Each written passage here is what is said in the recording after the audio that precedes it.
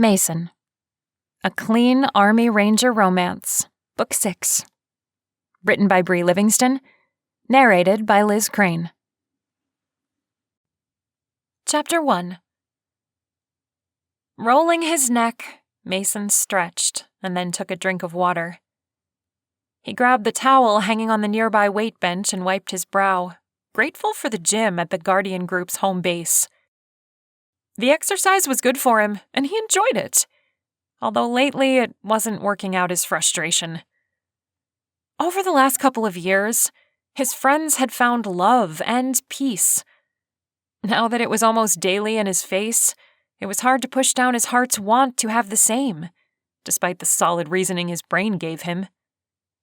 He hadn't been dating material before his career in the army, and after being captured and tortured, he was even less so. A knock came at the door to the gym, and Mason looked over his shoulder. "Hey, need a workout?" he quipped. Noah, his former commanding officer and now boss, leaned against the doorframe with a folder in his hand. After they were all dishonorably discharged, a woman named Pam had came to Noah and offered him a job.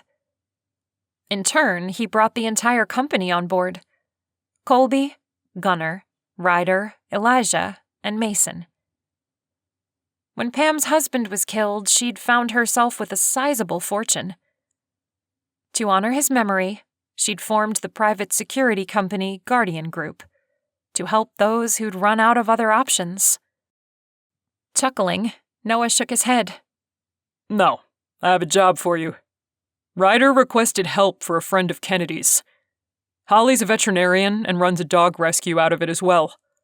Mostly abandoned dogs she rehabs and trains." Ryder asking a favor for his wife's friend wasn't a shock to Mason.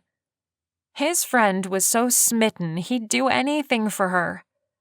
Something Mason had no experience with and probably never would. Noah smirked as he continued, and Mason braced himself for whatever was coming. "I need someone with a brand spanking new physician's assistant certificate to hang out for a while in the small town of Chester, Virginia." During one of Noah's assignments, he'd been shot, and Mason only had field medic training to go off of.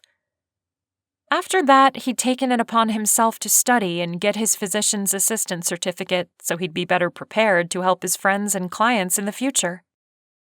Mason took the file folder his boss offered and flipped it open. Holly Blake, mother to 3-year-old Jack. He glanced at the photo paper-clipped to the front of the folder. Pretty. Black curly hair hanging in ringlets, with wide hazel eyes and a heart-shaped face gave her the appearance of being much younger than the 27 listed as her age.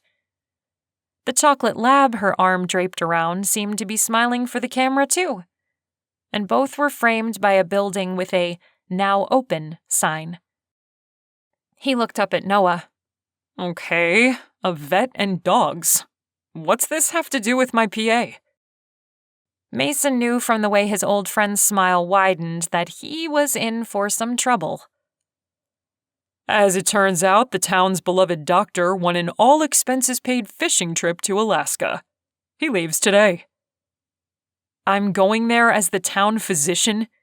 Mason asked, pointing to himself. Sure, he'd wanted to put the training to use, but as a small-town physician? That still doesn't answer my question, though. Why does Holly need protected? Why the physician? Seems there's some strange activity going on in their small town just outside Richmond. 3 dogs have gone missing, all of which were trained by Holly. Mason raised an eyebrow. "I'm still a little confused. Why is she in danger?" Evidently, there have been rumors of a dogfighting ring having set up shop on the outskirts of town. Holly voiced concern with the local police over whether the dogs were taken as a part of this ring and was rewarded with a threatening note. You'll find a copy of it there. Mason flipped to the next page in the file. "Keep your mouth shut about things that don't concern you," he read aloud from the typed page, "or we'll shut it for you." Noah crossed his arms over his chest. "She's spooked. Enough that she sent her son to live with her mom. That's what got Kennedy's attention. Holly tried to brush it off, saying she could handle it. We both know Kennedy wouldn't let that fly. No, she wouldn't. Not after her own scare with her ex-husband and his loan sharks. Being kidnapped made her consider things like threatening notes serious. Which they were. Even if Kennedy hadn't been concerned, Ryder would have, and he'd have brought it to the group. What about her son? Who's watching him? Holly's mom lives in a gated retirement community about 30 minutes away, and she has a brother who works at the fire department. I've spoken to him. Noah replied. He has friends in the police department, and they're stepping up patrols. They've given the gate guard instructions to card anyone coming in. Should anything suspicious happen, they're to call it in before allowing anyone through. So, what exactly am I to be doing there? If I'm the town physician, I can't be protecting Holly 24/7. We've set up cameras in the vet clinic both inside and out, as well as her home. You'll be able to keep tabs on her with that. She has a vet tech, and as small as the town is, we don't want anyone getting suspicious. Mason nodded. Okay. Unfortunately, our usual shadowing bodyguard methods won't work in this situation, since we don't want to draw any more attention to her. You'll have to protect her from a distance. Hopefully, going in low-key and trying to blend in will allow you to get more insight into who these guys are. Now Mason was getting the full picture. So we're sending the doctor on the trip while I set up camp undercover as his fill-in, so I can keep an eye on Kennedy's friend, Holly. Noah smiled. Exactly. You'll also be trying to track down who the dogfighters are so they can be stopped. Your plane will be ready as soon as you can get packed. Shutting the folder, Mason stood and handed it to Noah. I'll get Ryder to send the information to my phone so I can study it in the air. I figured as much. You should have everything by the time you reach the plane. Noah pulled out his cell phone and looked down at it, raking his hand through his hair, a goofy smile spreading on his lips. In the meantime, apparently I'm making a cravings run. I can't believe the baby will be here soon. Again, Mason was hit in the chest with the desire to have what his friends were blessed with. He was tired of being alone, tired of the emptiness he felt. Maybe it was time to let go of the past like Noah, Colby, Gunnar, and Ryder had. They weren't perfect, but they were happy. If they could be, couldn't he? Perhaps this assignment was an opportunity to figure out how to have what they had. It was worth a shot anyway. At least, maybe he could try. Chapter 2. You have nothing to worry about. Kennedy's voice was warm and confident through the phone. These guys are the absolute best, and Mason's a sweetheart. You'll love him. I don't need to love him. Holly Blake sighed, looking out over Main Street through the plate glass front window of her office. With the morning just beginning, it was quiet. Love was the last thing on her mind. Even before all this mess, she'd been too occupied with her son and work to allow a man into her life. One of the challenges of being a single mom. And one of the reasons she hated having their lives intruded upon. They'd just settled into a life together. I'm still not sure about the whole protection thing either. It was just a stupid note. I'd rather he was here to catch the dogfighters. Kennedy groaned. He's going to catch them, and it's not just a stupid note. They make a lot of money off those dogs, and if they think you'll get in the way, they'll hurt you. She paused. What about Jack? Hasn't he lost enough? Holly's shoulders rounded as she thought about her 3-year-old son. He'd already lost one mom. Was it fair to him to put herself at risk and chance him losing another? All it took was thinking of her sister, and the answer was easy. No, it wasn't right or fair. As much as Holly hated the invasion of her privacy with cameras in her clinic and home, she hated the thought of hurting Jack even more. Plus, it wasn't like Kennedy was even really giving her a choice. The only reason she'd told Holly was so the camera people could get everything put in place. But Holly understood why. Kennedy's kidnapping made her quick to take action if she thought someone was in danger. Holly groaned. "All right, you win. It wasn't like I really had a choice anyway, did I?" Kennedy chuckled. "No, but it'll make things easier on Mason if you cooperate. It'll be hard enough for him to try to blend in with the small town as it is. Try to act natural and pretend you don't know who he is." "I don't know who he is?" Holly repeated, one corner of her lips quirking up. "Because he has to stay anonymous. Those guys, whoever they are, would be curious about a new presence in town with a background in security. Very curious." "I get that. You don't have much faith in me, do you?" Holly was only teasing, though her anxiousness had led her to cringe-worthy lapses in patience since receiving that letter. Just the thought of it made her palms clammy. She tucked them under her arms, her cell wedged between her shoulder and jaw. "I haven't even told Fiona who he is, or my mother, for that matter. I'm the only person in town who knows he's not just coming in to fill in for Irv Klein's practice. It's important it stays that way." "You're making me nervous." Holly took another peek at the clinic across the street. "There's no need to be. I'm just concerned for you. I'm glad you decided to tell me about the letter rather than keeping it to yourself, even if I had to pressure you into accepting security for yourself. You know you do that entirely too much, right? Thinking you can take on the world all by yourself?" "If I didn't know better, I'd think you were trying to shrink me." Holly giggled. Ever since Kennedy had first picked up a rehabilitated rescue dog from Holly's office, they'd been fast friends. Kennedy was still her go-to person when it came to finding the dogs a home, as Kennedy's work with rescues for vets meant she was usually on the lookout for new animals to pair with veterans in need. "Me? Never." Kennedy was laughing as she added, "Mason was supposed to come into town last night and get himself settled. He'll be checking out the office today, so you'll be able to get a look at him." "Is that excitement I hear in your voice? I thought you were too busy being head over heels for Ryder that you couldn't be bothered to give another man a second glance. What's so special about this guy?" "You'll see when you meet him," Kennedy informed her in a tone heavy with unspoken information. "In the meantime, keep your chin up. He'll keep you safe. I know it." She paused. "Remember to give him a key to the clinic and your house. There's no point in all those cameras if he can't get to you." "I won't. And thank you, Kennedy."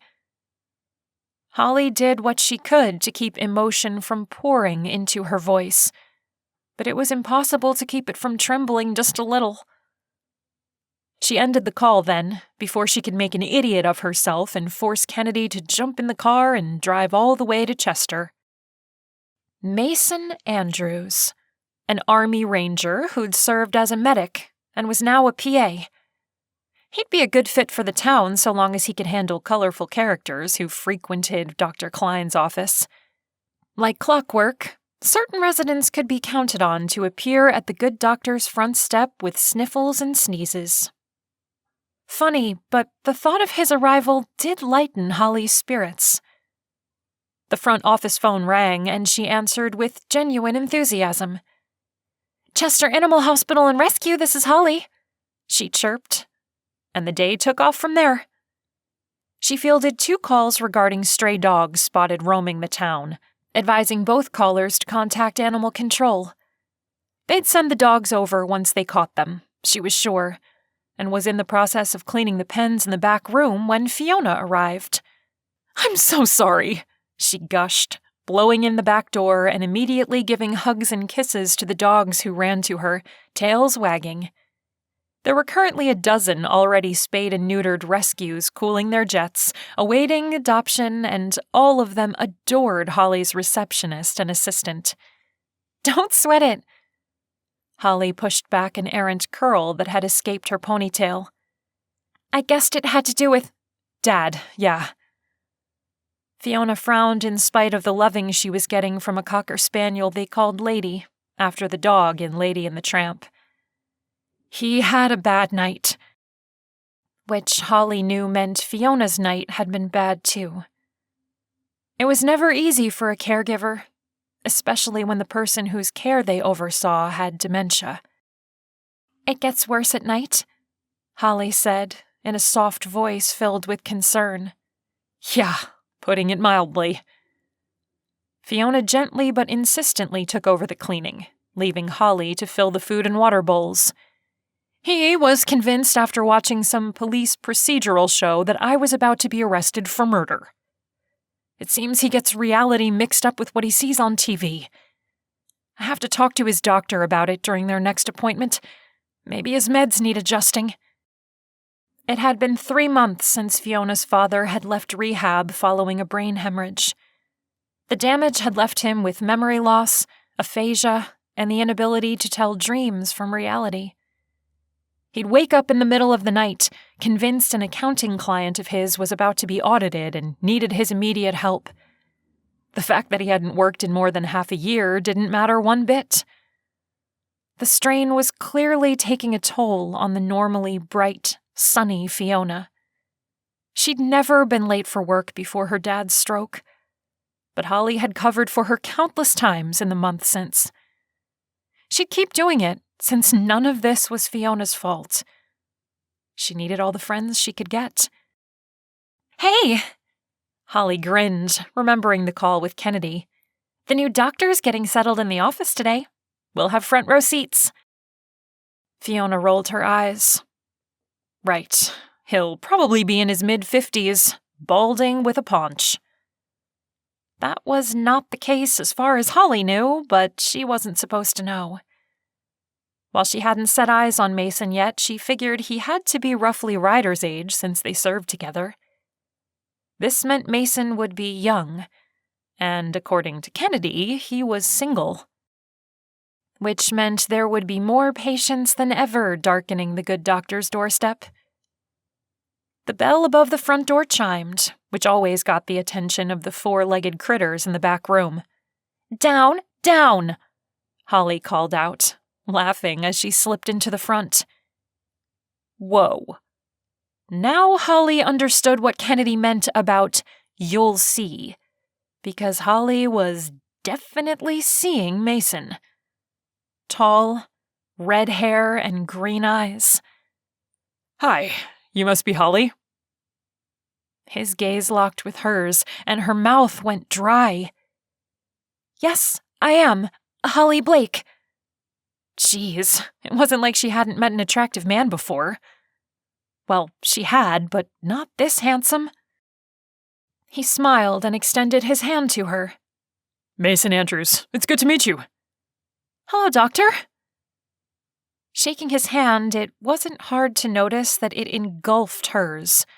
But that wasn't what set the hair at the back of her neck standing on end. No, that was the electric charge running from his palm into hers, and straight up her arm. He let go, clearing his throat. "Oh, I'm not a doctor. I'm a physician's assistant. I guess I need to make that more clear to the town." He smiled. "My cover is still—" His brows lifted, expectant. "Oh, it's safe. You're good. Everything's fine. Nobody knows." Who'd set her mouth on autopilot? She had to rein it in before he got the impression that she needed medical attention. Not a great direction for her scrambled thoughts to take, as she then started thinking about receiving medical attention from the broad-shouldered man who'd just stepped into her life. No, he hadn't stepped into her life, only her town. He was there to protect her from those cruel thugs who ran the dogfighting ring, but he wasn't part of her life. The best time to halt that sort of thinking was immediately. before something unpleasant took root and tore its way through her heart. Good to hear. I have, a lot of work to do over there. He jerked his thumb in the direction of the doctor's office, where the blinds were still drawn over the windows.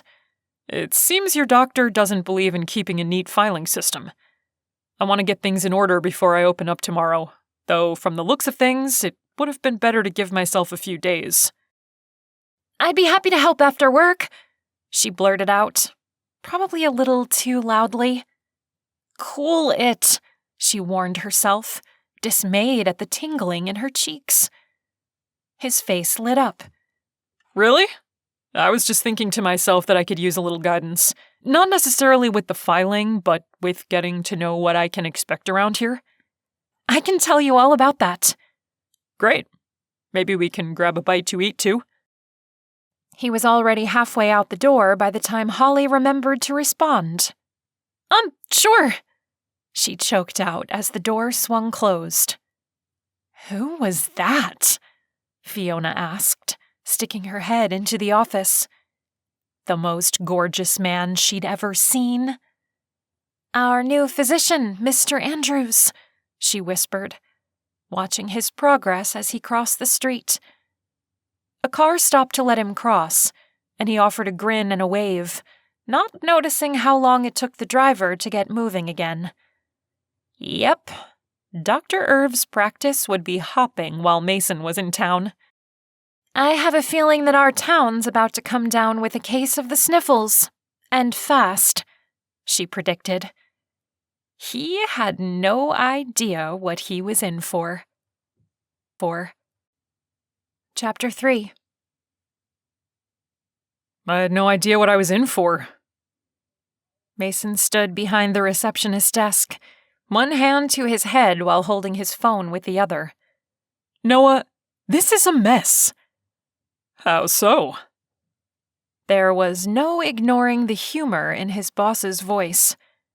I'm pretty sure the filing system hasn't been updated in 40 years, for one. The computer looks like it's one of the originals. Like, ever. We can hook up a new system if that's what it takes, Noah offered. Ryder wouldn't think twice about it, though the doctor clearly made it work somehow. Mason eyed the stacks of files, skeptical. I'd love to pick the man's brain. How's everything else? Did you meet Holly? Holly. Yes, he'd met her. Mm-hmm. Stopped across the street to introduce myself. And? Well, just like her picture suggested, she was beautiful, so he'd expected that. What he hadn't expected was the bolt of electricity that raced up his arm as her hand slid into his. No way was he telling Noah that. He'd never hear the end of it. And she seemed okay. Good spirits. Confirmed my cover is solid. Good. Keep me posted. Let me know what you think about the computers. Instead, Mason's thoughts went immediately back to the woman across the street. He couldn't look out to see her since the blinds were drawn, and he intended to keep them that way until he was prepared to accept a patient. But he could imagine her. An adorable smile, radiant skin, and curves hidden under her t-shirt and jeans. I'm meeting up with Holly later. She might have some insight as to whether I should upgrade or not, depending on how long this case takes. This is a small town. We don't want people wondering about the new physician who thought he was too good for the way their doctor did business. Good point. She'll be helpful when it comes to understanding how to go with the flow. Small towns are great, but people talk. Exactly. Can't set off any red flags. Mason decided a change of subject was in order since he was starting to babble. He couldn't help it. The image of Holly's heart-shaped face kept popping up in his head, leaving him all mixed up. How's Mia? Impatient, Noah chuckled. As I am. You're not the one carrying a baby. I think her impatience is a lot more than yours, and more justified too. Noah fell silent for a moment. Did you ever see any of this happening? Mason perched on the edge of the reception desk, files forgotten, You mean living normal lives? Well, yeah, I guess that's what I mean. After everything that happened, I have to admit, I couldn't imagine any of it. Mason nodded. I hear you. That seems to be the case for the rest of the team, too. Settling down, getting past the past. He snickered a little at his unintended joke. Your time will come. Noah cleared his throat, and Mason could see why. They weren't the guys who typically sat around and talked about their feelings. I'll let you know if I learn anything. Mason promised before ending the call. It was too much, sitting around and going over old hurts. Pushing them to the back of his mind was much easier, not to mention safer. None of his friends knew what was so obvious to him. As much as he wanted what they had, it wasn't meant to be, and he knew that. He wouldn't have the sort of future they did. Not him. Certain people weren't meant for that life. Family, domestic bliss, happiness, all of it. No, he was much better suited for diving through unkempt files and dusting off an ancient computer so he could go through the calendar system. And protecting a lovely, innocent woman from vicious people who believed abusing animals was okay.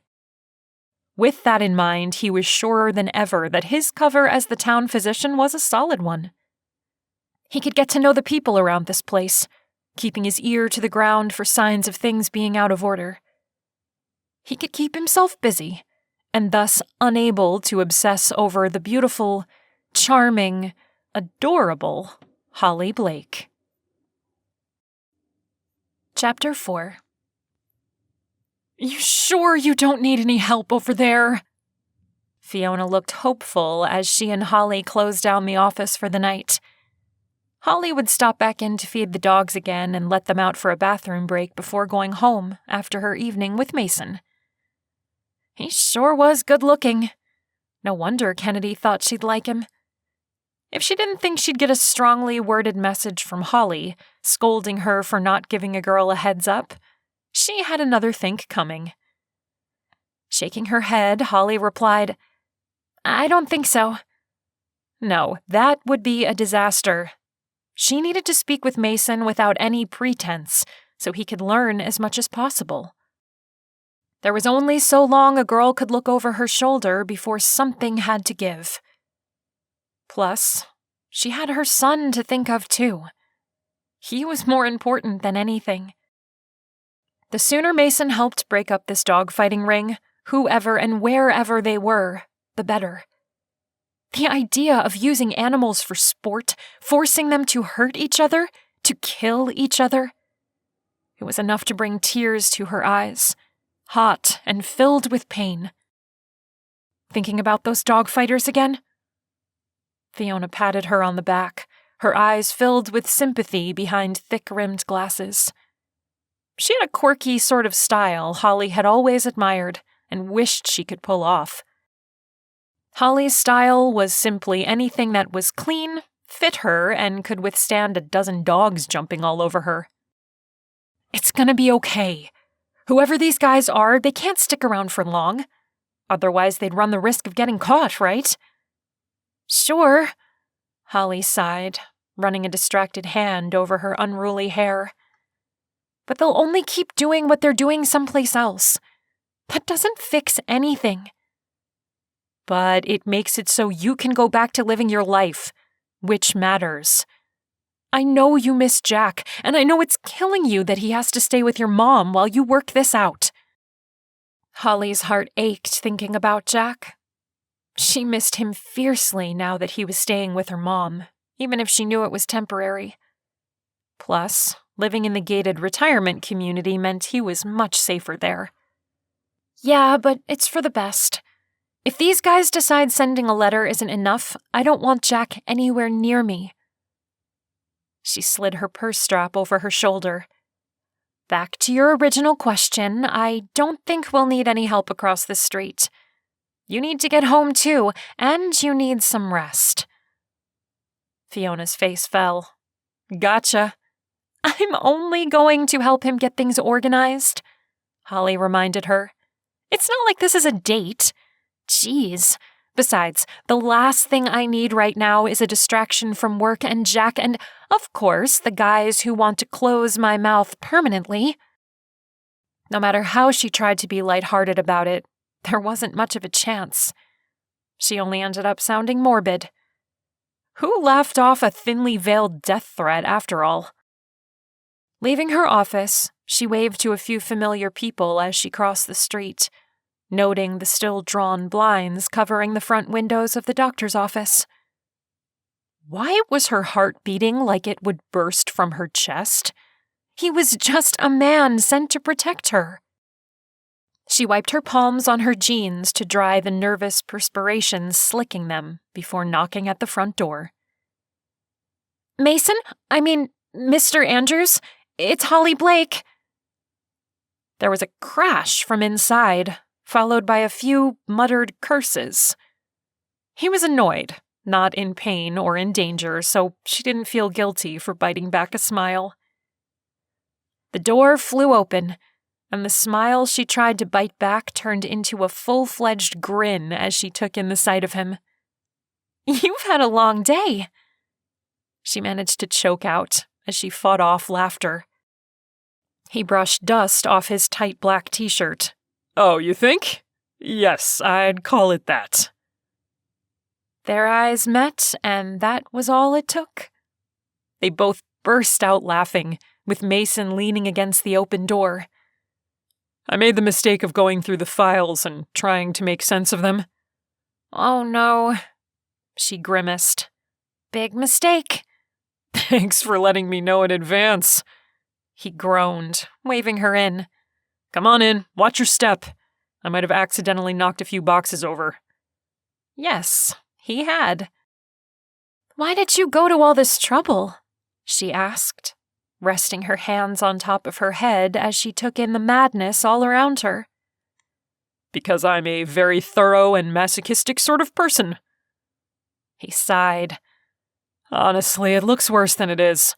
How many people work in this office? Holly dropped her hands to her sides. 2. Dr. Krane and his wife Jeanette. She's his receptionist and assistant. She clearly has her own system, doesn't she? Yes.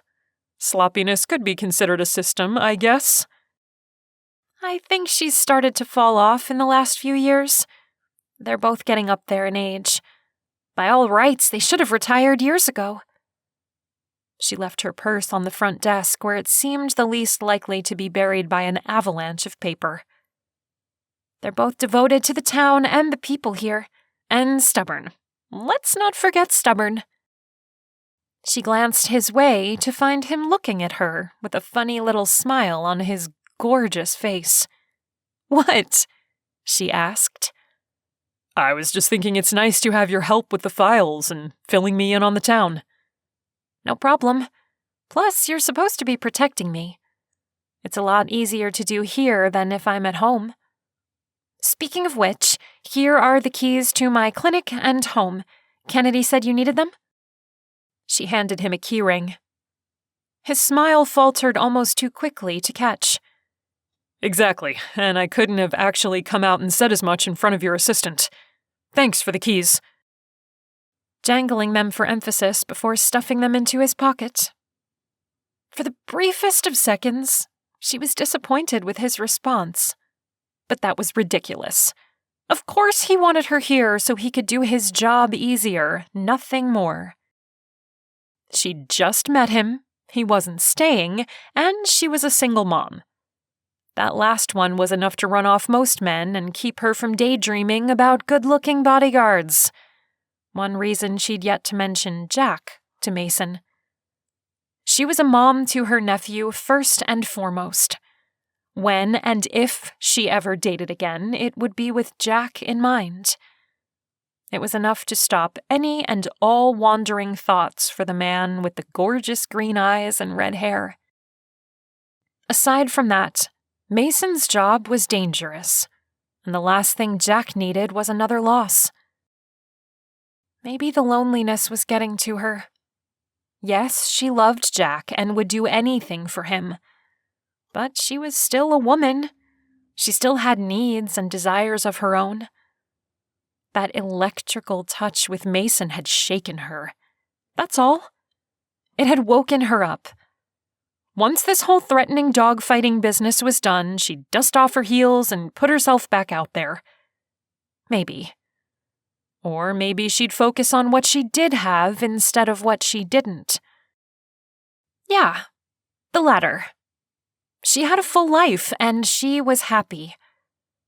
At least, that was what she'd keep telling herself until she believed it. Chapter 5.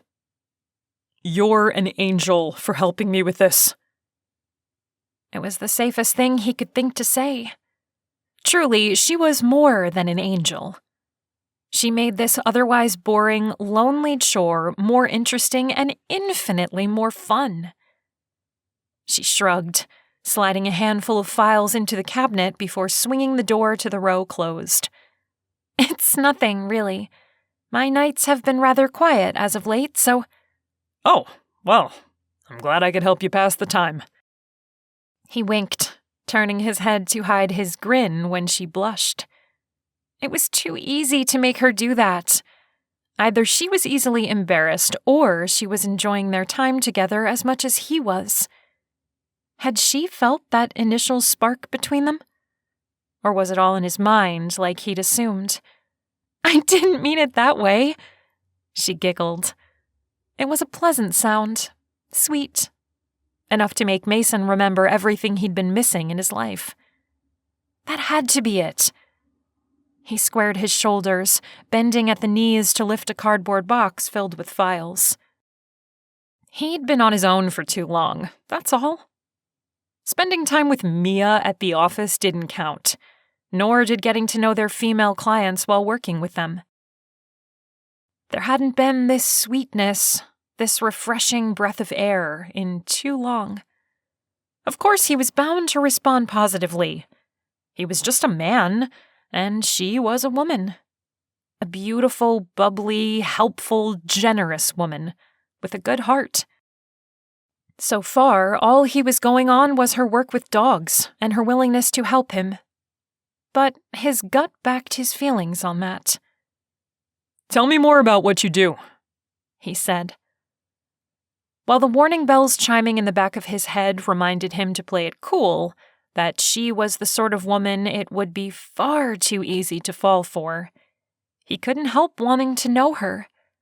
For the sake of his job, of course. He had to do his best for her, which meant knowing all there was to know. It wasn't anything more than that. She shrugged again in a self-deprecating manner. Never one to talk about herself, he guessed. Definitely not a character flaw. It's been my passion to care for animals since I was a little girl. I never could understand people who said they didn't have souls. It always struck me as so cold, not to mention wrong. I mean, have you ever looked into the eyes of a dog? Really looked? Sure. We had a few dogs when I was growing up. How can anyone look into a dog's eyes or hear them sigh in happiness when they rest their head on your leg and think there's nothing inside them? She asked. He noticed the way her hands clenched around the file she clutched, like even talking about this riled her up. Not to mention watching them care for their babies. I know a lot of it is instinct, but I've seen a mama dog come to life after being reunited with her babies. She'll go from isolated, whining, sitting in a corner with her tail between her legs, to vibrant and energetic, her tail going a mile a minute. She held up her index finger, wiggling it back and forth. Her passion for animals made him smile. You're absolutely right. No arguments here. You should have seen the pushback I got from my dad when I announced I wanted to be a vegetarian. She snickered. He wasn't on board. Granted, I was only 7 at the time. A girl who knows her own mind? Something like that. I've always been a little stubborn. He insisted I eat meat until I reached high school so my body could get what it needed. Now I try to avoid meat whenever I can. I can't help but think of the animal behind the meal." She cast a worried look his way. "Is that weird?" "It might be the least weird thing I've ever heard," he admitted, rubbing a hand over his jaw. "I don't know that I could ever completely give it up, but you've given me something to think about." "Something tells me you need a lot of protein in your diet to keep up your—" She turned away, whispering something to herself as she did. While he couldn't hear what it was, the sharp tone told him she wasn't happy with herself. Was she commenting on his body?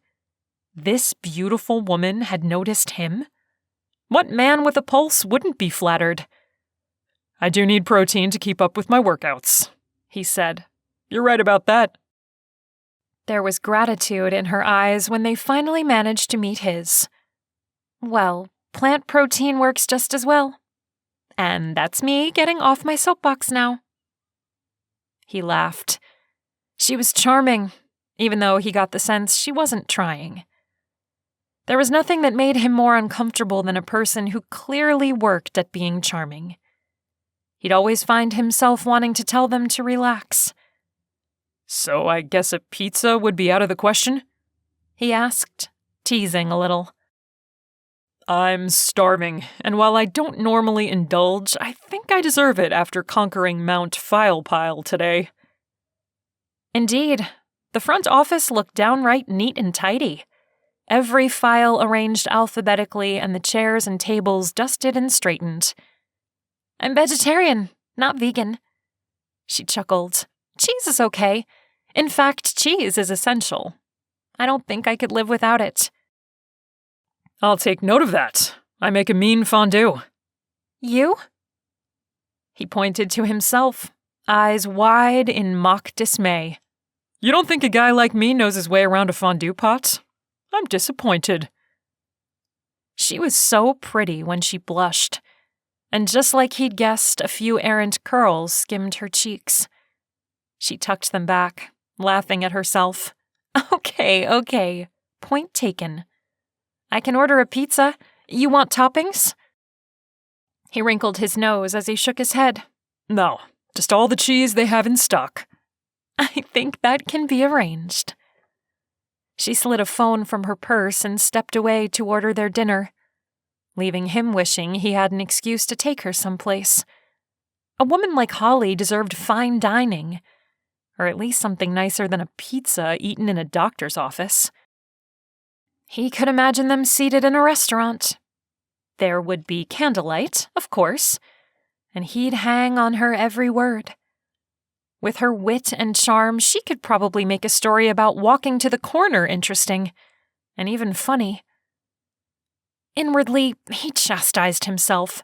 This wasn't a date, it was business, and they hadn't even begun discussing what he'd brought her there to talk about.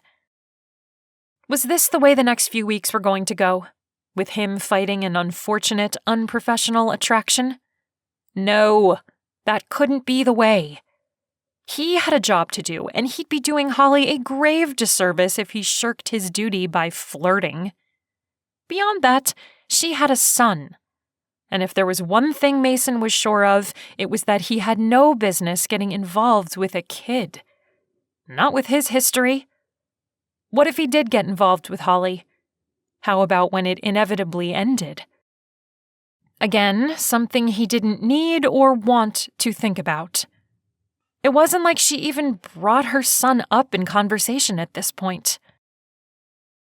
Most likely, she sensed Mason wasn't the kind of man she wanted around her child. With his thoughts now in line, he could focus on the job and, hopefully, get away from the woman with the electrifying touch before anything got messy. Chapter 6. It was a good thing Mason had mentioned dinner. Not only was Holly's stomach growling, but she needed the excuse to step away and pull herself together. What was it about him that made her so awkward and giggly? She said all the wrong things and blushed nonstop. He had to think she was a complete airhead, and all that preaching about being vegetarian, he didn't want to hear that. At least he played it off well. He had a great personality, an easygoing manner she liked almost as much as she liked the sight of his biceps flexing whenever he lifted one of the file boxes. "Down, girl," she schooled herself once her call to the pizza shop was finished. A quick stop in the restroom to splash her face with cold water was in order. What a mistake! She took a good look at herself and recoiled. Hair a mess, smudged mascara under her eyes. She cleaned it up quickly and did what she could to tame the unruly curls that had been a plague her entire life. There she was, joking and giggling and blushing, while she looked like she'd been struck by lightning. Then again, she felt like she had. He electrified her. Color rushed to her cheeks again at the thought of him. That had to stop.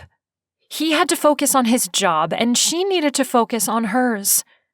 The fewer distractions she presented him with, the better. Clearly, he was thinking along the same lines. "So, tell me about your experience with this dog ring," he called out when she emerged from the restroom. He was in one of the 3 exam rooms, checking on supplies. Right. Business was business, and that's what they were there for. Even if her heart sank a little at his abrupt change in demeanor. "I've heard rumors of them before," she explained. "They go from town to town, avoiding the cops. There's a core group of men who run it. Sometimes they recruit new guys from whatever town they're in to help scout for likely candidates, even if it means stealing dogs from loving homes." Her voice cracked, and she turned away toward the window. The building was part of a row of similar brick structures along the street, all connected. But there was a small yard in the back, which she looked over now. The garden was choked with weeds, overgrown. She wondered if Mason would think she was sticking her nose where it didn't belong if she offered to help clean it up.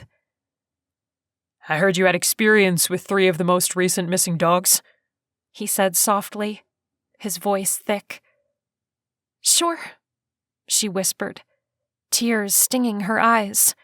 "I rehabilitated them and made sure they were ready to be placed with families, with children. They were thriving, and I was so proud." He was right behind her now, the warmth of his body seeping through her clothes and into her skin. "I'm so sorry. It's never easy to know there are innocent animals being hurt and taken advantage of when you feel there's nothing you can do about it." Yes, she could sense he understood. This was more than lip service. "I only started asking questions to challenge the police to do something about it. They acted like their hands were tied, like there was nothing to be done. I don't know if they were afraid or what. Doesn't that sound crazy? Why would they be afraid?" "Sometimes it's easier to turn away." Mason sighed.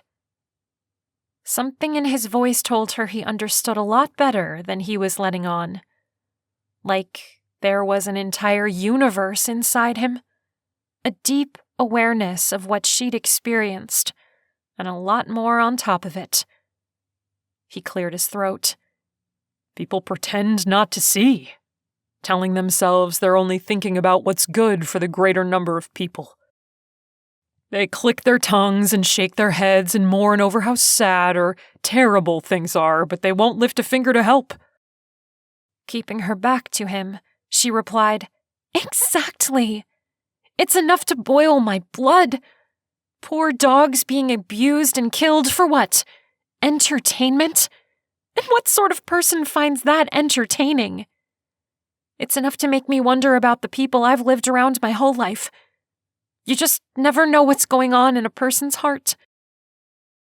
She'd said too much. She knew it. "Sorry," she whispered, the tears threatening to spill over. "I'm too emotional." His hands cupped her shoulders. They were gentle, not asking for anything, not demanding. Just there, reminding her she wasn't alone anymore, that someone cared beside her. The tension drained from her shoulders, neck, and back. She hadn't even noticed how tight her muscles were until then. He was like magic. Nobody can blame you for feeling this way, especially since they're cowards with only the nerve to threaten you, he said. It helped her relax further and even lean against him a little, her back to his chest. Any other time she'd be pulling away, but for once, she didn't feel like she was carrying everything alone. They'll never touch you. I swear it, he murmured, low and soothing. The strangest part of all of it was that she wholly believed him. Even more peculiar, there was an undeniable, heart-penetrating trust in him after only knowing him for half a day. It was a good thing the bell rang with their pizza delivery. Otherwise, who knew how far she might have fallen without any effort on his part whatsoever. Chapter 7. The night air was cool and fresh when Holly stepped out of the doctor's office, which was now ready for patients to come calling again. Granted, the scent of pizza still hung in the air, but that was nothing a few open windows couldn't help. Her feet had wings. It made no sense, of course, seeing as how Mason was there to protect her, not to romance her. And he wouldn't want to romance her if he knew the whole story of her personal life either. So the entire thing was one giant moot point. And still, she could hardly breathe sometimes when their eyes met. She still felt his hands on her shoulders, even though he hadn't touched her once the pizza arrived, and they'd settled in to talk about her safety. She still felt him with her, reminding her he was there to protect her. As always, the sliding of the key into the lock at Chester Animal Rescue sent the dogs into a frenzy. She couldn't help but smile. Okay, she laughed as she stepped into the back room. Guess what? She asked them as their eyes peered at her through their kennels. I met someone amazing today. You'll probably get to meet him soon. He's going to make sure nothing bad happens to any of us. Isn't that great? Lady didn't care. Neither did Biscuit or any of the others. Okay, fine. I know what you really want. She got up, pulling out the bag of dog food and pouring it into the bowls before letting them out of their kennels. It was nice when the rescues got along with each other, and it was a rarity that Holly appreciated. Easy now. She chided the 12 of them as they practically climbed over each other. Everybody be nice. She'd worried about Trixie, a little Morky weighing 15 pounds, when she'd first arrived at the office, matted, underfed, and terrified of her own shadow. It had been 3 months, and now she was holding her own against dogs 2 and 3 times her size. That was why Holly did what she did. She stood back with a proud smile, watching her dogs interact. They were feisty, but well-behaved enough that they didn't need to be fed separately. Only new dogs used to fighting for survival, were kept away from the others for all their safety. It hadn't been an easy road. Her mother still didn't understand why she'd given up a veterinary practice to open a rehab clinic for dogs.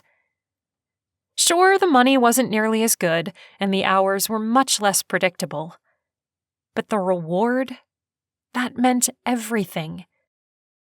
Like watching Trixie come out of her shell, helping her learn how to exist alongside others. Whatever had happened to her must have been terrible, unthinkable. How could anyone do that? A crash rang out in the front office, sending both her and the dogs into a frenzy. It's okay, she whispered, fighting her way through them. Was it a bad idea to go out there to see what happened?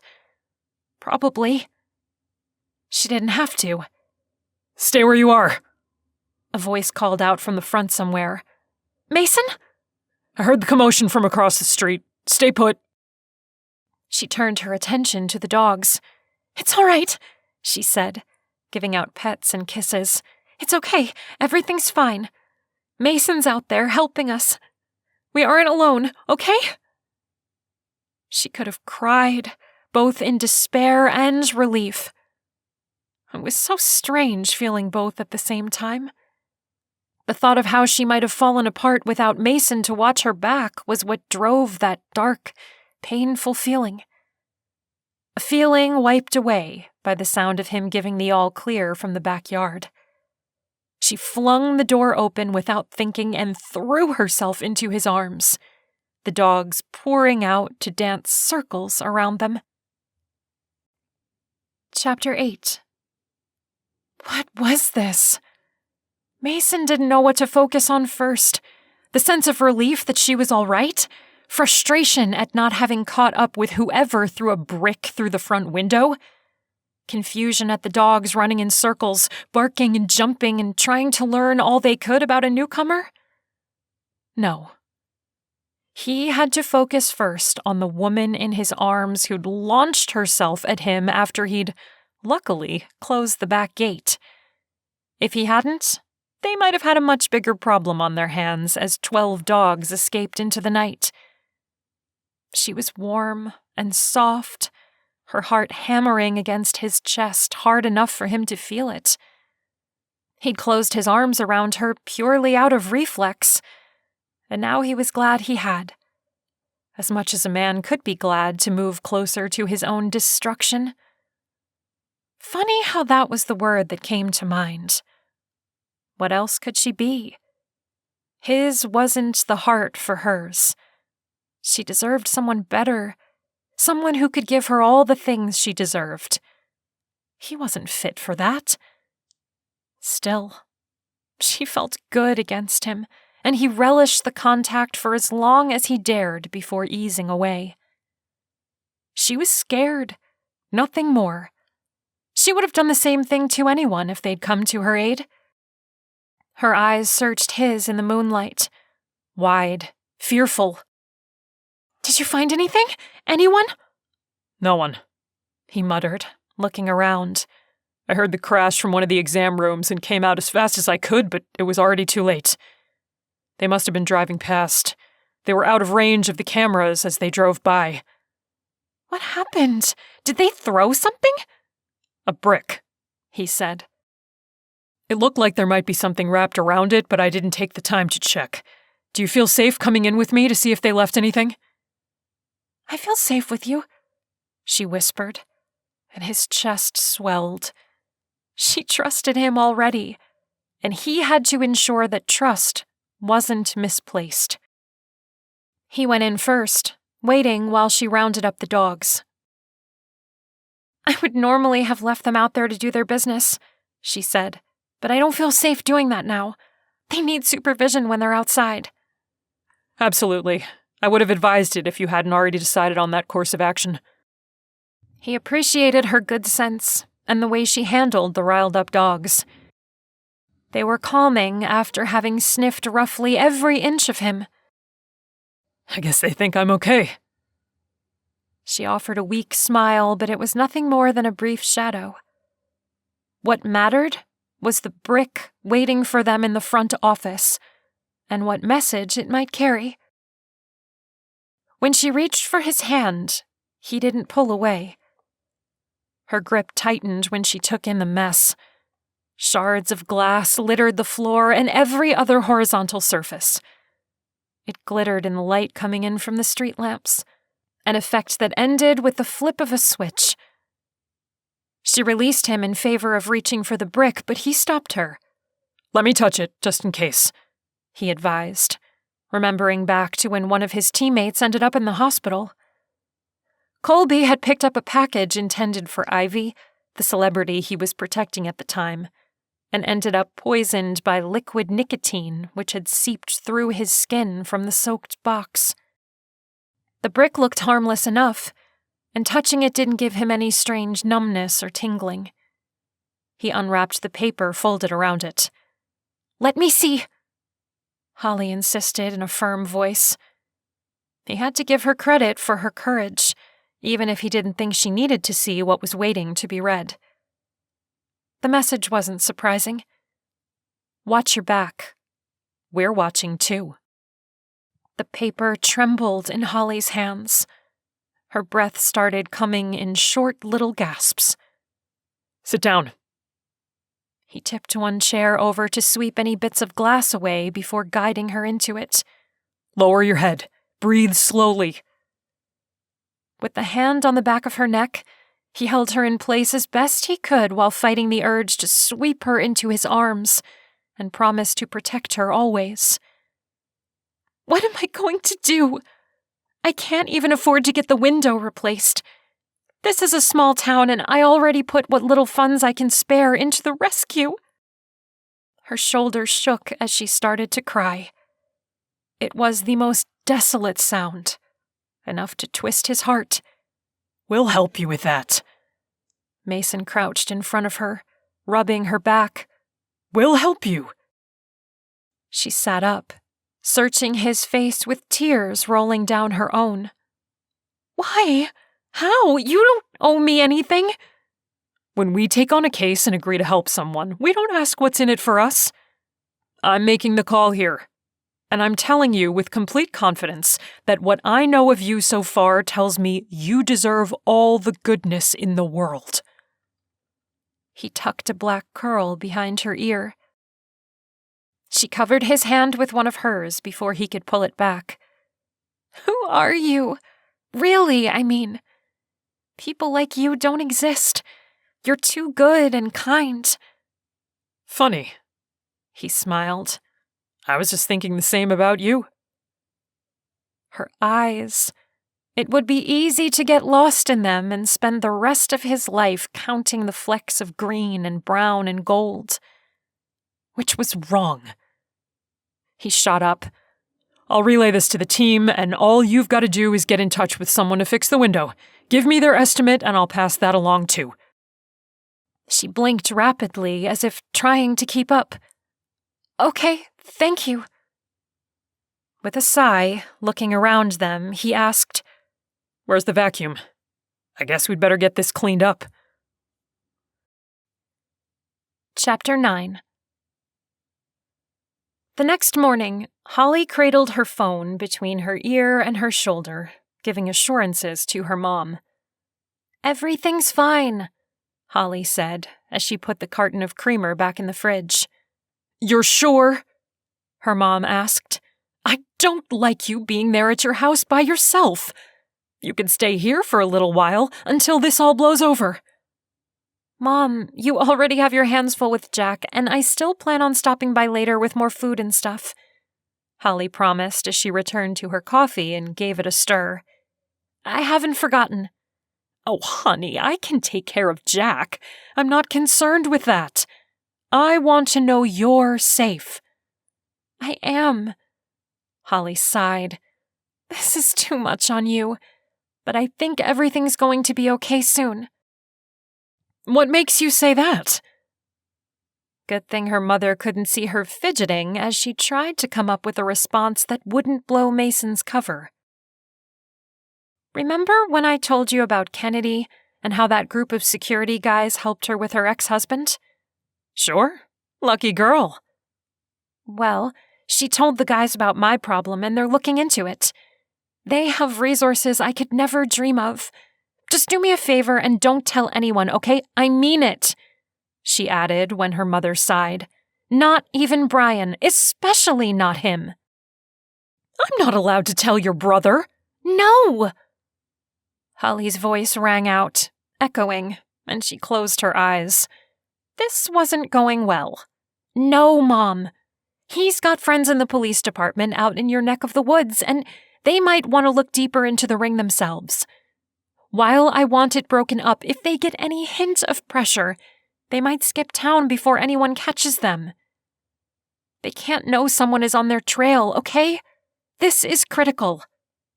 "So why did you tell me?" Her tone was more genuine than sarcastic. I didn't want you to get all worried and drag Brian into it, honestly. All right. I won't breathe a word. There was commotion in the background. You want to say hi? Of course I do. Holly grinned. Moments later, there was the familiar sound of soft breathing she recognized so well. Hey, Jack, I miss you. Be nice to Grandma, okay? Mama, I come home? He asked, getting right to the point as usual. She winced at the hope in that sweet little voice. Soon, sweetheart. Real soon, I promise. I'll see you later today. I can't wait to give you 1,000,000 kisses and hugs. Mason had to help solve this problem soon. She'd lost too much time with her little boy, afraid to have him near her when heartless maniacs saw fit to throw bricks through her windows. What are you doing here? Mason turned on the ladder, having just finished fitting plywood over the broken window. I told you I'd take care of it. Holly giggled, looking up at him from the sidewalk. She shielded her eyes with her hand, studying his work. I guess I wasn't thinking you would. That maybe you'd hire someone? How did you get this together so quickly? I have my methods. He winked, climbing down.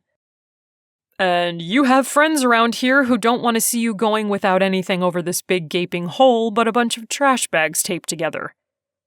Jim Thomas over at the hardware store helped me out. I'll have to thank him, though really the bulk of the thanks goes to you since you took the initiative. She shook her head in wonder. You're amazing. He couldn't help but thrill a little at the praise in her voice, a feeling that would be easy to get used to. She looked across the street. Don't you have office hours, Mr. Andrews? Not for another half hour, thanks. He rolled his eyes. She giggled. You'll do just great.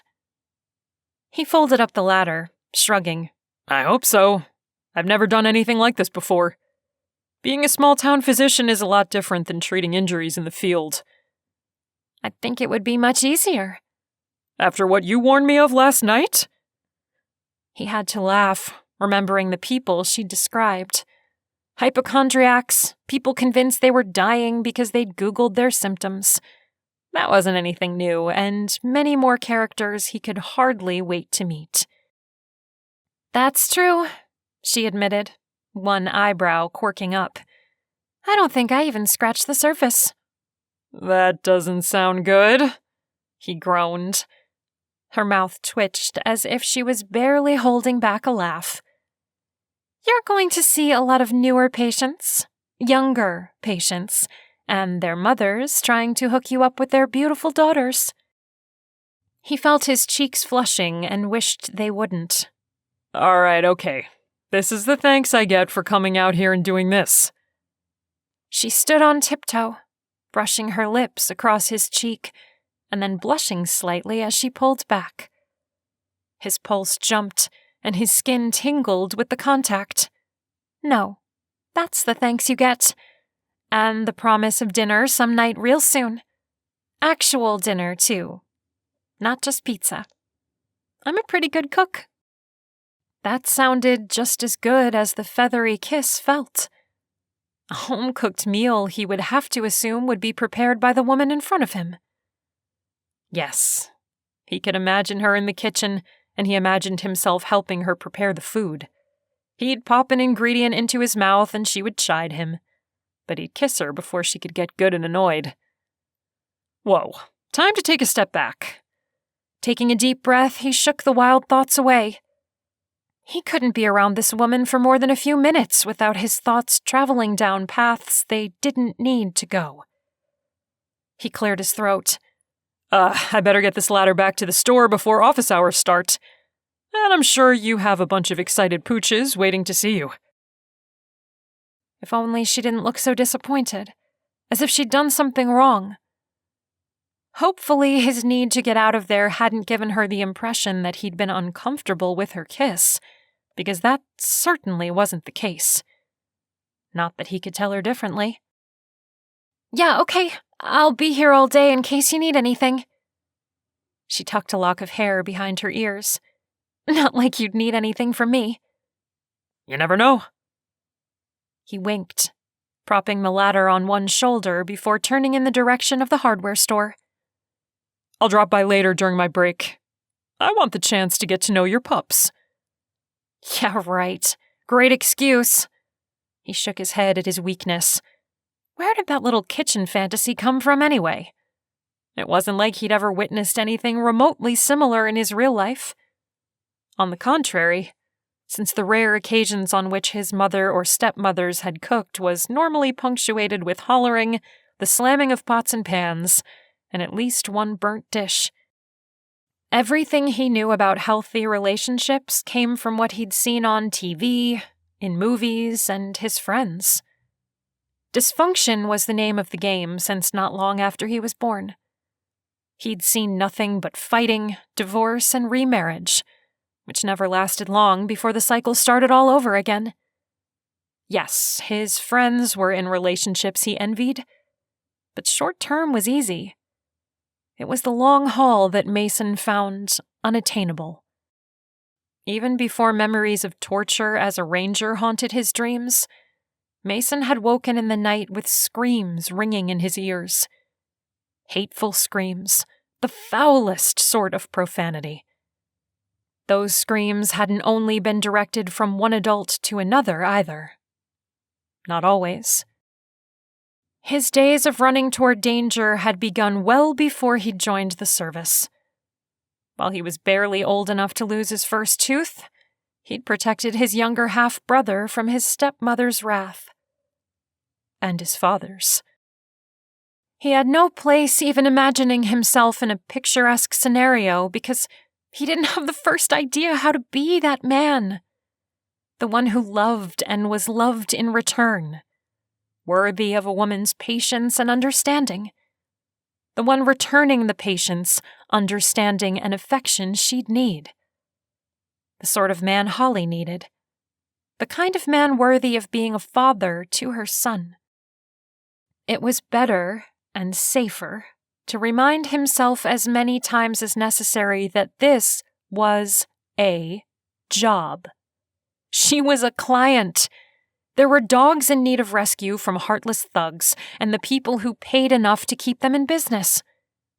Yes, he'd have to spend time with her, and he could imagine much less pleasant ways to spend it. But that was it.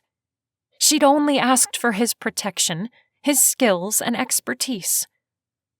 She did not ask for his heart, and she never would.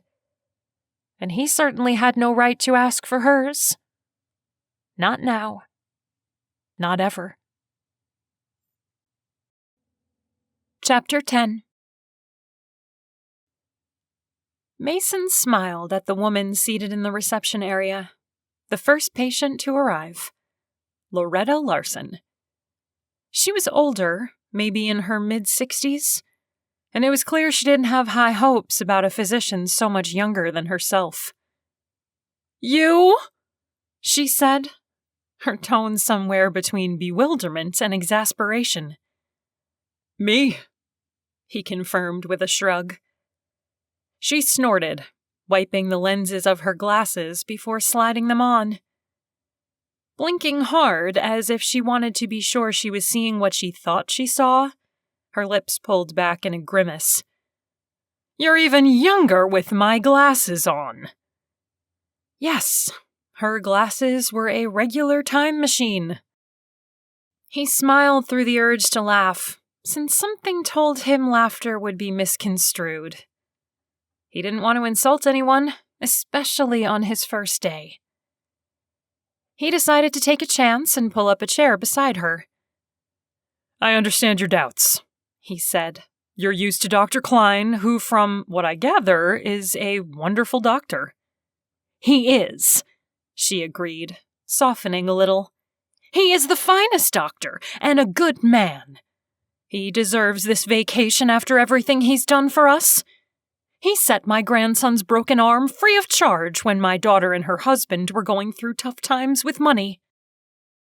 Mason smiled. "I believe it. I have very big shoes to fill around here until he comes back, but I intend to do my best. One thing that will never change is my devotion to treating and healing anyone who needs it. What training could someone your age receive? You're so young. I started out as a Special Operations Combat Medic, ma'am, with the Army Rangers, and then... Loretta held up a hand. Say no more. I come from a family of Army men. Thank you for your service. That was all it took.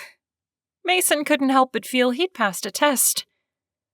With a nod, he asked, Would you like to go back to one of the examination rooms so we can talk about what's ailing you? She gave an adamant shake of her head. No, Dr. Krane always knew just what to give me whenever I came in. We had an arrangement. I see. Let me get your file. I'm sure he made a note of it.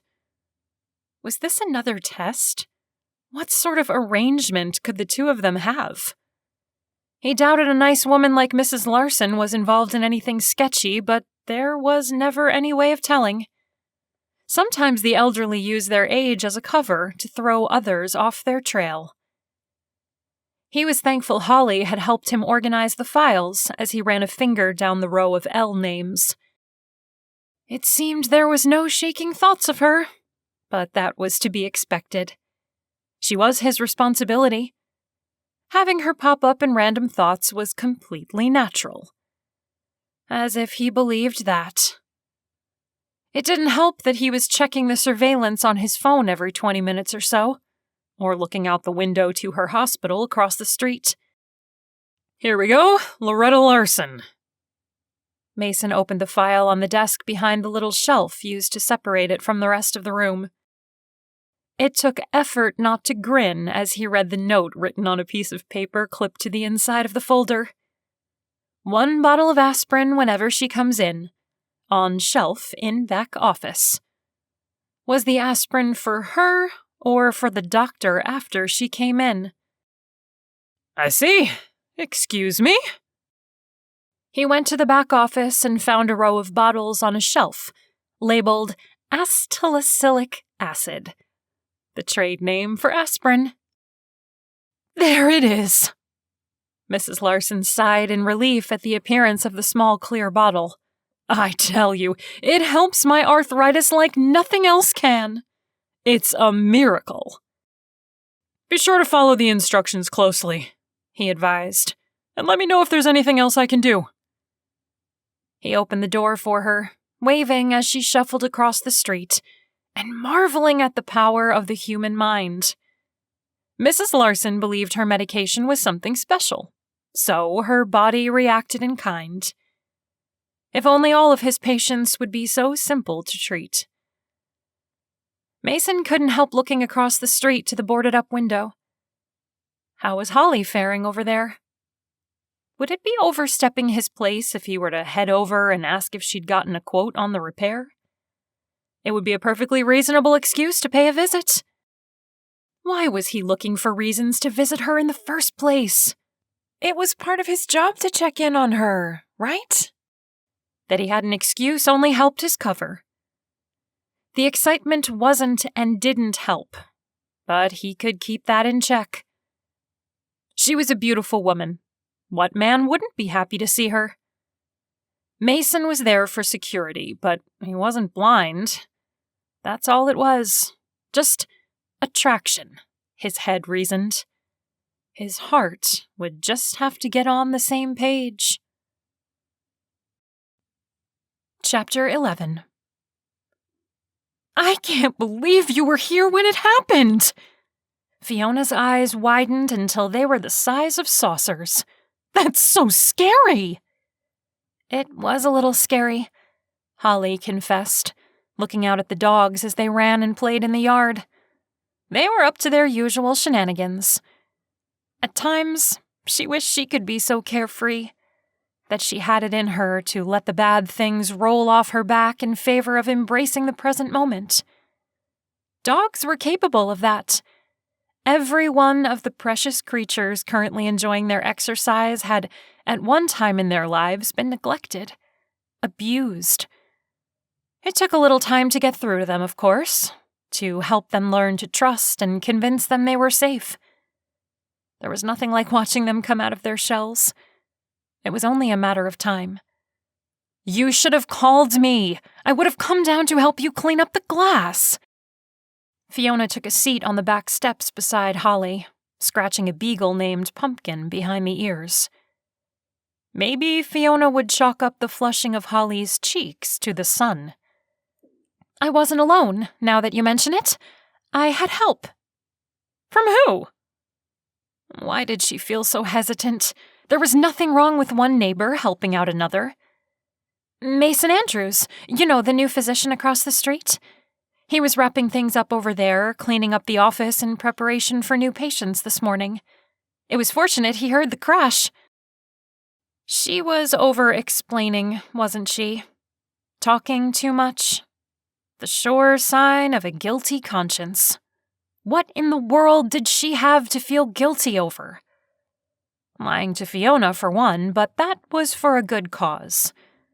She wasn't trying to keep something from her friend, but rather trying to make it possible for Mason to do his job effectively. Though right then and there, as Fiona's appraising gaze made her feel all itchy and self-conscious, Holly wondered if the subterfuge was entirely worth it.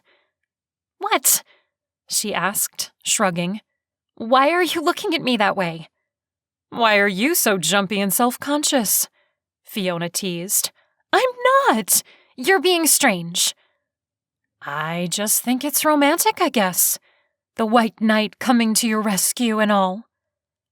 Fiona crossed her hands over her chest, batting her eyelashes. "Oh, stop it. That's the last thing on his mind, believe me." "What makes you so sure?" Sheesh, she'd said too much again. "He's a man with a medical practice to take care of in a town he just moved to. The last thing he's interested in is someone like me. My life is too complicated." "That's just what you think. It's not how a handsome, eligible man would see you." "Anyway," Holly sighed, "it doesn't matter. He was here at the right time, and I feel safer." "And he patched up the window."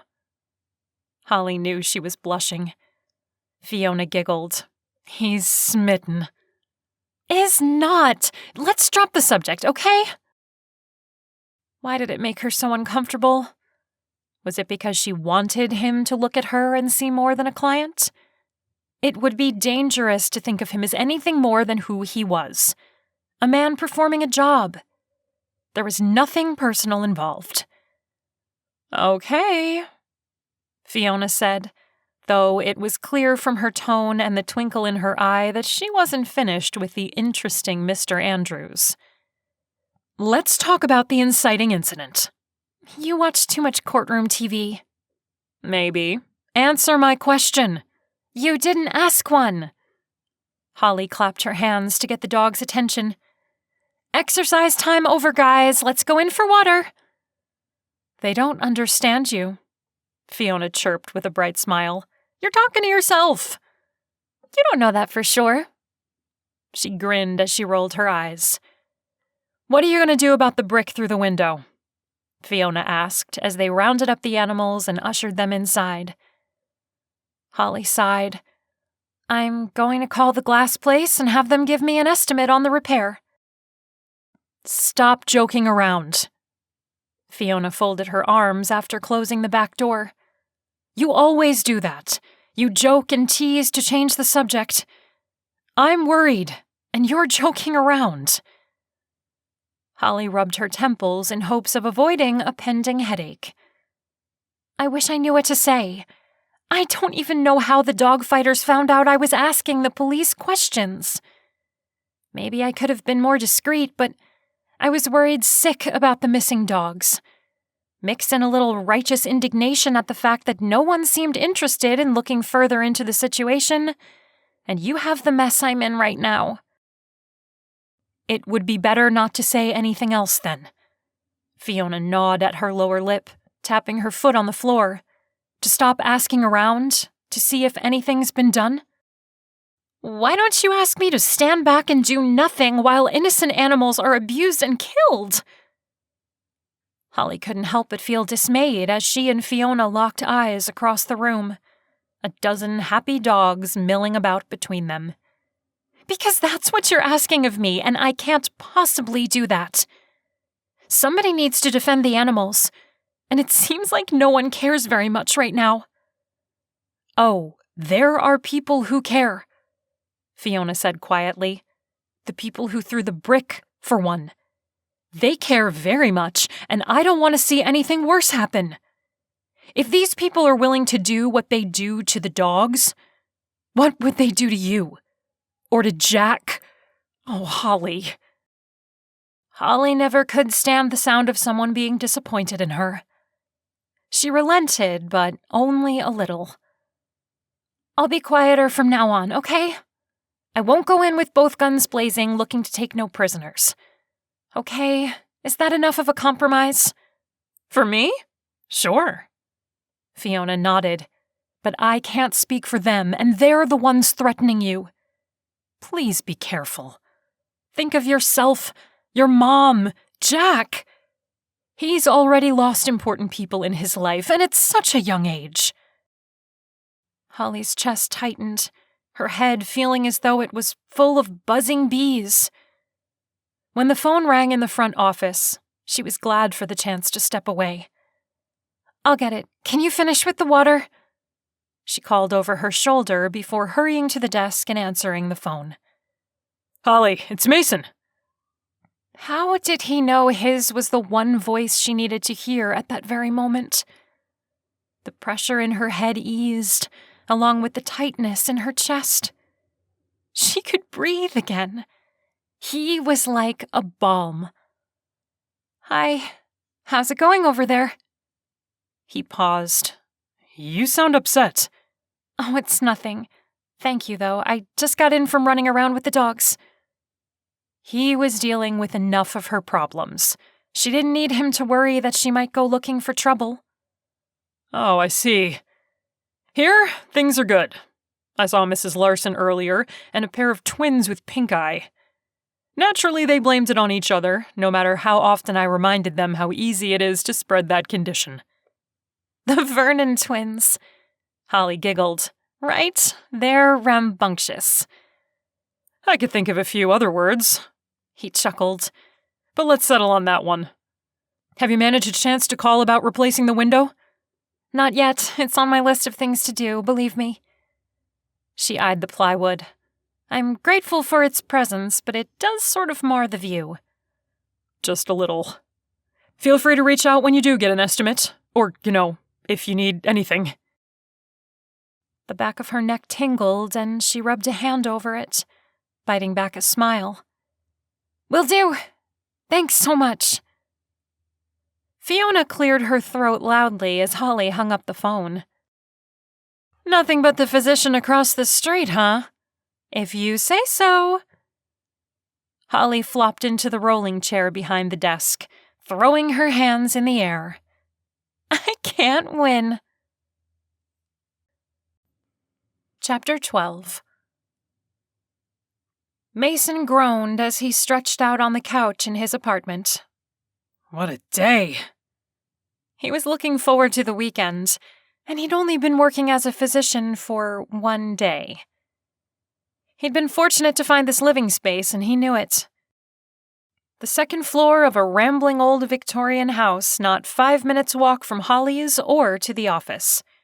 His office, if only for the time being.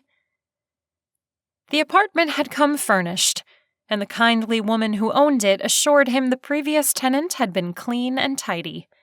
No need to worry about bedbugs, which, naturally, had inspired him to search for bedbugs the moment he was free to do so. It was nice, coming home after a long day when his home was so charming.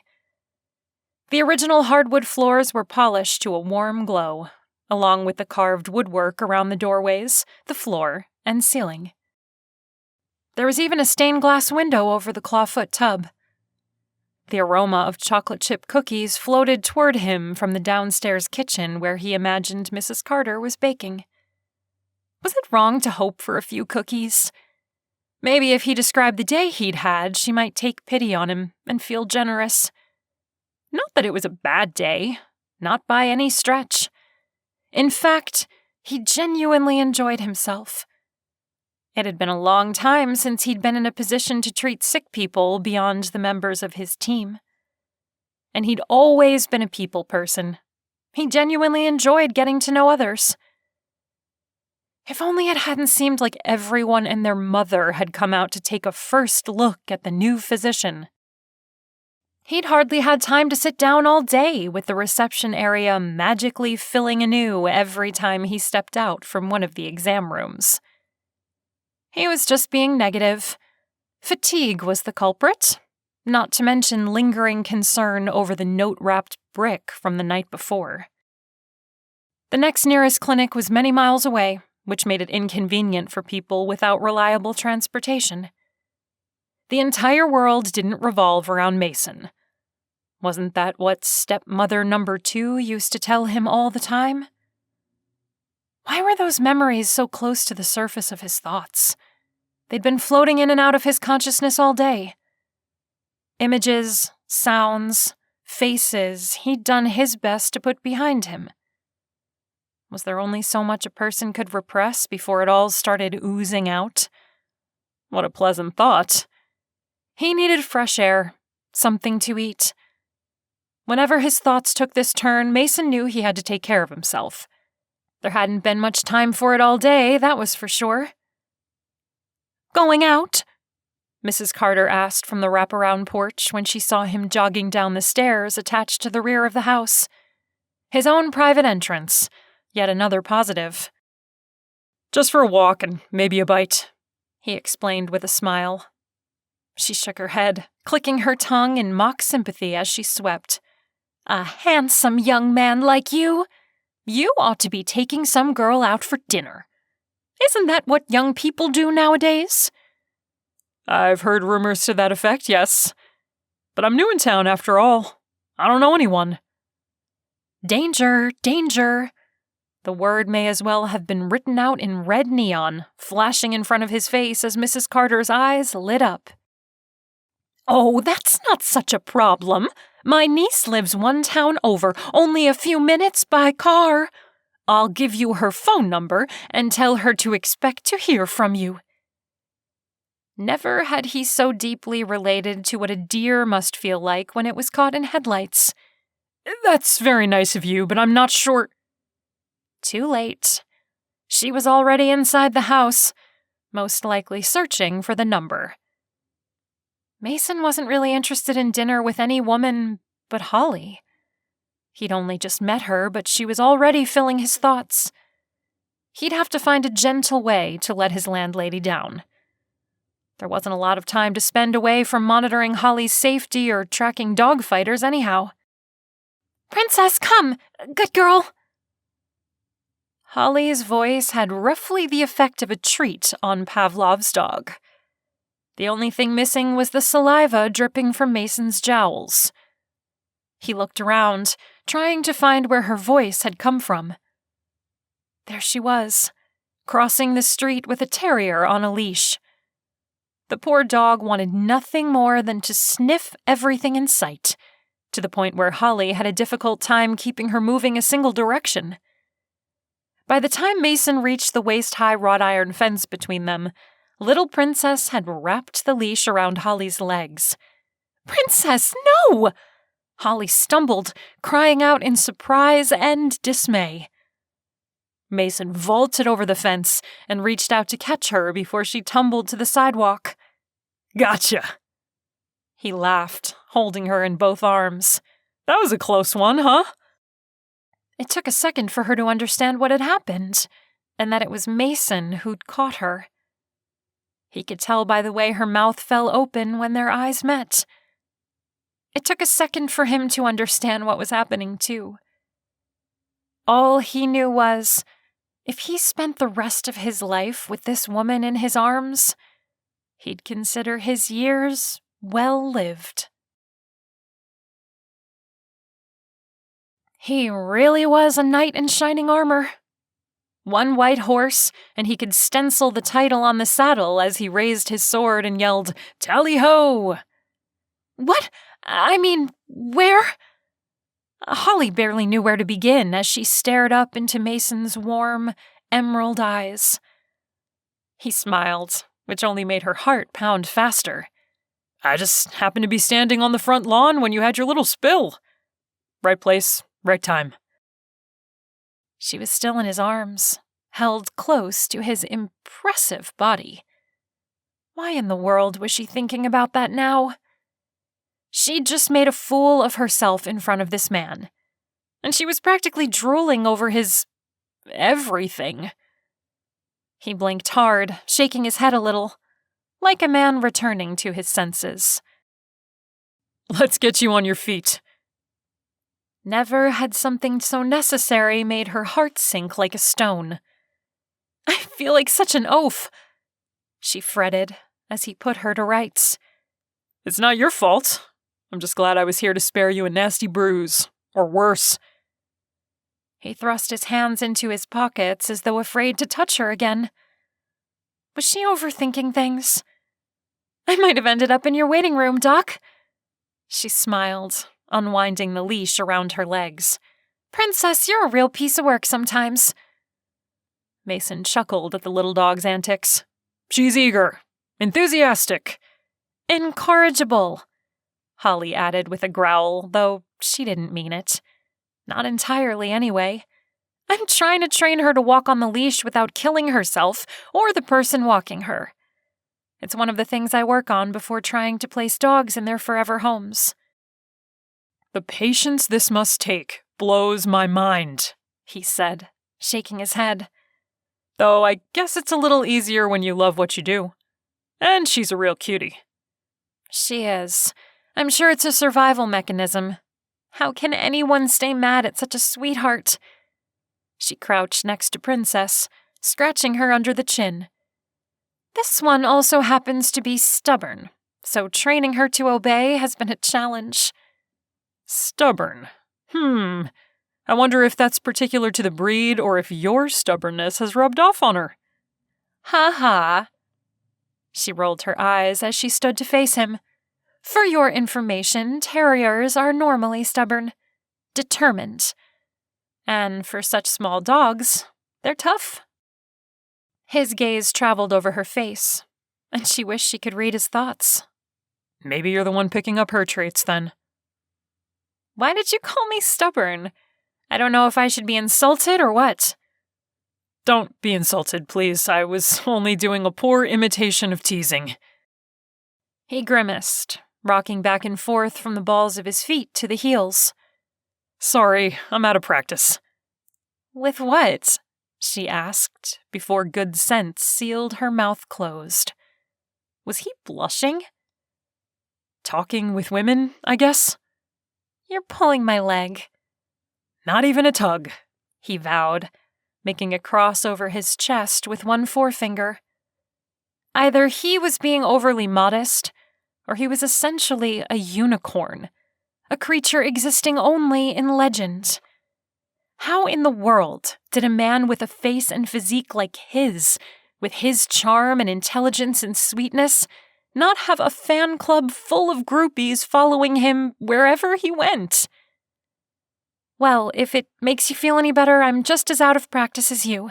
I mean, with men, not women. Oh, sheesh. She could feel the flush spreading across her cheeks and wish there was a pill to combat the complete loss of brain function she seemed to suffer whenever he was around. I knew what you meant. He rocked back and forth again, blowing a long breath through pursed lips. So, I was thinking about getting something to eat. I really should go grocery shopping, but I haven't gotten around to it yet. Do you cook? Me? He touched a hand to his chest, brows lifting. You haven't lived until you've had my lasagna. And don't get me started on my roast chicken. The impulse to challenge him to prove himself was almost too strong to resist. But this time, Holly managed to keep from embarrassing herself further. If he wanted to invite her in for a home-cooked meal, he would. Even then, she'd probably be foolish to accept. Why was the notion of having her heart broken, or at least seriously bruised, so appealing? Why would she set herself up to hurt when this was over and he went on his way? Anyway, he continued, have you had dinner? Or maybe I could walk with you and you could point out a good place for me to stop in. Too tempting. Way too tempting. At least she had an excuse. I'm sorry, I can't. I mean, you can walk with me, of course, but I have plans tonight. Did his face fall? A little, maybe, but the real reason was in the energy between them. He seemed to close off, like he'd just remembered this was supposed to be a professional relationship. Of course, I didn't mean it like that. It's just good to know your plans so I can do my job. She could have crawled into a hole. He was there to provide protection, not take her on dates. Right, sure. I promised my mom I'd visit her tonight. At the retirement community, right? Yeah, and cooking you dinner, well, I just wanted you to know I appreciate all you're doing. Your presence in town is so important to me. Crucial. I'm not trying to make things difficult. Far from it. I understand. Maybe we could... Anything he was about to say was cut off by the sudden appearance of Mrs. Carter, who hurried down the brick walkway with a slip of paper in hand. Mr. Andrews, I found my niece's phone number. I really ought to organize my drawers. Bridget and you will get on famously, I'm sure. Holly took a step back from the two of them, glancing from Mason to Mrs. Carter as her stomach hit the ground. She'd known him for such a short time, and the positively sick feeling she had at the thought of him dating someone else made her want to run. I'm sorry, I'm already late for my visit. I have to get Princess back to the office. Mason's face fell. Holly, wait, please. I'm sorry I can't show you around. Another time, maybe? She let Princess lead her away, too grateful for the excuse to hurry off. So he'd already started looking around for dates. How nice for him, and how inexplicably depressing for her. It was probably for the best with him trying to keep his cover as the town physician. How easy would it be to figure out she was the subject of his visit if they were tied at the hip so quickly? The logical part of her brain was trying to soothe her, while her heart held back tears. Mr. Awesome Green Eyes wasn't for her. He was just there to protect her. Besides, she had a little boy to think of, too. His heart didn't need to get broken either. Chapter 13. It took no more than a weekend for things to become more complicated. That was a record, even for Holly. With him undercover, it wasn't like they could be all cozy, and they hadn't spoken since Mrs. Carter gave him her niece's phone number. She thought imagining Mason out on a date with someone else was bad enough, but she was wrong. Oh no! She wrapped her arms around Denise on Monday morning, a woman who'd only picked up a dog from the shelter 2 weeks prior. They'd crossed paths in front of the office as Holly stepped out to pick up coffee. Not Fergie! What happened? I don't know. The poor woman could barely speak over the force of her sobs. She was there when I got home from work last night. I put her out like I always do. The yard's fenced in and the gate is locked, so I never think much of it. She stretches her legs and does what needs doing, then she comes in for her supper. I knew we were supposed to be careful with our dogs since they've been going missing, but she was locked in our backyard. And she never came in?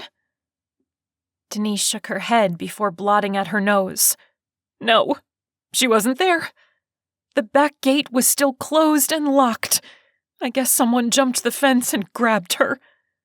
It never occurred to me that anyone would do that. She's so friendly and loves people. I joked with my husband that she'd never make a very good guard dog since she rarely barks. I'm sure this has to be hard on the kids, too, Holly said, tears in her eyes. It was never easy to watch another person's suffering, but when that suffering included a dog Holly had come to love over the months they'd spent together, the pain was tenfold. They're inconsolable. I don't think either of them slept a wink last night. Have you been around the neighborhood? What am I saying? Of course you have.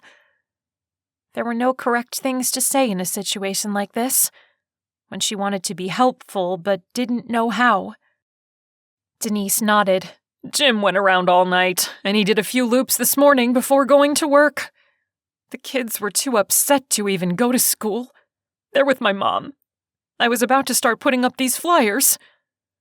She held her messenger bag open, revealing a sheaf of paper. Let me help you. It's the least I can do. Holly paused a moment, considering what Mason might think, and then sent a text to Fiona and him to explain the change in plans before accepting a stack of paper from Denise. He was there to protect her, and as long as she was in town, she'd be fine. Besides, it was broad daylight on a weekday. She'd be safe passing out simple flyers. I'll take Main Street for 3 blocks in both directions, and I'll ask the business owners to place a flyer in their store windows. Thank you so much, Denise whispered, her voice choked with emotion. We all love her. You did such a beautiful job with her. We'll do everything we can to find her, I promise. Holly hugged her again before turning to her task. It was too much, thinking about the dog she'd so lovingly rehabilitated and the memory of the family coming in to pick Fergie up and take her home. The kids' shining eyes and happy laughter as their new best friend licked their faces. With their heartbroken, sad smiles in mind, Holly marched down the street, intending to start at one end and work her way up. Only her reluctance to crease the flyers kept her from clenching her hands into fists.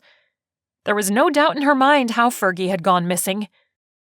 These guys were getting more and more brazen in their tactics, not even bothering to wait until overnight when the household was asleep. They took that precious animal from its home in broad daylight, while the woman of the house probably puttered around the kitchen, getting the family dinner started. What sort of person was capable of this? What would it take to steal an innocent dog from a pair of sweet kids like Denise's? It would be one thing if the intention was to sell them elsewhere. That would be bad enough. But to pit them against each other? It came as no surprise that everyone she encountered promised to place the flyers in their windows. There were a lot of shaking heads and scowls. I can't believe this happened again. The owner of the Main Street salon sighed as the two of them stood in front of the business. I know, it's terrible. Even walking a few blocks in the fresh air and sunshine hadn't done much for Holly's attitude. If anything, she was angrier than before. I wish I could do more, Mitzi. Those poor kids, too. Never easy to lose a dog. Mitzi looked from the flyer to Holly. And it must be tough on you. Do you think it's those dog ring guys who did this? What would Mason want her to do? Should she play it safe? Shrug it off? That would be the smart thing to do, wouldn't it? After all, she could only afford to replace her window so many times, not to mention the threat behind the vandalism. What good would that do anyone, though? It wouldn't help the dogs to play it safe and turn a blind eye the way the police seemed determined to do. Holly couldn't just give up. This was her fight. She didn't struggle running the rescue just to crawl into a ball and pretend nothing was going on. I wouldn't bet against it, she settled on replying. The gate was still locked. Fergie wasn't big enough to jump their fence. I have no doubt someone went out of their way to steal the poor dog. I hope those guys fry, Mitzi growled. I'll put this in the window and make sure everyone who comes in knows to keep an eye out.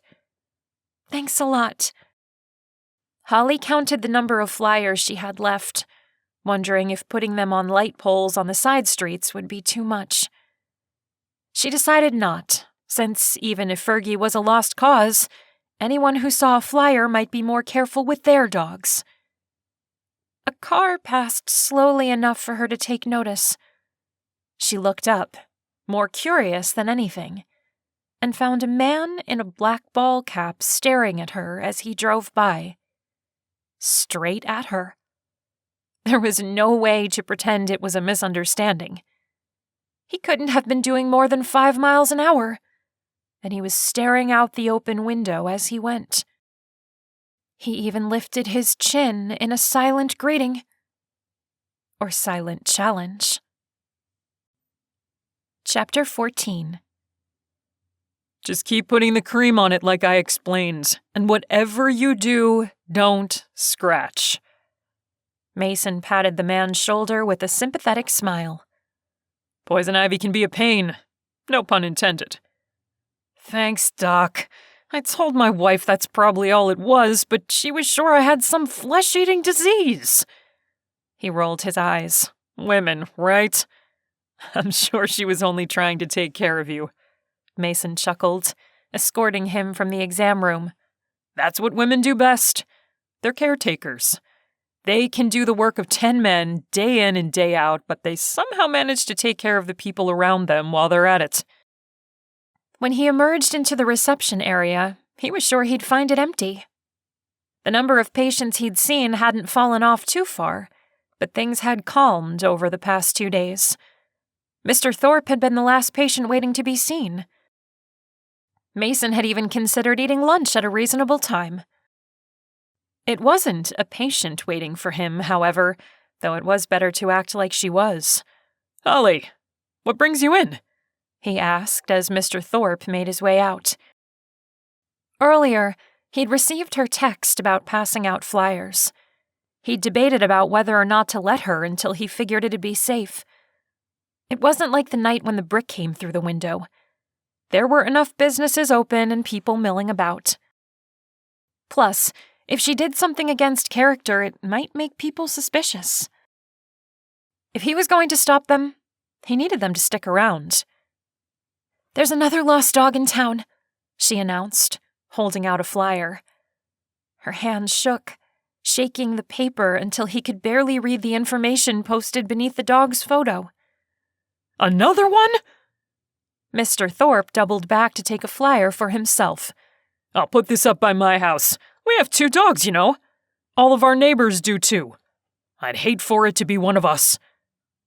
"Thank you," Holly breathed, offering a smile that shook as badly as her hand did. "We need to spread the word and make sure everyone keeps a close watch on their pets. Don't let them outside without watching them." Mason took a flyer, withholding comment until they were really and truly alone. Once they were, he put the "Be back shortly" sign on the door before locking it.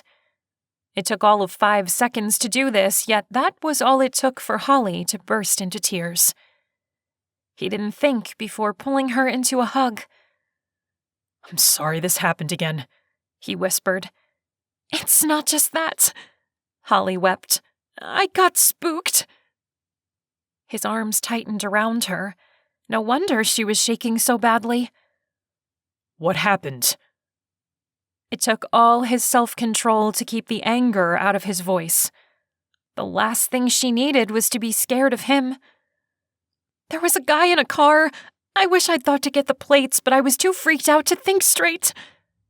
She pulled back, wiping her eyes with the back of her hand. "I'm sorry, I got your shirt wet." The last thing he cared about was a tear-stained shirt. "Tell me about the guy."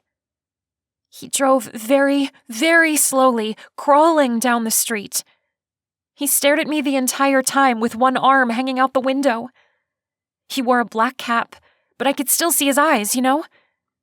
He glanced at the flyers and back at me and jerked his chin. Her brows drew together. "Am I jumping to conclusions? I'm probably jumping to conclusions." "No." He held her arms as gently as he could, locking eyes with her. "Never second-guess yourself. Your instincts are there for a reason. Too many people ignore them and they end up wishing they hadn't. Do you understand? Her head bobbed up and down. Yes. He was still holding on to her, he realized, and it took an act of will to let go. What would have happened if someone decided to attack, to make an example of her? Eventually, they'd decide she hadn't taken their messages seriously enough, and what would happen then? It was time to watch her more carefully. He'd held back a little because of her resistance to being monitored and to remain undercover. But after this, he needed to ignore his personal feelings and hers and do the job like he usually did. You're going to be okay. I intend to see to it. Remember? That's why I'm here.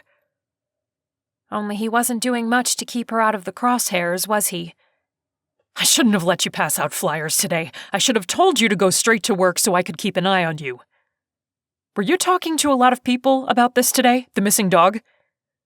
I went door to door up and down Main Street, asking business owners to put the flyer in their window. Why do you ask? Were you vocal about your theory behind what happened to the dog? Yeah. People need to be aware so more dogs don't go missing. I can't just turn off that part of my personality. Blood, sweat, and tears have gone into homing these animals. I love them as much as their families do. Don't you care what happens to them? She crossed her arms over her chest. It isn't that I don't care. This infuriates me. He looked down at the flyer, his eyebrows knitting together. This is the hardware store owner's family, right? He was helpful to me earlier this week when I needed help with your window. My heart breaks for them. He returned his gaze to her. But you're my chief concern, which means keeping you safe. I can't just sit— You have to. Think of your family and Kennedy. If not for your own sake, for them. I need you to be careful. I need you to be safe. Because that's your job? She asked, her lips pursing together. The right thing to do was nod and tell her exactly that. It's what his head was screaming for him to say. But his emotions were in a tug-of-war with his heart. No, not just because it's my job. I care about my clients. You're a good person who does good things and has a family and friends who love them.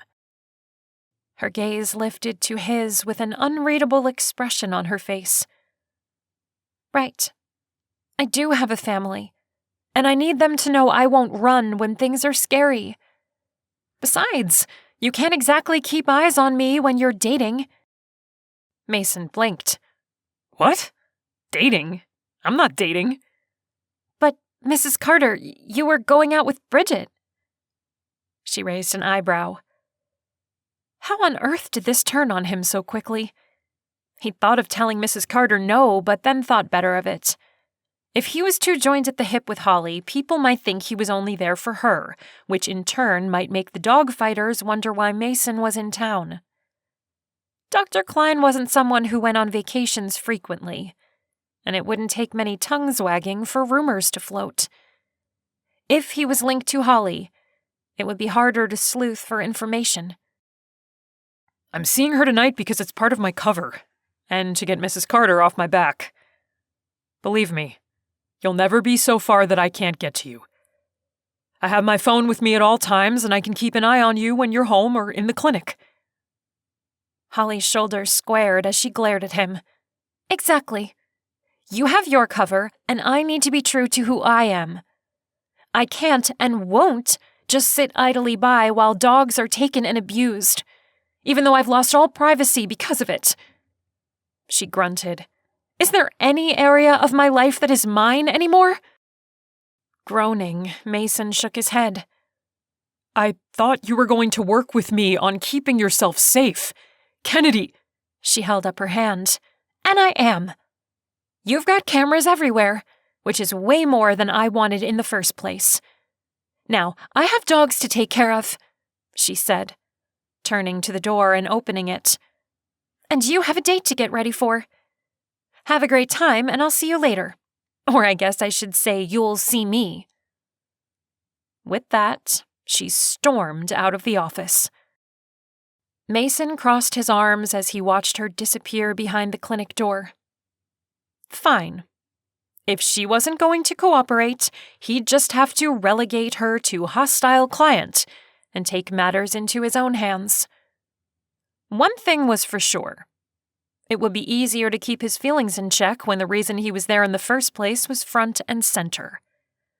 Something he should have been doing since the moment he met her. Chapter 15. Holly's car was exactly what Mason would have expected her to drive. Modest, 4-door, the back seat covered in a blanket, obviously meant to keep dog hair off the upholstery, and a car seat. She wasn't the flashy type, and a car with a deep back seat was spacious enough for a child and for picking up new dogs in need of her love. She had a lot of love to give.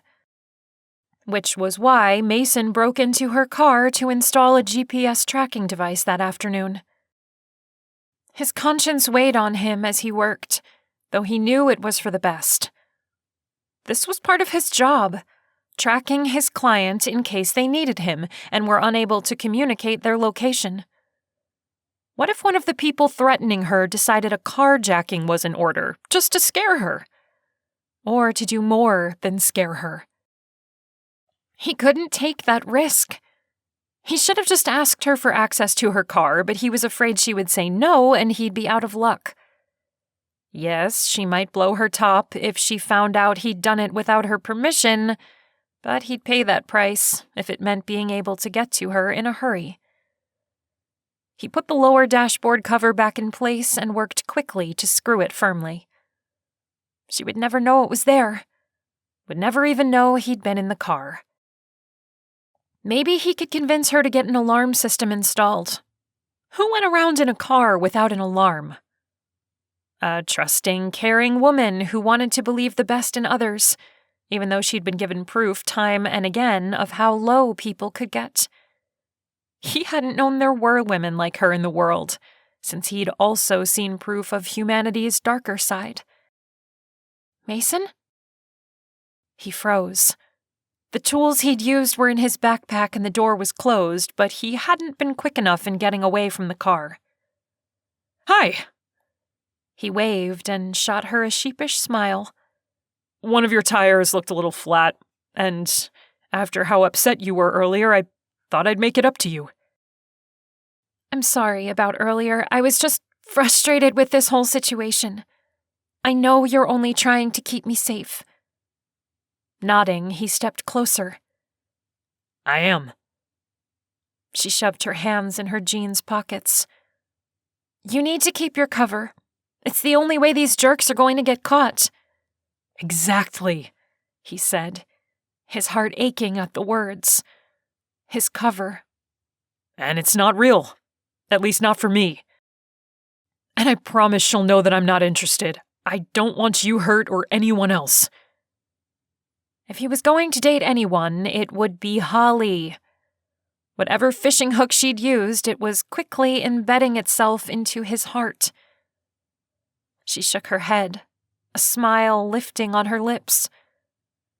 "You're unbelievable, you know that?" Yes, she would most certainly use that word to describe him if she knew the truth, and others that weren't nearly as repeatable. "What can I say? I'm here to protect you. And that means keeping you safe from flat tires." He winked, his heart swelling when she blushed. "Good thing, too, since I have to run over to my mom's for a bit." Running to her mom's? Isn't that 30 minutes from here? "Yes, but it's a back road no one knows about. There are hardly any stoplights or signs. It's super quick, too." Shaking his head, he replied, "No, I'll go with you." With a sigh, her shoulders rounded. "No, you said yourself that you need to make your cover look good. If you break the date with Bridget to go with me, that'll be a big red flag." Catching his gaze and holding it, she pulled one hand from her pocket and palmed his forearm. I'll be fine, and I need to go." Keeping his eyes locked with hers, the battle raged. She was probably going to see her son, but she still hadn't mentioned him to Mason yet. He couldn't keep her from spending time with Jack, and he wasn't just there for her protection. He was there to stop illegal activity and keep those men from threatening other people and animals. Plus, he'd installed a tracker on her car. He'd know where she was at all times, especially now. "Fiona's on top of things over there?" He nodded down the street toward her office. A shiny new window had been installed that morning. "Sure. I can always trust her to hold down the fort, and as of yesterday, she has a nurse coming in to care for her dad. I guess his VA coverage finally came through. Either way, she has a little more freedom now, so I can pop out for little things like this." "That's great. I'm sure it must be trying, having to take everything on yourself." "Look who's talking." She giggled. "You'll need to hire a receptionist if you don't want to lose your marbles." "I sort of forgot that part, didn't I?" They both laughed. "I don't have the first idea how to go about it." "I can help with that if you want." She bit down on her bottom lip, maybe second-guessing the offer. "I've had to hire people before." "That would be a lifesaver," he breathed, slumping slightly. "I'm burning the candle at both ends."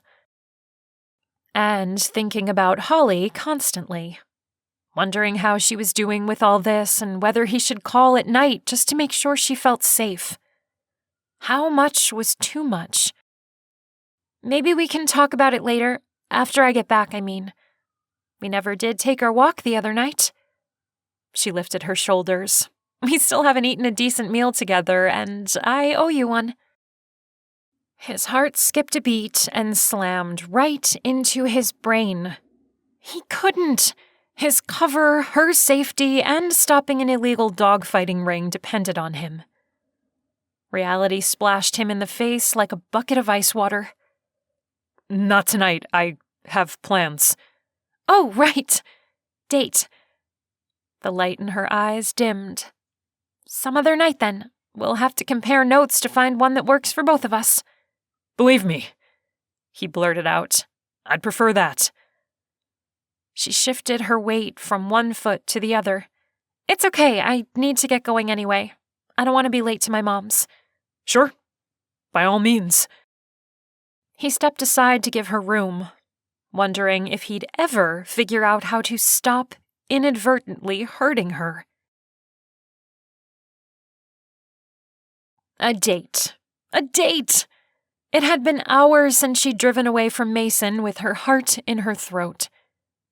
A date. And there she went, putting her foot in her mouth by asking him to spend time with her. That wasn't what he was in town for. He'd promised to look at real estate documents to see if any new leases had gone into effect recently on large, out-of-the-way buildings. Warehouses, shuttered factories, that sort of thing. Soon he'd have the entire situation buttoned up. And then he'd be on his way. Shouldn't she want that? Not just for her sake and Jack's, but for the sake of protecting the dogs. She wanted the entire enterprise burned to the ground. But it would mean losing Mason. Though she'd never had him, so how could she lose him? He was dating someone else. He wasn't hers. Only in her dreams, and he was definitely hers in her dreams, both nighttime and daytime variety. "Are you still upset over your friend having a date?" Holly's mother brought a pot of tea in from the kitchen. Jack was asleep, like many people in the retirement community his grandmother called home. There wasn't much of a nightlife scene there. "Maybe I should permanently move in here with you," Holly suggested. "It's not like I ever have plans, and I'm usually in bed before 10 o'clock. I don't play loud music or throw raucous parties." "You're far too young to qualify, sweetie." Her mom handed her a china cup on a saucer. "And you're selling yourself short. Just because this guy, whoever he is, has a date with another girl..." "It's more than that." "Is it?" Only a mother could raise an eyebrow in that special way, an expression no child could stand up to, not even a full-grown adult child. Holly blew out an exasperated sigh. Okay, it's that. It's entirely that. Sometimes when we look at each other, there's this spark. I get goosebumps. I know it sounds silly, but it's the truth. I know how I feel. I only wish he felt the same. There's no saying he doesn't. She tucked a stray curl behind Holly's ear. Curls they shared along with their heart-shaped faces and a strong sense of right and wrong. It sounds like he went on this date to appease his landlady. That's a difficult position for anyone to be in. One date does not a relationship make, my dear. Did Shakespeare write that? Holly grinned. No, smarty pants. Your very wise, very understanding mother did. Now, drink your tea. She nodded to the cup, which Holly knew better than to not pick up and drink from. By the time she began the drive home, it was past 8. Mason would be at dinner now, wouldn't he? Even if he did say it was for his cover, would he hit it off with Bridget? She would definitely be more appealing without a child in the picture. A man like him couldn't stay single for long. It was a literal impossibility. He was the sort of guy who'd run straight into potential danger, like he had when he'd searched for the person who threw the brick, who'd then comfort a girl and clean up the broken glass before nailing plywood over the broken window without being asked. He was perfect, in other words. It was only a matter of time before someone snagged him. Pop, pop, pop! What the? Holly cut the wheel to the right, her heart thumping and stomach twisting in panic-induced nausea as she nearly lost control of the car. Tire rubber flapped over the ground as she struggled to steer to the shoulder of the otherwise empty back road she always took to and from her mom's. She managed to get over to the side of the road, bringing the car to a stop and putting it in park before resting her forehead against the steering wheel. The blood rushed in her ears as she spoke thanks to whoever might hear the gratitude. She could have been killed. Whatever had flattened her tires could have killed her. Once she got herself under control and the shaking had all but stopped, she opened the door and stepped out to take a look at the damage. Using her phone's flashlight along with the headlights, she took a look at all 4 wheels. "Son of a gun!" she shouted into the darkness, kicking one hubcap out of sheer frustration. All 4 wheels were a bust, completely blown out. It was a miracle she'd lived through it, she knew now. If she'd been speeding, the results could have been quite different. Her first thought should have been to call for a tow truck, and she knew it. But something else had to come first. She walked down the road, still using her flashlight, intent on finding what had caused the blowout. If it could happen to her, it could happen to anyone, and she might not be so lucky. Something shone in the phone's light.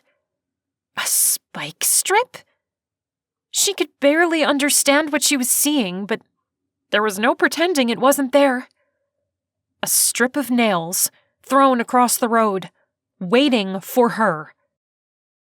When had it gotten so cold outside? Why were her teeth chattering? When another pair of headlights flipped on, almost blinding her, she threw a hand up in front of her face and squinted. They weren't on the road, but rather parked alongside, facing outward. Her feet took action before her brain could catch up, and she ran for her car. Someone had deliberately sabotaged her, and they'd stuck around to see the results. Chapter 16. Anyway, that's when I knew I didn't want to be a lawyer. Bridget fiddled with her fork, half her dessert still on the plate. It was too much stress, and for what? Do you know how many law students graduate each year? A lot. I've heard. Exactly. Small fishbowl, lots of fish. So I switched majors to theater arts, and I don't think my family has forgiven me yet. He shared a small laugh with her. I know how it feels to disappoint family. Believe me. When was she going to finish her dessert and coffee? Bridget was a pleasant person, a good conversationalist, and attractive. He'd even enjoyed himself for the most part. But she wasn't Holly. Not even close. All he wanted to do was call her, see her, and smooth over the discomfort from earlier in the day. The only thing keeping him from feeling guilty for comparing the two women was the knowledge that there was never any chance of romance coming from either side of their table. Look, Bridget had offered with a sheepish smile when they'd met in front of the restaurant. I love my aunt, and I know she put you up to this, but you don't have to feel any obligation other than sitting through a meal with me so we can both tell her we went through with it. I'm not trying to rope you or whatever you might be thinking. They relaxed after that and managed to uncover a lot of common interests, but there was no spark. Excuse me, she said when her phone buzzed. I should take this. I've been trying to get someone to pick up a shift for me tomorrow. He rose from his chair when she did and then sat back down as she went outside. He checked his phone while he waited, something he'd done several times throughout the evening, explaining early on that he was keeping an eye on a client. When Bridget assumed that the client was a patient of the clinic's, he hadn't set her straight. He opened the tracking app paired with the GPS in her car. For a brief moment, he felt guilty for not telling her about the tracking device. But at the time, it wasn't an argument he wanted to have, and he couldn't have her forbidding him to do it. It took a few seconds to find her, but soon a red flashing light popped up on a map of the area. Strange. The car was sitting in one place, not moving a bit, but there was nothing around her. No homes or businesses, nothing but wooded land, with her car sitting roughly 5 miles from his phone that was represented by the blue dot. She'll move soon, he whispered, staring at the dot representing her car. She'll move. She didn't. He called her, disregarding the dirty looks from a nearby diner.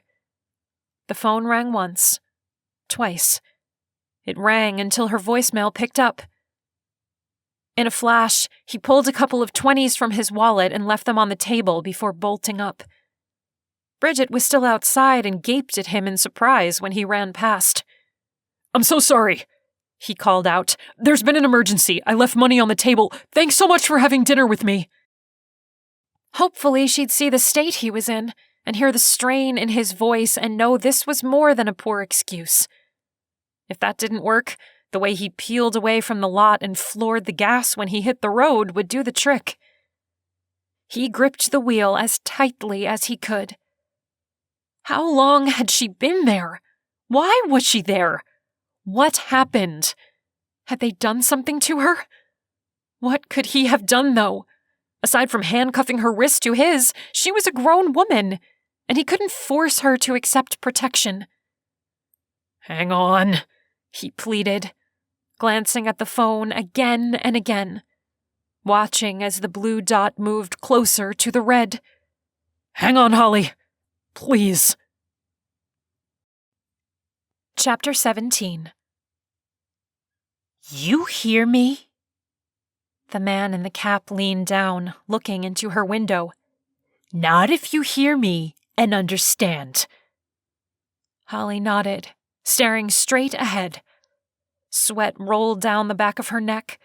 Her hands were clenched tightly enough that they'd gone numb. You stop stirring up trouble for us! Got it? He slammed his forearm against the window, making her jump. She barely bit back a scream. She was determined not to give him the satisfaction of hearing her scream, though she'd never been so scared in her life. Because if you don't stop telling people about us, we're gonna pay you a visit. No brick through your window, no spike strip to flatten your tires. We're gonna go to your apartment, and we're gonna get very well acquainted. You understand? Yes, she whispered, nodding, afraid to look at him. She didn't even have the nerve to pick up her phone when it rang, afraid he'd break the window and hurt her. Whatever it took, so long as she got out of this situation unharmed. Physically, anyway. I don't think you've learned your lesson, he decided with a dark laugh. How about I call my guy over there and we— Yo, there's someone coming up fast. The voice came from behind her near the parked car. They'd been waiting there for her. The thought of it made her press her lips together to keep from getting sick. This time he slammed his palm into the window. Don't make me come looking for you again, he warned before backing away. The car's engine revved moments before it sped past. Holly glanced up at the road again. Sure enough, a pair of headlights was bearing down fast, almost too fast. Brakes squealed and a car door slammed shut. Holly! Mason! She cried out in relief, tumbling out of the car and throwing herself into his waiting arms. Oh, Mason, I was so scared. I'm just glad you're okay, he said, holding her almost tight enough to hurt. It didn't matter. He was there, just in time, and she didn't care if he never let go. What happened? He said, stroking her hair. Why are you here? My tires! Spike strip! They left it there to trap me! She buried her face in his neck. I've never been so scared in my whole life. They flipped on their lights and I ran for the car. I barely made it there in time. He chased me, but I locked the doors before he could try to get in. He yelled at me from outside, saying terrible things. They were going to— Her voice cracked. She couldn't bring herself to say it. I should have gone after them. He groaned. No! She gathered his shirt in her fists. No, I would have been alone. I don't want to be alone. Please don't leave me. I won't leave you. You don't have to be alone. He leaned back, taking her face in his hands. Tears ran down her cheeks. With his thumbs, he gently brushed them away. I never should have let you go alone. I could have stayed in the car or followed you. What if you were hurt? I don't want to think about that, she whispered. His eyes locked with hers, and her heart hammered as his lips drew closer to hers. Holly was sure he was going to kiss her, and he'd just been on a date with another woman. It was a claw down a chalkboard, piercing through whatever moment they were sharing. She took a step back, outside the circle of his embrace, and cleared her throat. I'm lucky you got here when you did. He looked a little confused about her quick retreat, but he smiled. I only scared them off. I wish I could have done more. You did enough. Trust me. She smiled in return, but it slipped when a question rose to the surface of her mixed-up mind.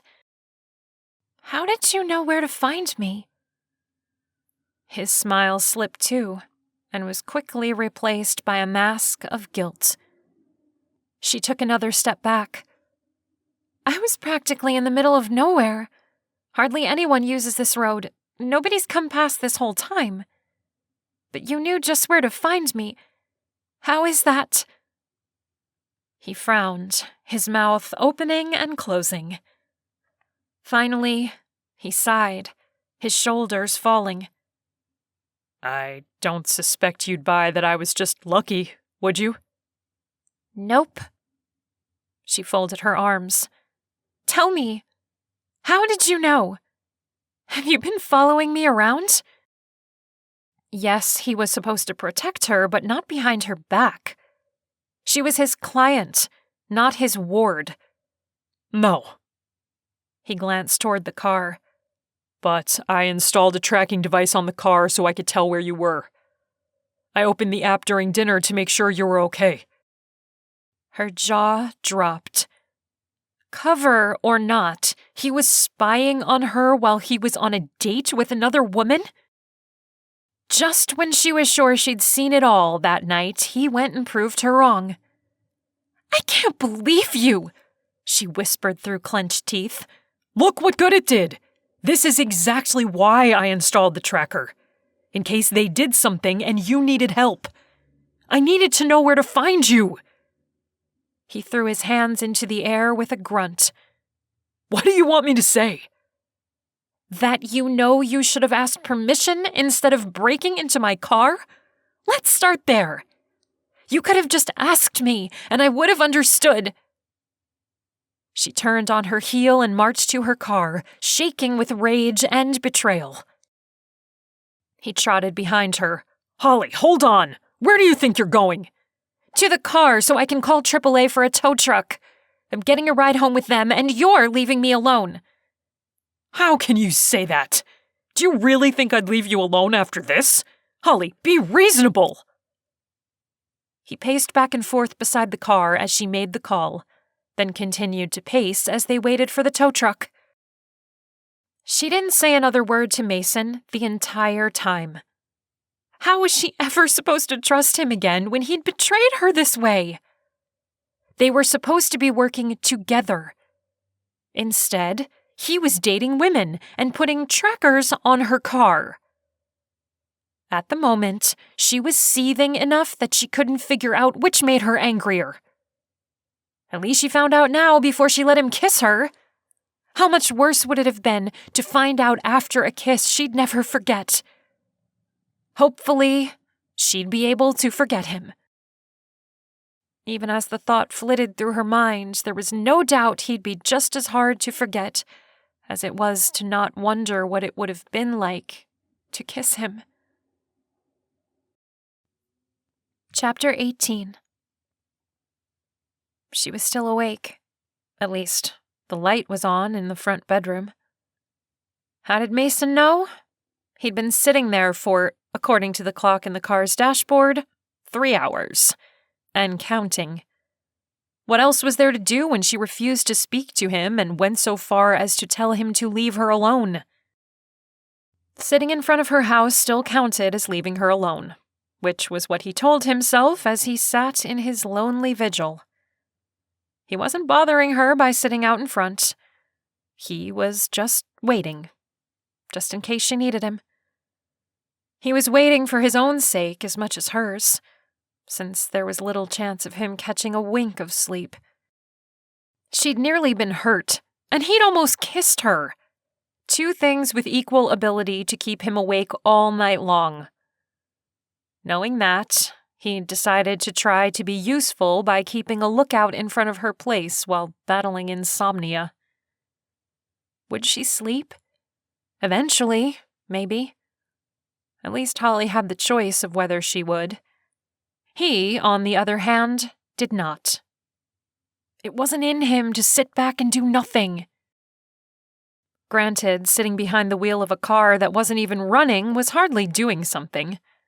But it was still better than being anywhere else, except inside with her. No way that was about to happen. He heaved a heavy sigh, staring up at the bedroom window. The light flickered and changed hue, telling him she was watching TV. At least she didn't have to feel completely alone, even if her companion wasn't much on conversation. Sometimes just hearing other voices was enough to make a person feel less alone. He'd spoken to Noah after the tow truck arrived, and Holly deposited herself inside it.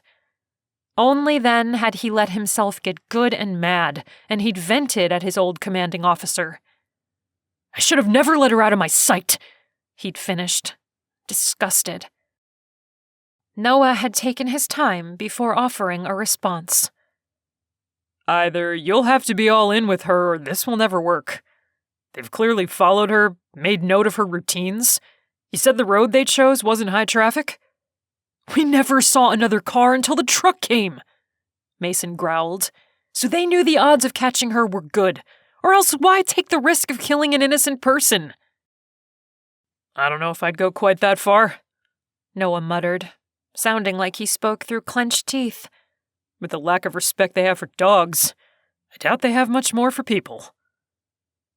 Casting a glance at Holly's window, Mason replied, They followed her around. It seems that way, doesn't it? They knew she was on her way home, too. How they knew it is anyone's guess, though I'd bet on a lookout near her mother's home. They called their pals on the deserted road, told them she was headed their way, and they rolled out the strip. Sounds fairly uncomplicated. That seemed the best explanation Mason could come up with, too.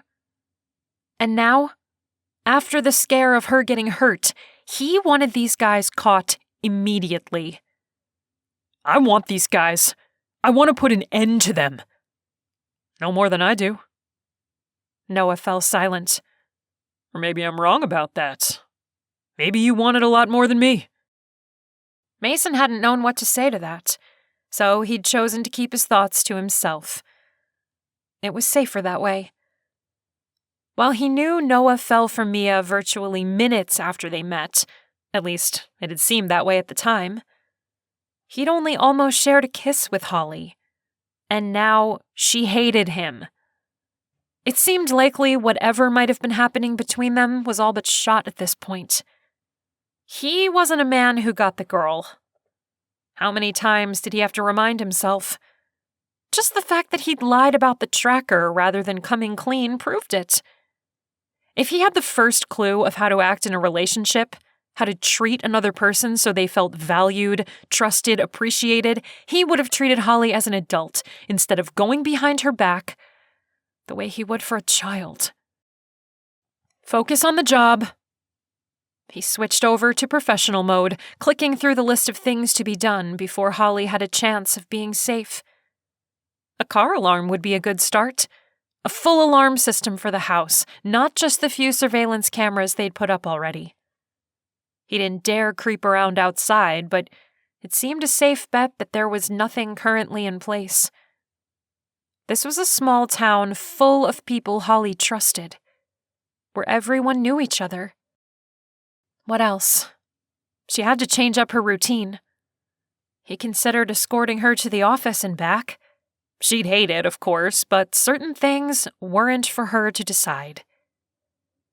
He gazed up at her window. Then again, maybe she wouldn't hate it so much after what happened that night. If he were in her shoes, he would have begged for someone to stick close by, especially if that someone happened to be trained for situations like this. There was nothing worth watching on TV. Not that it mattered. Holly wouldn't have been able to concentrate on anything, not even if she'd found her favorite movie. Not when the sound of a hand slamming against her window kept running through her head on a loop. Not when she couldn't stop thinking about the violence the man had threatened, the snide laughter in his voice when he'd threatened it, like he took pleasure in scaring her. Because he had. Was it really such a surprise, knowing what she already knew? She flipped to another station, then another. It was useless, but what alternative did she have? Lying alone in the dark? No way. What if they were outside? The thought sent her scrambling for the window, standing off to the side and peeking out, holding her breath. Would they be out there, looking up at her, reminding her how vulnerable she was?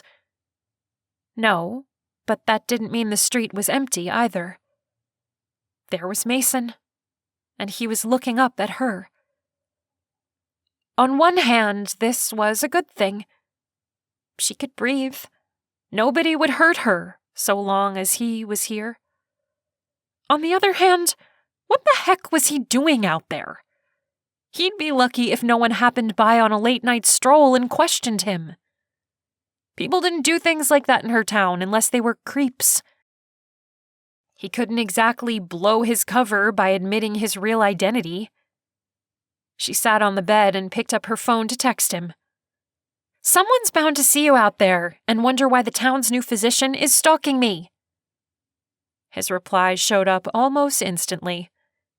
I haven't seen a soul. It's well past everyone's bedtime, and this is my job. I can cover for myself if I need to. Holly couldn't help but smile, even if she felt sorry for him. The date he'd been on still ruffled her feathers, even when she knew it was only because he was trying to catch the horrible people fighting dogs, people she wanted caught. At least her ire in that regard was beginning to ebb away. The tracking, not so much. Yes, he'd broken into her car and lied about it, but she wasn't unreasonable. She just wished he'd respected her enough to ask. Besides, if he hadn't done it, he wouldn't have known she was stranded on a dark road and come to her rescue. Maybe she'd overreacted, though emotions were running too high just then to do anything but. She'd gone from terrified to elated to betrayed in about the time it took to blink an eye. "This is all my fault," she texted. "You shouldn't have to sit out there all night. I'll be okay." "Don't ever say that," he replied just as quickly as before, as if he had his responses already thought out. Did he know her well enough to predict what she'd say? Why would it not have come as a surprise if he did? Rather than text back, which felt like a waste of time, she called him. "I should have been smarter," she admitted, instead of saying hello. "I should have handled this more carefully." You can't blame yourself. You didn't make this happen. You care about what's right, and you refuse to back down. If this is anyone's fault, it's mine. Yours? I should already have these jerks taken care of. I'm not only here to protect you. Stopping them is the only long-term solution. I've fallen short. I should have found their location by now. Something. Her shoulders rounded, hearing the anger in his voice directed at himself. If the police haven't been able to pin him down, how could you? They're smart. It's like they have a sixth sense about escaping. I don't know how they're getting away with this, but they didn't start yesterday. They know what they're doing. Just the same. She had the feeling there wouldn't be any convincing him. He'd made up his mind, and that was that. "What can we do now?" she whispered, shivering when she remembered the man's voice, the slamming of a hand against her window. "You sure you want to have anything to do with me after what happened earlier?" "Stop it," she warned. "You were out of line. You could have come clean." "And what would you have said if I'd approached you with the idea of installing a tracking system on your car? Be honest," he added. Honestly, she would have hated it and told him she needed no such thing. "I wouldn't have agreed because I wasn't taking the threat seriously," she mumbled as a flush crept over her cheeks. "Putting it mildly, I think." He had the good grace not to rub it in her face, at least. "I hate to think what might have happened if I didn't know how to find you, or even that you needed to be found." "I'm not arguing that. I only wish you'd come out and told me. Now what am I supposed to think? The next time you're sure you need to do something for my own good, are you going to charge ahead and do it?" "If I think it's for the best, since I'm the one with experience in this sort of thing." Her hand tightened around the phone. "You are impossible," she hissed. "The correct thing to say would be, 'Yes, Holly, I'll respect your rights as an individual and as an adult with the ability to decide things for herself.'"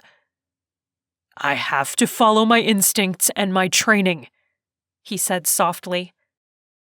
"I know that's not convenient, but things don't always happen at a convenient time.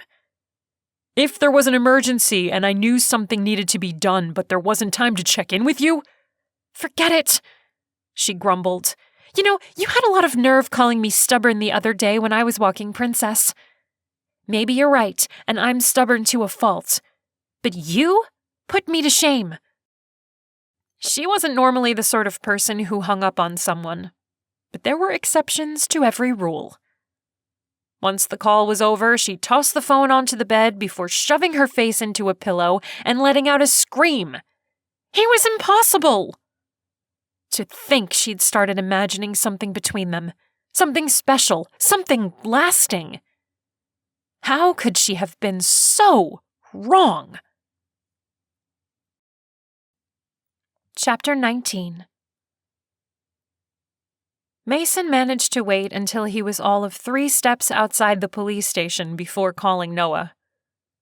It had been a few days since the incident on the road, and he'd felt it prudent to bring the situation up in general terms with the police chief. What a waste of time that had been. "Hey, it's me," he said when Noah's voicemail picked up. "I wanted to report back after meeting up with the cops out here. They act like their hands are completely tied and there's nothing to be done. I'm sure Holly got the same runaround when she came in, and now I understand why she was so frustrated. If they treated the town's new physician this way, how did they talk to her?" He slid behind the wheel and closed his car door harder than he needed to. "I drove around yesterday and picked up all the equipment for Holly. Now all I have to do is convince her she needs it. I don't know that I can sit around outside her place for many more nights without burning out. She doesn't seem to be sleeping much either. I can only hope she comes around." That would be the tough part, wouldn't it? Getting her to understand that he knew what he was doing. There were already 4 people waiting outside his office when he arrived, and guilt washed over him. He had 2 jobs to perform here, and it seemed as though turning his focus to one or the other meant letting someone down. There was no one as hard on him as he was on himself, which made his perceived failure even harder to swallow. "I'm sorry," he said as he fished through his keys for the one to unlock the front door. "I didn't mean to keep you waiting. It's been a long day already." "Longer for those of us who don't feel well," one of the older women muttered behind him. "Mm-hmm," a second woman agreed. "I suppose a certain town veterinarian has been keeping him busy." He fumbled with the key for a second before sliding it home. Should he pretend not to hear or set the woman straight? Would it be protesting too much if he did? "I heard he was seeing Edna Carter's niece," the first woman replied. "All right, enough." He rewarded them both with a disapproving look as he held the door open for everyone to come inside. "I wish my personal life was half that interesting, but I'm afraid I'm a disappointment." He glanced over at the receptionist's desk and remembered Holly's promise to help find him a likely candidate. Was that all in the past now? "Not so disappointing to me," one of the women said, waving an empty left hand. "I'm single." The fact that she was twice his age didn't seem to matter. He cleared his throat. "Sign in, please, and I'll grab your files." Yes, this day had certainly started off well. His patience kept him busy until lunch, when he used the opportunity of a few minutes to himself to send Holly a message. "Can I see you later? I have a lot to show you." Then, remembering the innuendo from that morning, he sent a second text. "I'll come around the back way." He waited, chewing a turkey sandwich, looking at the screen with the hopes of seeing the ellipsis that meant she was typing something. He felt like he was back in high school, waiting to hear back from a girl he had a crush on. Rather than text, she called from the office. "It's pretty busy here today," she explained. "We have 2 new dogs, just dropped off this morning." "I'll be glad to come over later and help you with anything you need," he offered. Anything so long as he was with her and therefore certain she was okay. "Once Fiona's gone for the day, I mean. I'm no expert, but I love dogs." There was a moment of silence on her end. At least, she fell silent. There was never true silence coming from over there with some dog or another always barking. "I should let her go early," she finally mused. "She's been covering for me these last few days. I've been distracted." Yes, and he heard the fatigue in her voice. "Let me know what you decide to do. I could always close up a little early if I need to. I get the feeling this is going to be a slow day. Maybe all the interest in the new physician has worn off.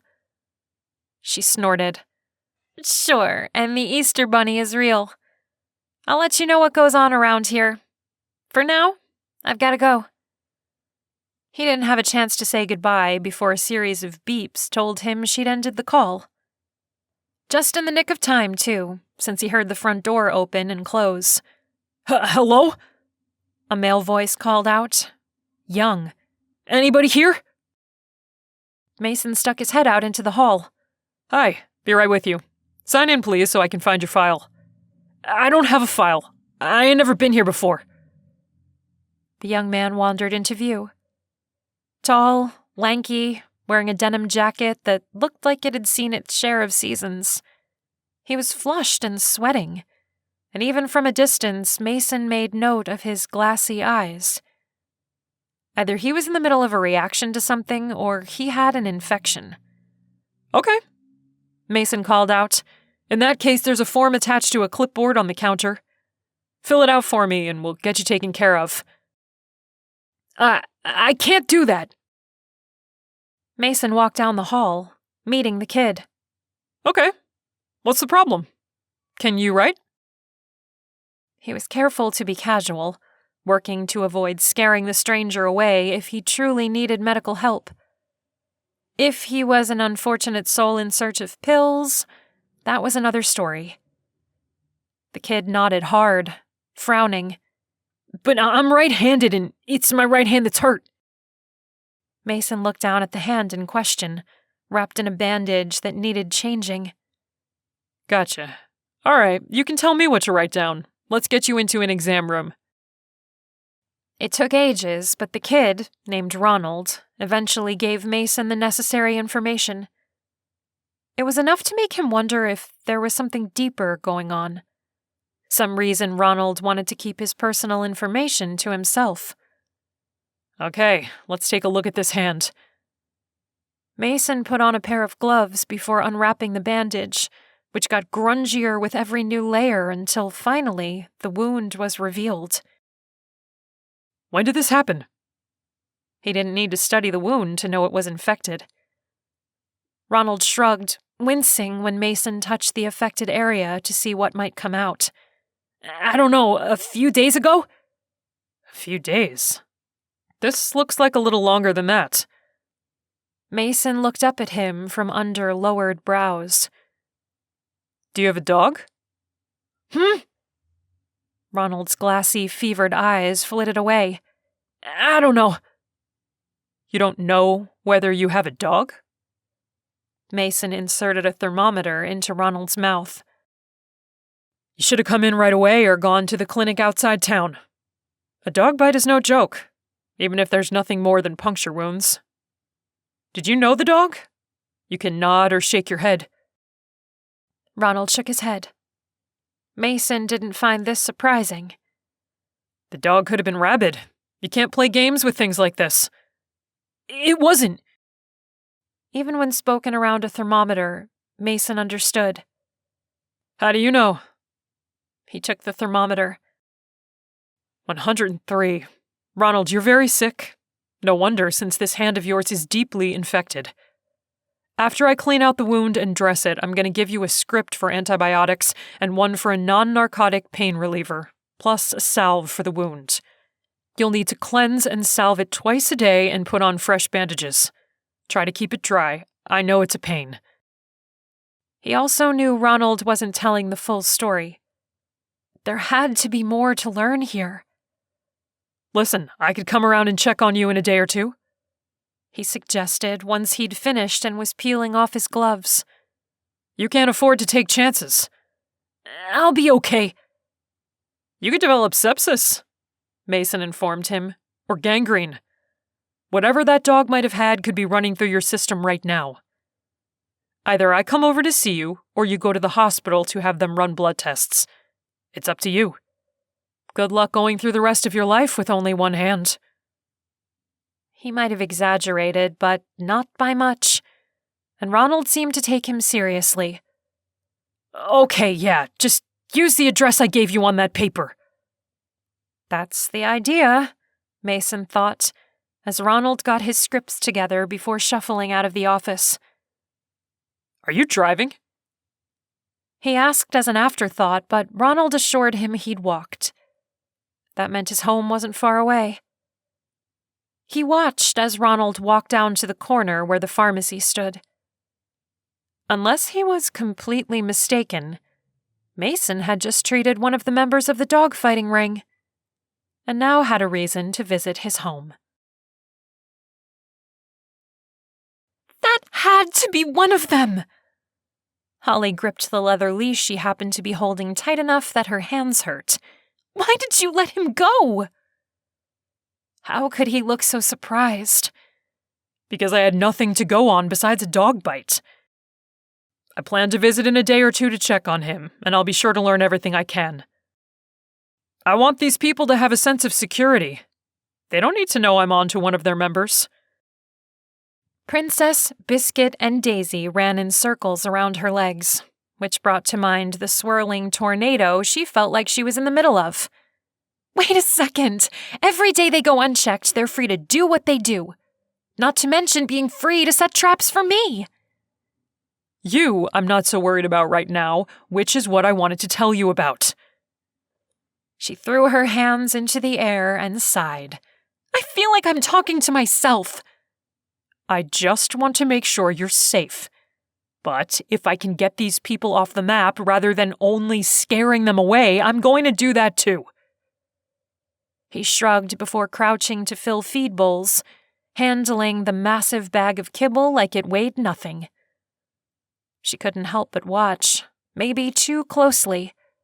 So, what did you want to show me? The reason you reached out earlier?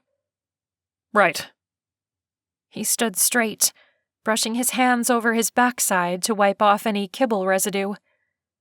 She tried not to look at that too and failed, her cheeks warming as his gaze lifted to hers. It would have been easier to hide stealing gum at that moment. Security devices for your house. Did you have the alarm installed on your car when you had the tires replaced?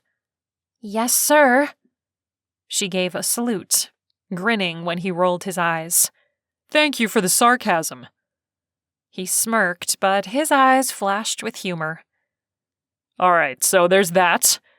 I have alarm sensors for the windows and doors and motion lights to install around the perimeter of the house. More security cameras, too. She whistled softly. Wow, what's that going to cost me? Don't worry about it. When she shook her head, he nodded. I mean it. I'm here to keep you safe. Bottom line. If only she wouldn't tingle from head to toe whenever he held her gaze, they'd be in good shape. Unfortunately, that was not the case.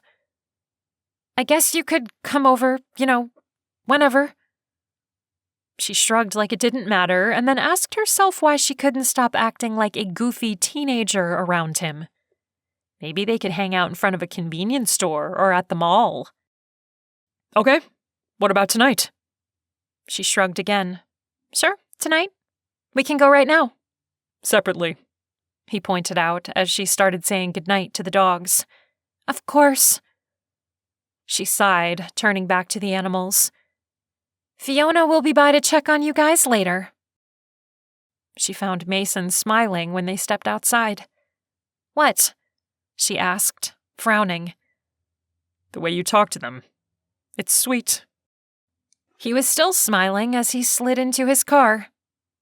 Her heart pounded as she slid into her car. Had she left anything laying out in her house? Underwear, maybe, or something similarly embarrassing? There was nothing to do but pray as she sped home, hoping to get there before he did. As it turned out, the presence of errant underwear wasn't the trouble. When Mason first entered and set down the box of materials he planned to install, his attention immediately shifted to a cluster of photos mounted just inside the front door. Who's this? He asked, smiling as he went from one to the other. She gulped. Right. Jack hadn't come up in conversation yet, but there he was. In her lap on the playground swing, in his high chair at her kitchen table. wearing a little conductor hat while playing with a toy train.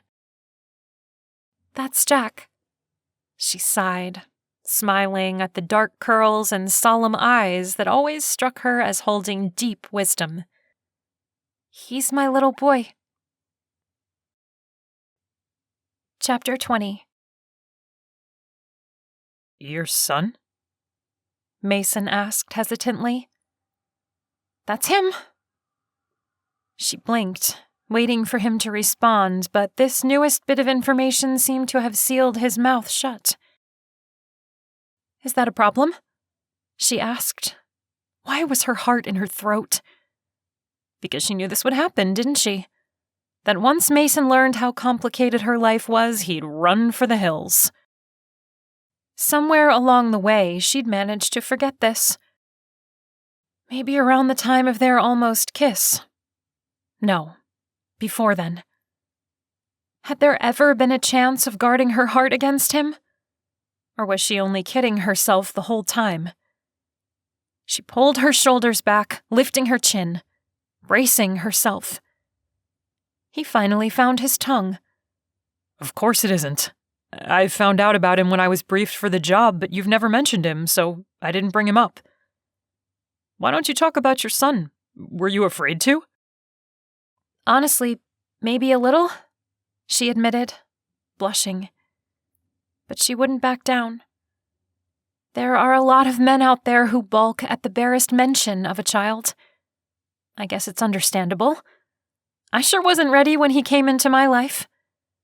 I guess no parent is. He frowned, brows knitting together over the bridge of his nose. And Jack's father couldn't be bothered to stick around, I guess? No, that's none of my business. He turned his attention to the items he'd been in the middle of preparing. Laying a gentle hand over his so he'd finally stop fidgeting long enough to listen, she asked, "Do you want to know the full story? Because it's not what you think it is, I bet." Curiosity sparked behind his green eyes. Okay, you know you don't owe me any explanation, right? Your life is your life. Just the same, it's not like I'd be ashamed if Jack was my biological son, but he isn't. He's my nephew. Mason's mouth fell open. Your nephew? I adopted him a year ago when my sister and her husband died. The words still stuck in her throat, even after all that time. With shaking hands, she opened the desk drawer and pulled out a small photo album. The names Holly and Hannah graced the front, spelled out in stickers. Some of them were peeling at the corners. "I'll have to glue those," she said quietly, smoothing them down. Flipping the album open was what she imagined cracking open her heart would feel like. Seeing her sister smile, so big, ear to ear, full of mischief and laughter, had the same effect as a hand gripping her heart and squeezing hard. She looked just like you. Mason's voice was soft, heavy with sympathy. "She was much prettier somehow," Holly whispered, looking over photos she knew by heart.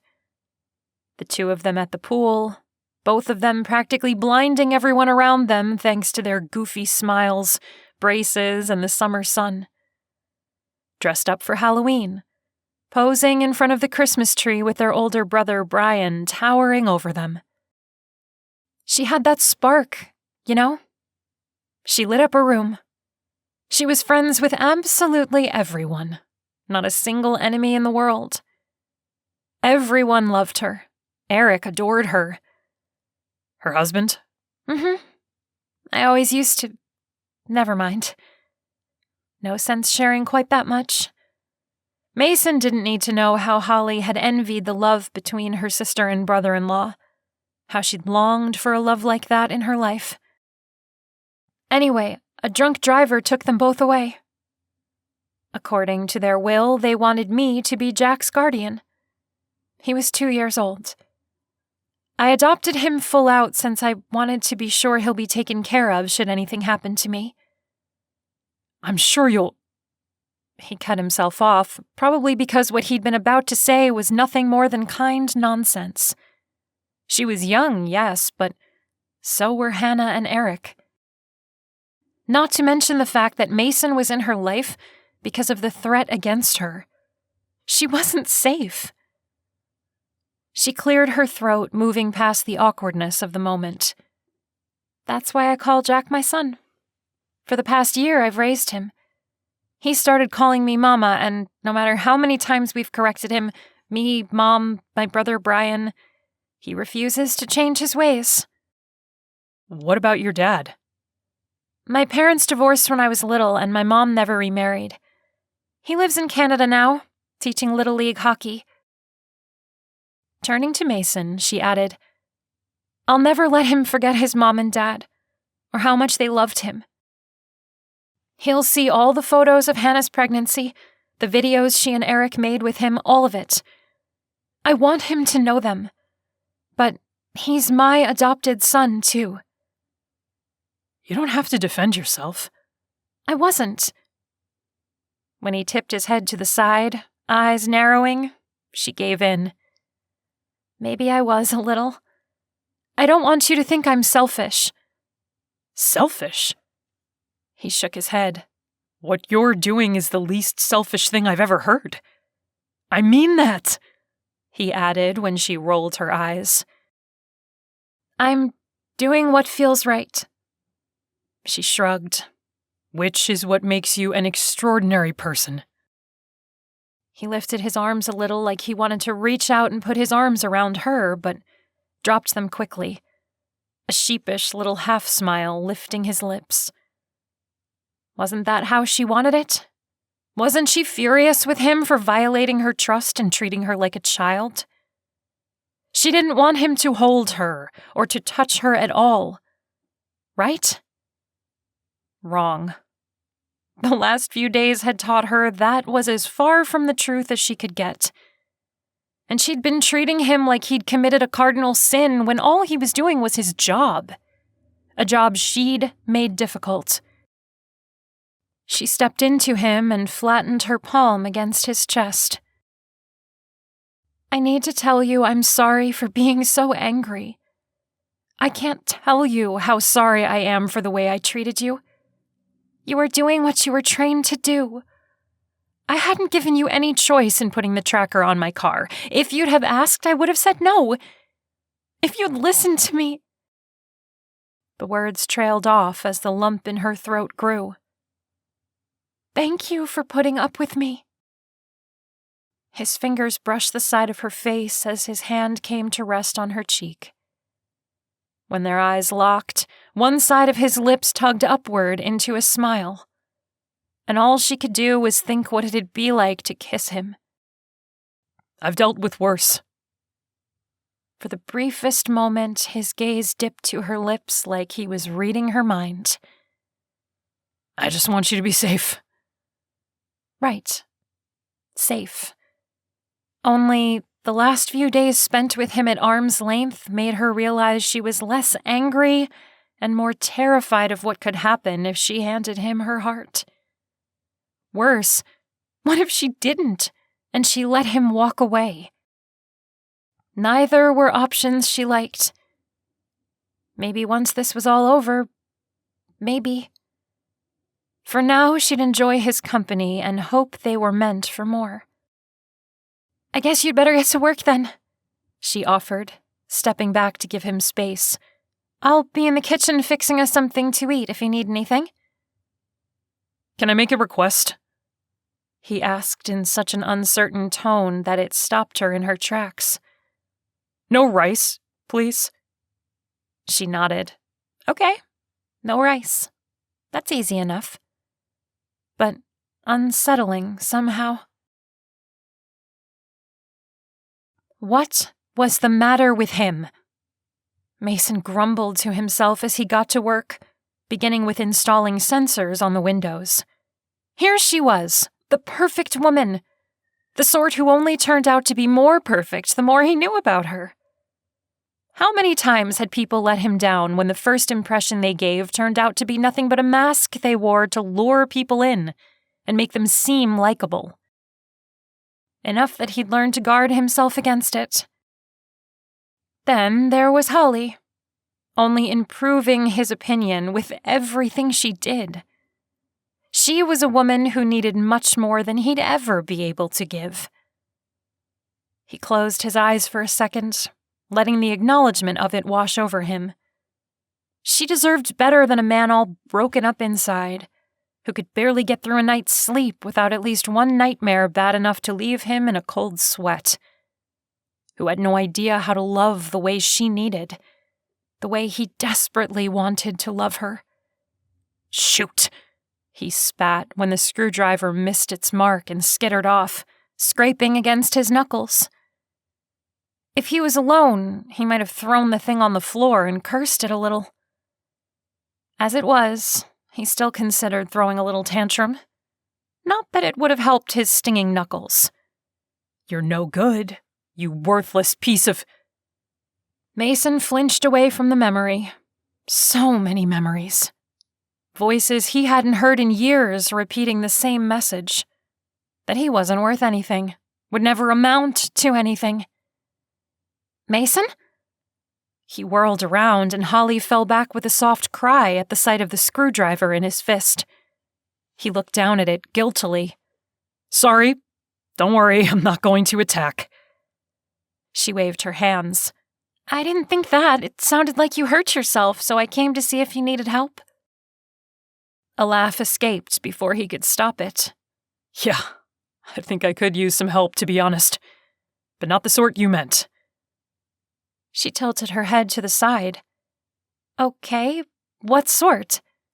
"I shouldn't have said it. Don't pay any attention to me. I scraped my hand is all." He waved it off, turning back to the window. The best thing she could do now was leave him be. He knew how to be alone, didn't he? It was his natural state. "You're upset. I know I said I'd be in the kitchen, but I can't be in there while you're out here brooding." She spoke gently, but it did nothing to soothe him. "I'm not brooding. I have work to do." "What's really wrong? Tell me the truth, please. I thought—" He placed another sensor next to the window lock so an alarm would go off if the window was raised even a hair's breadth. "What did you think?" "I thought we were better than this. What changed? You're sullen now. Is it because of Jack?" He shook his head, eyes on the sensor as he unscrewed the battery casing. If the darn things weren't so tiny. "Of course not. I told you, what you're doing is selfless and admirable. He's lucky to have you, the way everyone in your life is lucky to have you." Her hand covered his, bringing his work to a halt. "What is it then? Does my having a child freak you out that much?" "That's not it at all." He gave up the pretense of working since there was no way of getting anything done with her hand over his anyway. "It's much more complicated."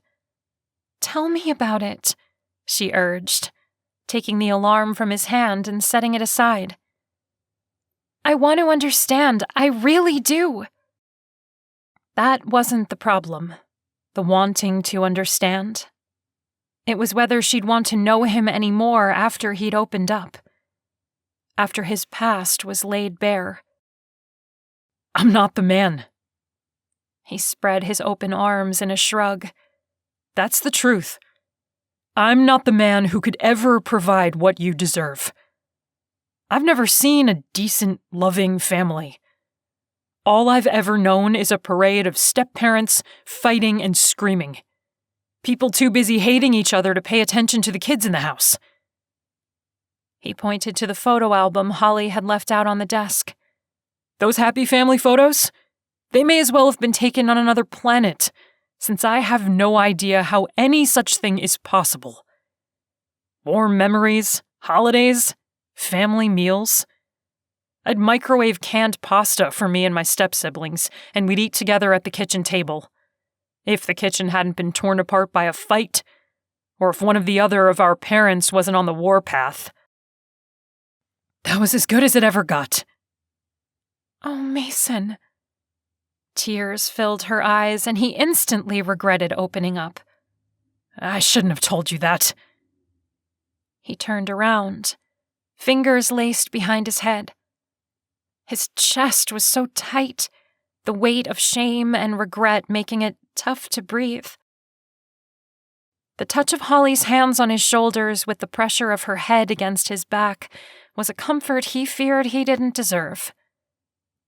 Just because that happened to you doesn't mean you don't have a tremendous amount of love to give. You deserve to know what it feels like to love and to be loved. You deserve that. I don't have the first idea where to start, he confessed. I'd never know if I was doing a good job. If I was doing the right thing if there was something else I could do better. Breathe. He heard her take a deep breath, hold it, and let it out slowly. Just breathe. Get out of your head for a second, you know? Take it easy on yourself. He did as he was told, and the tightness started to ease. He felt her nod against his back. Good. You're here, with me. You're safe. Nothing that happened to you back then needs to have anything to do with the man you are now. You've got to have a little faith in yourself. That's easy to say. I know it is. She chuckled. That doesn't make it any less true. You've been fed all these lies about yourself and about what it takes to be a good man. You're already a good man. Very good. The way you make it sound, you took care of the younger kids in your house. You've been taking care of others your entire life. How can you think you're anything less than special? He hardly dared to hope she was right. But he wanted to, so badly, more than he'd ever wanted anything in life. It's going to take a little time to believe that, he admitted. There's more, too. A lot more. I'm a complicated person. Her laugh was soft and held in understanding. Aren't we all, Mason? But I'm still standing here with you. Complicated isn't scary. Maybe it was the touch of her hands, or the certainty in her voice. Whatever it was enough to give him hope for the first time in a very long time. Chapter 21. By the time Holly finished washing up the dishes and clearing away any leftover bits of packaging from the new equipment Mason had finished installing, it was well past midnight. If she'd listened to Kennedy, they would have installed way more cameras from the very beginning. Holly rolled her head on her shoulders, tired and sore after helping him hold cameras and lights while he worked to fix them in place. It was a good sort of tired, though. The fact that she felt safer than she had in weeks went a long way toward giving her a sense of ease. She dried her hands on a dish towel before slinging it over the handle to the oven. Now that Mason understood the full stakes involved in putting an end to the dogfighting ring, the fact that she'd sent Jack to live with her mother until things blew over, for one, he seemed more determined than ever to get things in order. When was the last time she'd felt hopeful? No. She wouldn't have been able to hear Mason if the water was still running. Now it sent her heart to her throat as she hurried out from the kitchen to where she'd left Mason sitting on the sofa. He was supposed to be testing the feed from the cameras mounted at all four corners of the house and over the front door. He must have fallen asleep at some point, as his head was lolling back against the cushions, the remote still in his hand. No, stop. Don't! He turned his head from side to side, perspiration glistening on his forehead. The desperation in his voice and the twisting of his handsome features just about broke her. Mason? She kept her distance, hovering but far enough away that he wouldn't feel threatened when he woke up. Mason, you're okay. It's a nightmare. Wake up. She nudged his knee as gently as she could and jumped back when he jerked awake. He blinked hard, rubbing a hand over his face as he came back to reality. It was clear when he understood where he was, since the lines in his forehead smoothed out, and he let out a long, shaky breath. I'm so sorry. What are you apologizing for? You had a nightmare. It happens to everyone. She lifted the glass of water he'd left on the coffee table, holding it out. Here, drink. You're okay now. He nodded, but there was a look on his face that told her he didn't agree. Thanks. I don't think I've ever had one in front of anyone before. Do you have them a lot? She perched on the arm of a nearby chair, careful to give him his space, even though the desire to hold him nearly overwhelmed her. After pushing him as far away as she knew how, he'd still offered her the same level of protection since he'd arrived. Every night? Or just about? He said quietly, looking down at the glass he still held. Certain things stick with a person. Shrugging, she replied, You were just talking about your childhood earlier. It makes sense that we stirred up the memories. His lips turned down as he slowly lifted his gaze to hers. I wasn't dreaming about those times. She winced. I didn't mean to assume. It's okay. I don't talk about those other times with my team. He took another sip of water before setting the glass down with a sigh. I told you I was complicated, didn't I? She moved to sit next to him on the couch and put her hand over his, realizing she used the flimsiest of excuses to shield herself from being hurt. And I told you I'm not scared of complicated, didn't I? She tried to smile, and his chuckle gave her a little relief. Not to overstep, but have you ever talked to someone about this? Not really. I mean, you have to talk to people once you're released. They don't just let you go home after something like that without at least trying to unpack everything that went on. It was a long time ago, but sometimes it feels like yesterday. Holly held her breath, not sure if she wanted to know now or not. This was Mason, a man she cared more deeply for than she'd let herself understand until this point. It was seeing him in pain that cemented things, even when that pain was nothing but a memory. She would have done anything to take it away. The least she could do was listen. She squeezed his hand. I'm listening, if you want to talk. He searched deep in her eyes as though trying to determine if he could trust her with his secrets. He must have found what he was looking for because he sighed and began. My team and I were Army Rangers.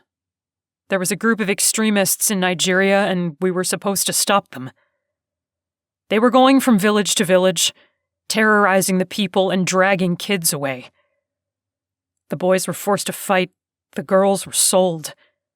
We went against orders by trying to beat them to the next village they were supposedly headed for, but it was a trap. Oh no. Her heart sank as she realized where the story was going. He looked and sounded sick. We went against orders, and we paid for it, with 4 months of agony and the loss of one of our own. In fact, once most of us were released, my CO and another team member were there another 4 months before being freed. There are things a person doesn't forget. The sound of his friends' screams, the taste of rotting food, and the desperate hunger that compels someone to eat even though they know it'll make them sick. And it did. Trust me. Is that why you can't eat rice now? She asked. He nodded. We were told not to go to the village, but we felt it was the only right thing. I would do it again, even though it meant a dishonorable discharge. He winced, glancing up at her. Not something I'm necessarily proud of. We've all kept it to ourselves for the most part. It's safe with me, she whispered. She reached up and cradled his cheek in her hand. You're safe with me. Even though it twists me up inside to think of you going through something like that, I can't help but admire the courage it took to try to free those children. I would have done the same thing. His mouth twisted in a rueful smile as he ran the backs of his fingers over her cheek. I know. Which is what scares me more than anything. Mason stared at the woman in front of him, soaking in the warmth of her hand against his face. She couldn't be real, could she? No way was anyone so perfect. Despite her stubbornness, she was perfect for him. He loved her fire and passion. But she was real. Warm, soft, her eyes closing as he stroked her smooth cheek. She lowered her hand from his cheek to his chest. Why does that scare you, that I would have done the same thing? She murmured, leaning into his caress. I know it happens when people let their heart get away from their head, he said with a catch in his throat. They end up paying a heavy price. I can't let you pay a price like that. I can't even breathe when I think about it. So don't think about it, she whispered as she opened her eyes. He grinned. If it were only that easy, Holly. I can't stop thinking about it. About you and Jack. The people and things that matter to you matter to me. I have to protect all of you. I wouldn't trade that responsibility for the world, mind you. We'll figure a way through this. I know we will. I trust you. How is that possible? Yes, he had good reason to break her trust, but that didn't mean he could be forgiven. You do? I didn't completely kill any hope of you trusting me again? She didn't need words to answer when the touch of her lips against his palm told him more than words could say. He turned to her and held her face in his hands. He might as well have been holding the entire world there between his palms. It was too late to turn back. He was fully and truly falling for this woman, if there was even any more falling to be done. It didn't seem he could fall more deeply in love than he already had, but anything was possible. She was enough to make him believe that. He might even one day believe he was worthy of her. The touch of her lips was like a prayer, healing all the broken bits inside him. The parts he was sure no one would ever understand. The things he'd believed made him unworthy of the warmth and quiet strength Holly offered. She circled her arms around his neck, holding him closer than he'd ever expected to be held. Wrapping his arms around her, he relished the soft sighs, the touch of her fingers as they combed through his hair. Her touch was a remedy, electric. It brought to life parts of him he'd imagined were lost forever. The kiss deepened, and his arms tightened with deeper need in response. She met his need with hers joyfully, gladly, and he was sure his heart would explode from the pure joy of it, even as heat threatened to singe him. He wouldn't have minded if it did. Even so, he had to break things up before they went too far. There was something to be said for responsibility, though he hated it at the moment. Whew, he breathed as he pulled back, chuckling a little while he fought to catch his breath. I feel like a teenager again. I don't know if that's a compliment or what, Holly giggled, just as breathless. Trust me. He kissed the tip of her nose. It's a compliment. If he lost any sleep that night, it wouldn't be nightmares causing it. For once, he'd have something sweet to dream about, after a long, extra cold shower. Chapter 22. This looks like the address, Mason said to himself as he approached a rather dilapidated house on the side of town opposite where he and Holly lived. He hadn't done much exploring out here, and he should have before now. Some of his patients lived here too, and while he hadn't come to town strictly for their sake, he developed an affection for them. The house correlating to the address Ronald had given was badly in need of a coat of paint. A little lawn mowing would have gone a long way too, since the weeds were nearly knee-high in spots. Mason stopped at the chain-link gate, wondering if the darkness inside meant the place was empty. Doc, what brings you out here? Mason turned in surprise at the greeting, and he recognized Mr. Thorpe walking what could only be described as a mutt on a hot pink leash. I came to check on a patient, he explained after they'd shaken hands. He came in a couple of days back with a pretty serious bite on his hand. I promised I'd come over to take a look, but it doesn't look like he's home. Mr. Thorpe shook his head, his eyebrows furrowing. No, you won't find him here anymore. Mason's jaw tightened. He couldn't show any great surprise outside the ordinary. Oh? Why's that? A bunch of guys were over here just yesterday clearing the place out, the older man explained. If you ask me, it's good riddance to bad rubbish. Maybe someone will come in and take better care of the house than he did. Once the boy's parents passed. Mr. Thorpe shook his head, clicking his tongue. Mason was practically ready to explode from the strain of holding himself back. Did you hear any of them talking about where he was headed? Nah, I only happened to walk past with Dutch here while they were doing their work. None of them struck me as the sort of people I wanted to stop and chat with, if you get my drift. The young man went the wrong way, I'm afraid, and fell in with the wrong group. It happens that way sometimes, Mason mused, eyeing the house. Sometimes you don't know you've fallen in with the wrong people until it's too late. I only wish he'd stuck around long enough for me to look at that hand of his again. Some folks just won't be helped, Mr. Thorpe said, before Dutch pulled him on. They exchanged pleasant remarks before parting ways. Mason marched to his car with fists clenched and the implications of the sudden move bouncing around in his head, like grenades just waiting to go off. Once in the car, he called Noah, explaining about Ronald and his now vacant house.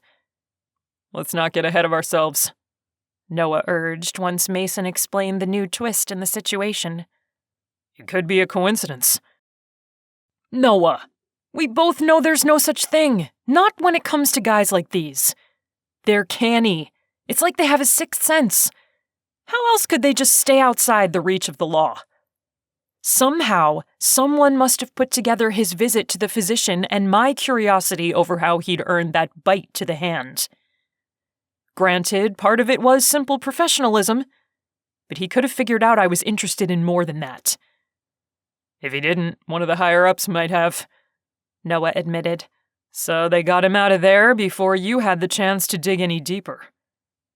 I should have gone sooner, Mason growled. I should have seen this coming. Don't be too hard on yourself. I have one of the new hires looking over property records. It looks like there are a handful of old factories out that way that have changed ownership in the last 6 months or so, both inside town borders and outside. Send me the addresses, Mason said, as he cruised through town. There were so many people out and about on a beautiful Saturday afternoon. He couldn't help but wonder what hid behind the smiles. How many of them knew about the dogfighting? How many had watched the fights, placed bets? Don't take chances, Noah warned. I better go. Things are starting to happen here. Wait, what are you talking about? What's happening? We're at the hospital. Mia's... The baby? What are you doing on the phone with me? Mason laughed. Get in there, Dad. Give her all my best. That goes for you both. Can I tell you a secret? Noah asked. I'm scared to death. Then it's a good thing you're not the one about to give birth, Mason said, still chuckling as they ended the call. There was hope after all. New life. Real, lasting happiness. Images of Holly floated through his mind, and there was no real mystery as to what brought them up. He could imagine himself in Noah's place, pacing back and forth, wishing he could do something to help make it easier on both mother and baby. Never in a million years would he have imagined it. Not until he'd met her. Which meant there was more reason than ever to put a stop to these thugs so she could live in peace. So they could live in peace together. The thought hit him hard. Being a husband and father were things Mason treasured. Enough that he'd kept himself from ever entertaining such ideas, but he felt hope that it was possible. Just because he'd never learned by example didn't mean he couldn't learn. And as desperately as he wanted it, he'd do everything he could to be who he needed to be for Holly and Jack. It was like she heard his thoughts, since moments later his phone rang. He smiled before answering. Hi, how are you? On my way to visit the pups, so I thought I'd give you a call. Did you see Ronald? No, unfortunately. He gave her the brief rundown while turning toward the heart of town, where he'd find her. I can meet you at the office and talk about where to go from here since I'm only a few minutes away. All right. There was no missing the note of discouragement in her voice. Hey, it'll be okay. There are other leads to follow. He decided to leave it there rather than worrying her with the details. This isn't a dead end. Oh no! Holly screamed, almost making Mason run a red light. Holly, what's wrong? Smoke! There's smoke coming from the building! She shouted, almost deafening him. Mason! The dogs are inside! Chapter 23. Stay out of there, Mason barked into the phone. I'll be there in a minute. Call the fire department and stay out of the building. Do you understand? How could she do that? She ended the call rather than lie and called the fire department immediately afterward, shouting the address and begging someone to come quickly before tossing the phone aside in favor of finding her keys. Hold on, she shouted as she ran for the door. I'm coming. The barks and whines of the dogs could be heard from outside as she thrust the keys into the lock. The smoke in the front office was thin enough that Holly was able to run for the back room, with nothing more than the collar of her shirt pulled over her nose for protection. The smoke in the back was thicker, almost choking her, and the heat from the fire set near the back door was enough to make her fall back a step. But she couldn't stop. Using her hands to see, she went from one pen to the other, unlatching the doors. Go! Go! She urged the dogs before almost retching, coughing hard enough to make her dizzy. Or maybe that was the smoke. Holly! Mason's voice was barely audible over the commotion. He leaped into the room, smoke swirling around him. Where are you? Here! Help me! She fumbled with the next latch, the smoke making it harder and harder to draw breath the deeper into the room she went. We have to get out of here! He was right. Flames were licking the curtains, the posters and signs hung on the back wall curling as the fire consumed them. Bits of burning paper floated through the air, touching down all around her. But there was work to be done. Just a few more, she gasped, coughing, working with her eyes closed as she lifted the latch on the next pen. Come on, Mason urged. Only he wasn't talking to her now. He guided the dogs out of the room and into the front office before coming back for more. They were terrified, barking and howling, not sure if they should stay with Holly or get out of there. Take her! Holly cried, handing Princess over before picking up Lady and tucking her under one arm. Hurry! He shouted, pulling her by the hand. There was nothing to do but let him lead her. It was impossible to see now, and Holly stumbled and almost fell when her foot hit something. Something soft, yielding. "Wait!" she cried over the sound of the fire and the approaching sirens. "Something's here!" "We have to go," Mason insisted, tugging her along. But a nagging in her mind wouldn't let her rest easy. Was it one of the dogs back there? Or was it... "Fiona!" she yelled.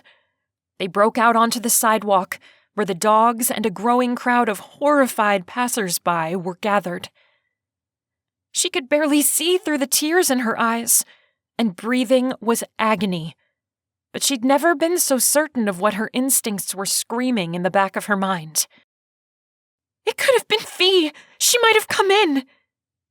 Mason's soot-streaked face twisted in a grimace as he handed Princess over. "Stay here, for the love of everything," he grunted before dashing back into the building. Mason, wait!" But a pair of hands pulled her away from the open door and the smoke now pouring out. The entire world seemed to crumble around her as the fire truck wailed its way up the street, coming to a stop in front of the building where Holly had built something she'd imagined would last. "Mason!" She tried to call out, but a round of heavy coughing brought her to her knees. She knelt in the middle of the street, her ribs fit to crack from coughs that racked her from head to toe. "There he is!" someone shouted, and everyone burst into applause as Mason charged out from the billowing smoke, with Fiona in his arms. It was like witnessing a miracle. He was a hero, soot-streaked and charred, but alive. "She's unconscious," he said, placing Fiona on the ground and stepping aside as paramedics kneeled beside her. Mason sat back, coughing heavily. Holly let out a sob as Fiona took a sharp breath, which she released in deep, shuddering coughs. But she was breathing. She was alive. "Fee, sweetie!" Holly knelt at her side. "You're okay. Everything's okay." The dogs," Fiona managed to choke out. "They're fine. We got them all out. I'm sure they don't like all the noise, but they're okay." She looked around to confirm this and found all of them in the care of various townspeople who held them in place, petting and comforting them. "I'm sorry." Fiona's hand found Holly's and squeezed tight. "I'm sorry." "There wasn't anything you could do," Holly assured her. "I'm sure it was too much. I'm glad you made it out. That's all that matters." "Holly." Something had caught Mason's attention. Something on Fiona's temple. Blood. He examined it, frowning. "What happened, Fiona? How did you get hurt?" "She probably hit it when she passed out," Holly reasoned. That was the last thing she was concerned with as firefighters hurried this way and that. Mason's eyes were greener than ever in his sooty face, and they were grave when they met hers. "No," Fiona whispered. "They did it. I'm sorry. I told them I didn't want to do it anymore." Whatever she'd been about to say was cut off as the paramedics loaded her onto a gurney. What was she trying to explain? Who was she talking about? Chapter 24. "Can I speak with Fiona?" Normally, Holly would have held her tongue, afraid someone would accuse her of being a broken record. How many times had she asked to see Fiona, to talk to her? How many times had her confession replayed in Holly's memory? This wasn't the time to be the nice girl. She couldn't be afraid to rock the boat. There was too much at stake. The nurse who'd come to check on her placed the oxygen mask over her mouth and nose again. "You have to leave it in place," she chided. "No lifting it to ask questions. You inhaled a lot of smoke." It was maddening, like she'd lapsed into a language no one else understood. "Is she okay at least?" Holly asked, her words muffled by the mask. "She'll be fine, just like you." The nurse patted her arm before leaving the curtained-off area of the emergency room.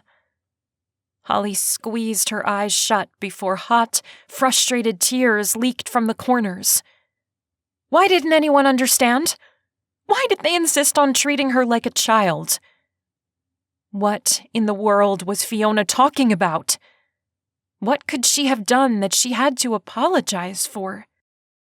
When the curtain opened again, she let out a sigh of relief at the sight of Mason. He still looked singed and sooty, but he was the sweetest thing she'd set eyes on since arriving at the hospital. "Hi, you." He sat on the edge of the bed, taking her hand. "You're looking better." "Fiona," she whispered. His jaw worked, his eyes narrowing.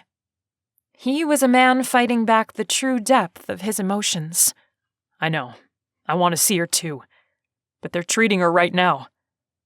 That blood on her head probably earned her a trip downstairs for a scan, just in case. If she lost consciousness because of whatever was done to her, they'll want to take precautions." His hand tightened around Holly's, silently granting her strength when all she wanted to do was weep. "And the dogs? Where are my dogs?" "All safe," he assured her in a soothing voice. "People were divvying them up to foster them in their homes by the time the medics forced me onto an ambulance. I made sure only people I recognized agreed to take one, believe me. They didn't fall into the wrong hands." She could breathe a little easier, knowing that. "Thank you for being in my corner. Thank you for helping me take care of things when I couldn't." "That's what I'm here for, remember?" He reached out, tucking her hair behind one ear and letting his fingers trail over her cheek. "And it's what I want to do. You took a huge risk running in there like that. I told you not to." "As if I wouldn't," she muttered, rolling her eyes. "Would you have?" Hearing the dogs barking, knowing they were... That was all it took for the dam to break, the memory of those frantic barks.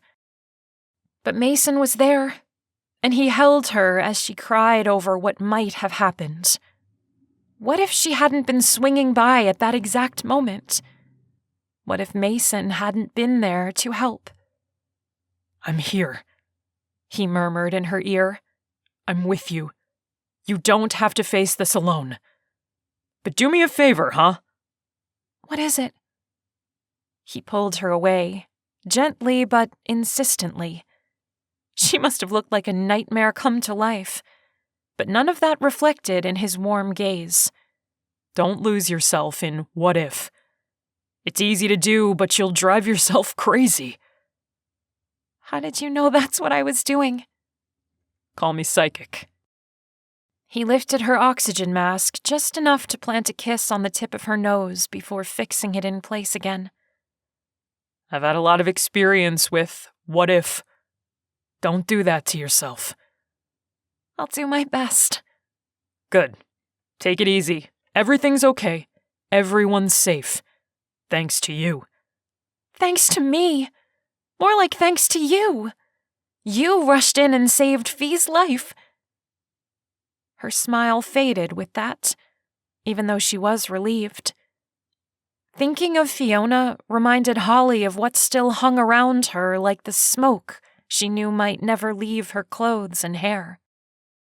What had Fiona done that required an apology like that? Had she worked with the dogfighters? Surely she wouldn't have. Not after all they'd been through together. It wasn't possible. Was it? Mason parted the curtains of Fiona's cubicle in the ER after the doctor stepped away.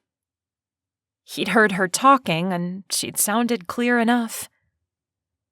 Something told him this wasn't a conversation Holly needed to hear right away.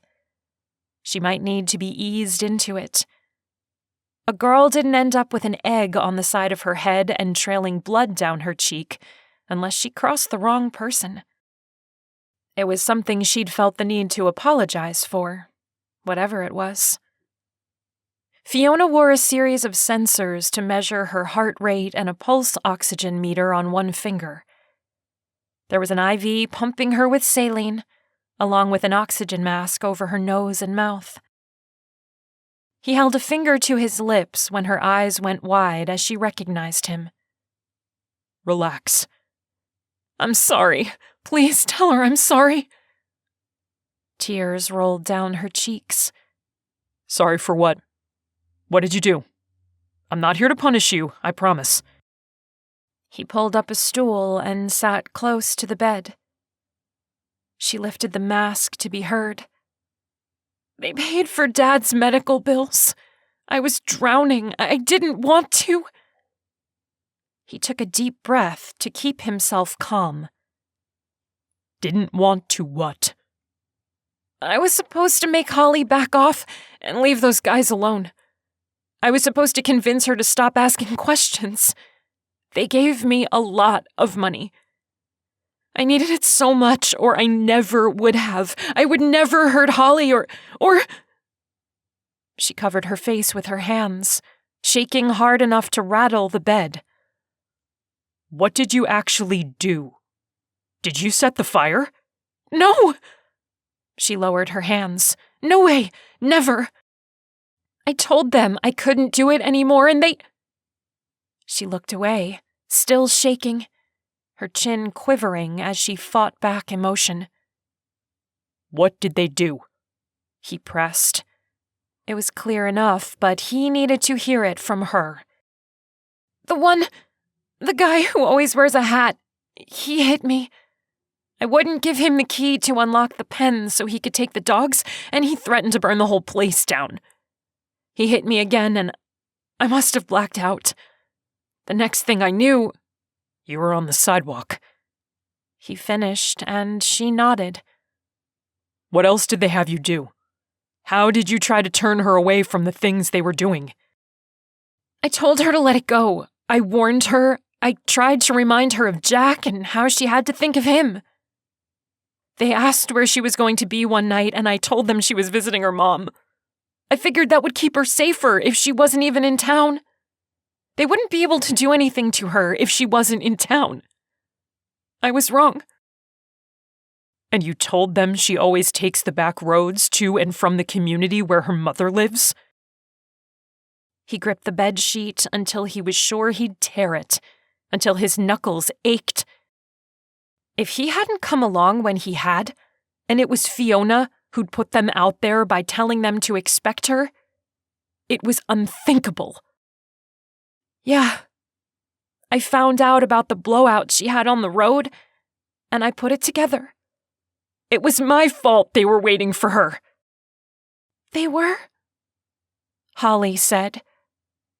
Both of them turned, surprised at the sound of Holly's voice. She was at the foot of the bed, trembling. Mason hadn't heard her thanks to being too busy trying to hold his temper. Now, all he could think about was keeping Holly from crumbling, as she looked like she was about to. When he got up and went to her, she held up her hands to stop him. I'm fine. Her flat voice and horrified expression told another story. Fiona's face crumpled. Holly, please forgive me. I didn't know what else to do. They would have come after me too, and Dad. And the money. You told them how to find me. You could have told the police they tried to bribe you, and it might have made a difference, but you didn't. You could have warned me even. I wanted to. You wanted to? A lot of good that did.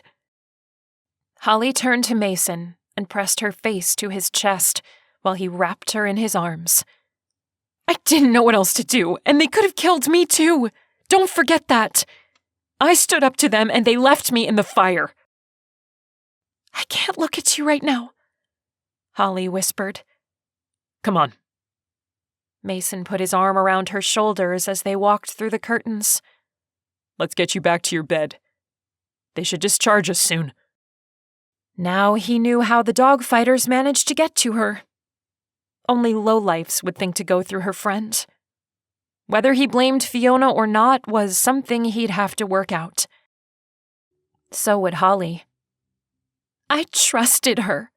I can't believe she would do that. And after everything, they left her for dead. I don't understand any of this.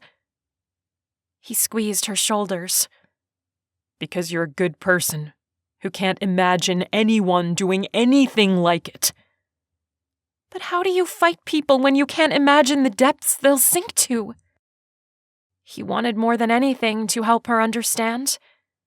But how could he, when he barely understood for himself? There was only one thing he was sure of as he guided her to her bed. This is going to end. You have my word. Instead of thanking him or begging him to make it quick, she gathered his shirt in her fists and pulled him close. You have to be careful.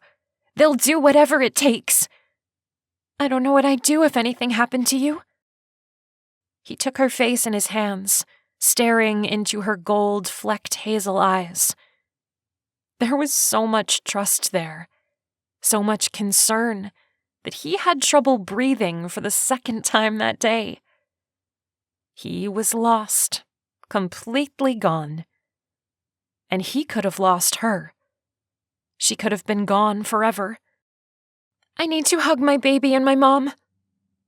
She bit her lip as tears filled her eyes again. I know. Noah called Brian and gave them a heads up, and told them to stay where they were just in case the fire was set as a way to ambush them. He smiled. I thought you might want to see them. It was what he'd want if he were in her shoes. You'll go with me, right? Yeah. I'm not letting you out of my sight after this. Whenever you want to go, I'll go with you. Even if it meant falling even deeper into her world, the one thing he'd told himself not to do. Now, only hours after their brush with tragedy, he couldn't remember why he'd put up so many barriers between them. Chapter 25. Holly's mother lived in a retirement community filled with beautifully maintained townhomes, exquisitely manicured lawns and shrubbery, and pristine pavement and sidewalks. Not a crack or a weed to be found. I sort of want to live here myself, Mason said as they rolled past a community pool and tennis court. I know, right? Mom reminded me I'm not old enough yet. Holly let out a long, shuddery breath. When I think of Jack losing another parent... Don't do that to yourself. He was already doing enough thinking along those lines for both of them. Here it is. Holly pointed to a townhome with white siding sitting at the end of a block, surrounded on 3 sides by an expansive lawn. There was a slide out back and a swing set on which a little boy with black curly hair swung wildly back and forth. Holly was out of the car before Mason put the car in park, running across the lawn with her arms outstretched. He watched with a lump in his throat as Jack ran to her, his arms out like hers. "Mama!" Jack squealed just before Holly swept him up and covered his face in kisses. There was something so pure and right about it, and it filled his heart with light and hope. There was so much love in her heart, endless amounts. Mason watched her shower it on Jack before getting out of the car, almost embarrassed at breaking into a moment like this. But Jack had already noticed him. "Who's that?" he asked, pointing over Holly's shoulder. She turned, smiling, with tears rolling down her cheeks. "That's a friend. His name is Mason." Jack didn't seem nervous or shy, which Mason took as a good sign. "Hi there," Mason said, holding out a hand, which Jack shook with a great amount of seriousness. Do you want to play on the swings?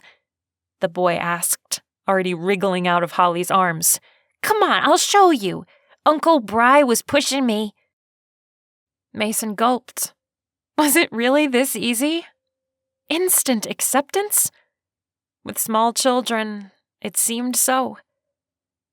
Jack appeared to be a typical 3-year-old boy, through and through, falling twice on his way to the swings, but getting up and barely taking time to brush himself off before starting again. He looked back over his shoulder, as if expecting to find Mason behind him. Holly, meanwhile, jogged around to the rear of the home. Brian's here? Moments later, a tall, dark-haired man appeared and pulled her into a tight hug. Mason remembered seeing him in one of the photos she'd shared at her house. I heard. Brian sighed, holding her at arm's length as he looked her over with a frown. Are you okay? I'm sorry, I would have come sooner, but I was still coughing yesterday and didn't want to upset Jack. But I'm fine, thanks to... She turned as Mason joined them. Mason Andrews. Mason held out a hand, which Brian shook with a firm grip. Brian Blake. You must be the man who helped my sister save those dogs and her assistant yesterday, which means you saved her from getting trapped in the fire. I can't thank you enough for that. It's what I do. Helping people, I mean. It was so easy to forget he had to maintain his cover, though now even that seemed like unnecessary theater. If anything, sharing the truth of who he was might grant Holly's family a measure of peace. Holly wandered off with Jack, leaving the men alone. It was clear-cut arson, Brian muttered through clenched teeth, watching his sister and nephew.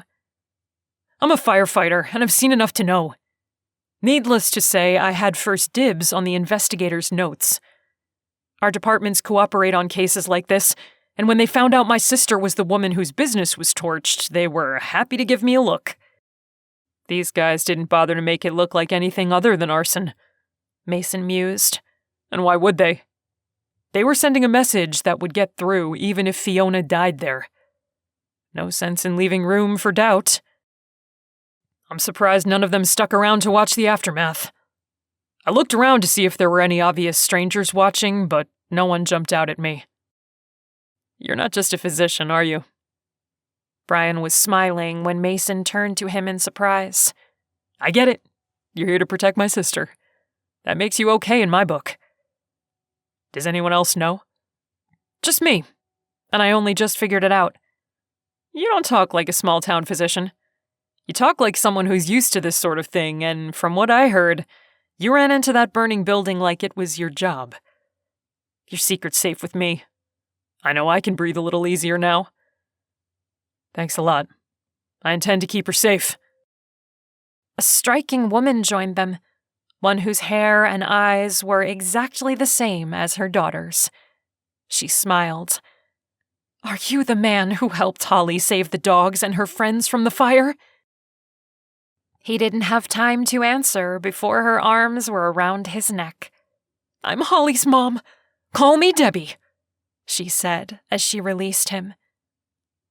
Mason's eyebrows nearly left his forehead. This was different. A loving family ready to welcome him into the fold. Jack called out for him, asking to play. Brian wrapped his sister and nephew in a hug before excusing himself. He was on duty in another hour. And Debbie went inside to make a pot of tea and put snacks together. Was this how it was done? So free and easy? Mason could almost imagine himself as one of them, a part of the family. He didn't have to prove anything or be anyone other than who he was. His heart lightened as his smile widened. Let's play zoo, Jack said. You be the bear. I'll be the zookeeper. How was he supposed to say no to that? Chapter 26. They're good together.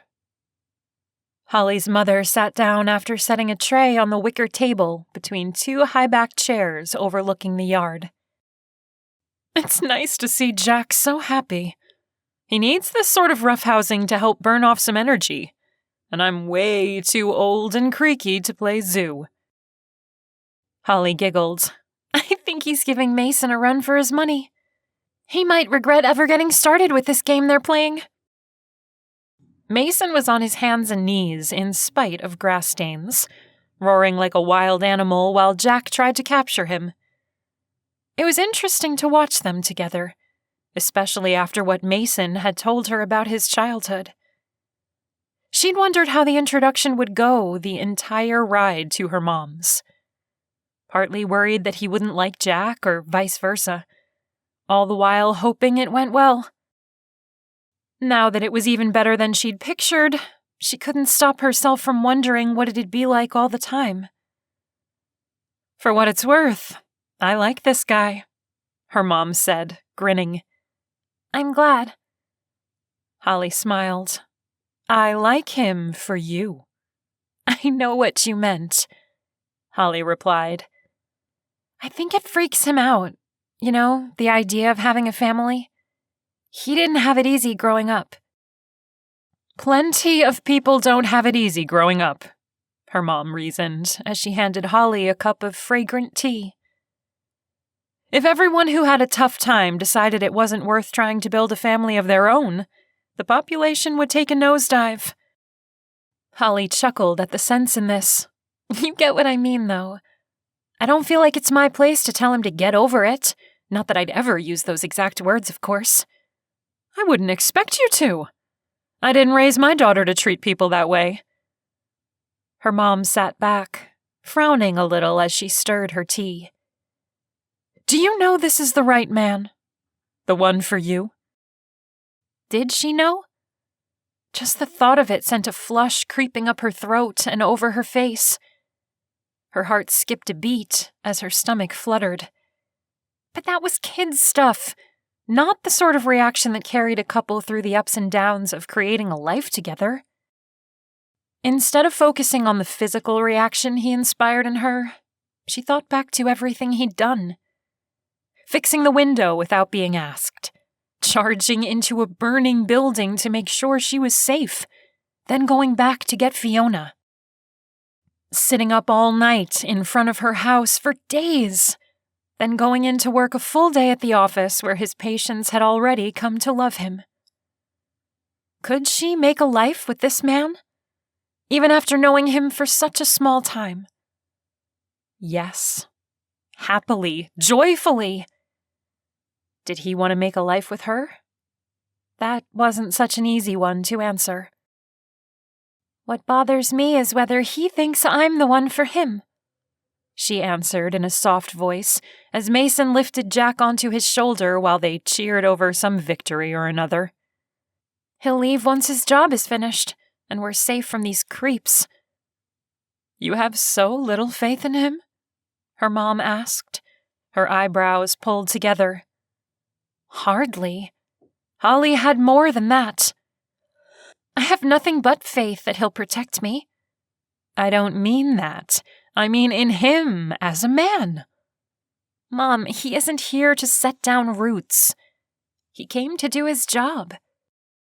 She turned to her mother, searching her familiar face for signs of understanding.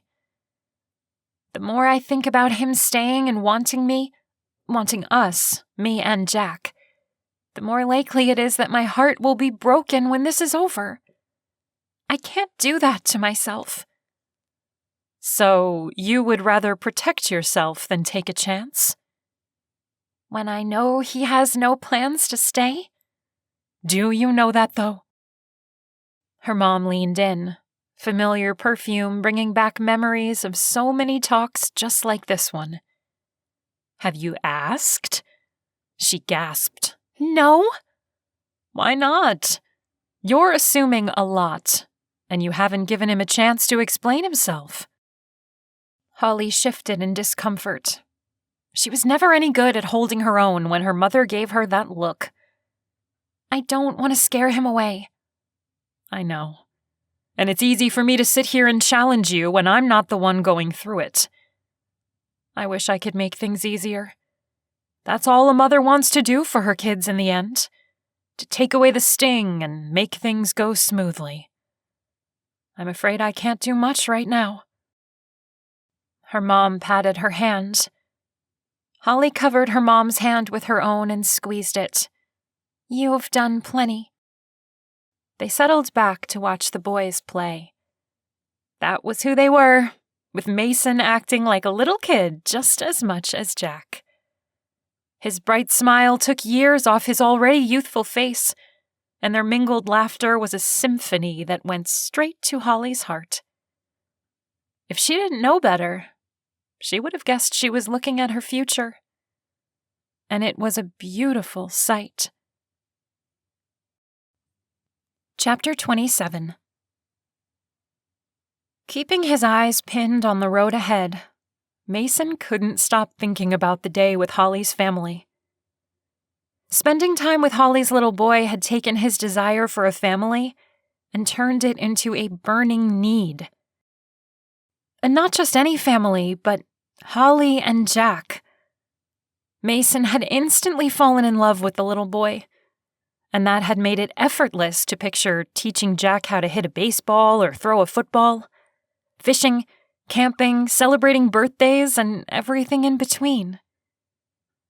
Could he be the dad Jack needed, and the husband Holly deserved? He certainly couldn't do what countless men had done to him, walking in and out of his life like it was nothing.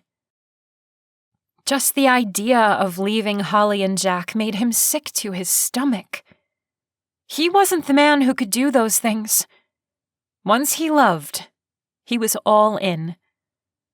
He sucked in a sharp breath as the realization hit. He loved her. She was kind, thoughtful, and generous. Beautiful. A passionate, loving woman with a heart big enough to rescue dogs and choose to be a mom to a toddler. As short a time as it was, he loved her, and he wanted her and Jack. How did he tell her, though? Was love something you blurted out in the middle of a dogfighting investigation? Did it really matter when it was said as long as you said it? Just as he was finding the words, Holly broke the silence.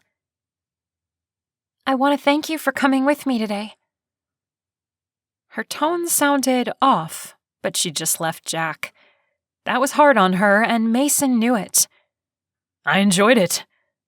He smiled, taking another quick glance at her and smiling. Jack sure enjoyed it. When you leave, I'll explain that you were here protecting me, and you have to go protect other people." She squared her shoulders, offering a tight smile.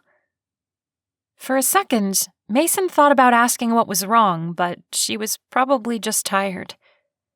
Now that she'd had time to process everything that had happened, it was to be expected. "Well," she held up her hand. "It's okay. You're doing your job, and I appreciate it. When you leave, the town is going to miss you. I think all the single women will cry." He shook his head. "Doubtful." "I'm not going to have time for much of anything other than taking care of Jack and trying to get my clinic back together. I've been thinking about that all day. Making lists. I need to call my insurance first and go from there. I think I'll need to rent a place while the old one is repaired." She paused. "Oh, I could be your receptionist until you solve this case. I did say I'd help you hire someone." Maybe he'd read the whole situation wrong. They'd kissed, but he'd been in enough stressful situations to know that emotions ran high, and it was easy to see things that weren't there. Had he done that? Besides, we know it won't take long before Chester is in your rearview mirror, which means I need to take the job while I can. I can't just sit and twiddle my thumbs, that's for sure. She grinned. He worked his jaw, pushing down the stupid fantasies he'd entertained. They were brief, but they'd been enough to shake him. He didn't want to be alone anymore. But the person he'd pictured filling that space didn't feel the same about him. "Right. Plus, it'll make it easier to keep you safe." I doubt it'll curb the rumors, but at least I'll have a good reason for being there. Right, he replied, doing his best to keep his tone neutral. It wasn't her fault he'd let his guard down. Once he got back to North Carolina, he was taking a long vacation. He'd need it to get over Holly, if that was even possible. One thing he was sure of was that status quo was no longer good enough. "Thanks for bringing me home," Holly said as she reached for the door handle. "I really appreciate it." Mason gave her a curt nod. No problem. He'd been so quiet on the ride home. Too quiet. She'd tried to start conversations with him, and he'd ignored her, seeming to be lost in his own world. He'd spent the day with Jack, and it made her wonder if he realized a family wasn't something he wanted. Maybe if she didn't have a child, they could have worked their way up to having children, eventually. She thought he'd had fun. It sure seemed like it at the time, but the longer he stayed quiet, the more her fears took root. From time to time, he checked his phone. It led her to believe he was expecting someone to call with information on the dogfighters. That maybe he was eager to get the case solved so he could leave. When he finally tried to speak, she'd cut him off so he didn't have to let her down easy. It didn't make it hurt any less, but she'd given him the out he wanted. He'd come to Chester to protect her and bring down a dogfighting ring, not to find a ready-made family. "I guess I'll see you in the morning?" Yep, he said, his tone clipped. Pulling out his phone, he tapped on the security app and scanned through the images. it's all clear, but I'll walk you to the door to be safe. She opened the car door, setting one foot on the ground. "That's okay." He pushed open his door and stood, bending down to look at her through the car. Remember? This is why I'm here. To keep you safe? Oh, like that was hard to forget. It was the giant elephant in the room that seemed to be cemented in place. "Right," she said under her breath, and got out of the car. He walked her to the door, the uncomfortable silence from the car following them, growing worse by the second. All Holly wanted to do was get inside her house, crawl into bed, and cry. Stupid. Why had she even entertained the idea that a man would want her? Sure, he could like her. He could even handle an evening with Jack. It was the long term no one seemed interested in. When they reached her door, Mason stuck the key in and held the door for her. Have a good night. I'll see you tomorrow. You too, and thanks again. She managed to fake a smile long enough to close the door. The second it was closed, she leaned her back against it and wilted to the floor. All she needed to do was hang in there long enough for Mason to catch the dogfighters. She'd survived worse, dealt with harder situations than being lovesick.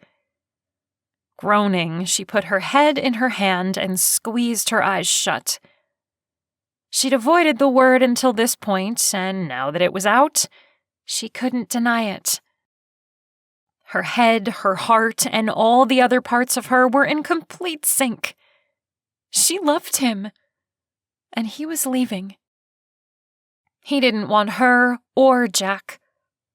Somehow she'd made the mistake of allowing herself to live in a dream world where the hero decided he wanted more than action and adventure. Except that wasn't how things worked in Holly's world. The hero did his job, saved the day, and then leaped tall buildings as he returned home, putting small towns and single moms in his rearview mirror. Picking herself up off the floor, she straightened and took a deep breath. As soon as this was all over, she and Jack would be living together again. Things would be back to normal. She'd be a mommy, a vet, and a rescuer. Those things had fulfilled her before Mason arrived, and they could do it again. Only now she knew what it felt like to be held, kissed, warm and safe, But it wasn't like she couldn't find that again. Mason wasn't the only fish in the sea. Even as she thought it, in her heart, it didn't ring true. Either way, she'd live. She had to, for Jack's sake. Chapter 28. Mason took in the sight of Holly behind the reception desk on Monday morning. "You're sure this is okay?" She smirked. What else am I going to do? I called around to check on the dogs, and they're fine. I'll be looking around for a new space to lease until the damage is repaired across the street. Between now and the time I sign a lease, there's nothing for me to do but sit around and twiddle my thumbs. And I did promise to help you find a receptionist. "I never expected you to be the one in the hot seat." Neither did I, she admitted with a soft laugh. It's okay. Besides, I feel safe with you.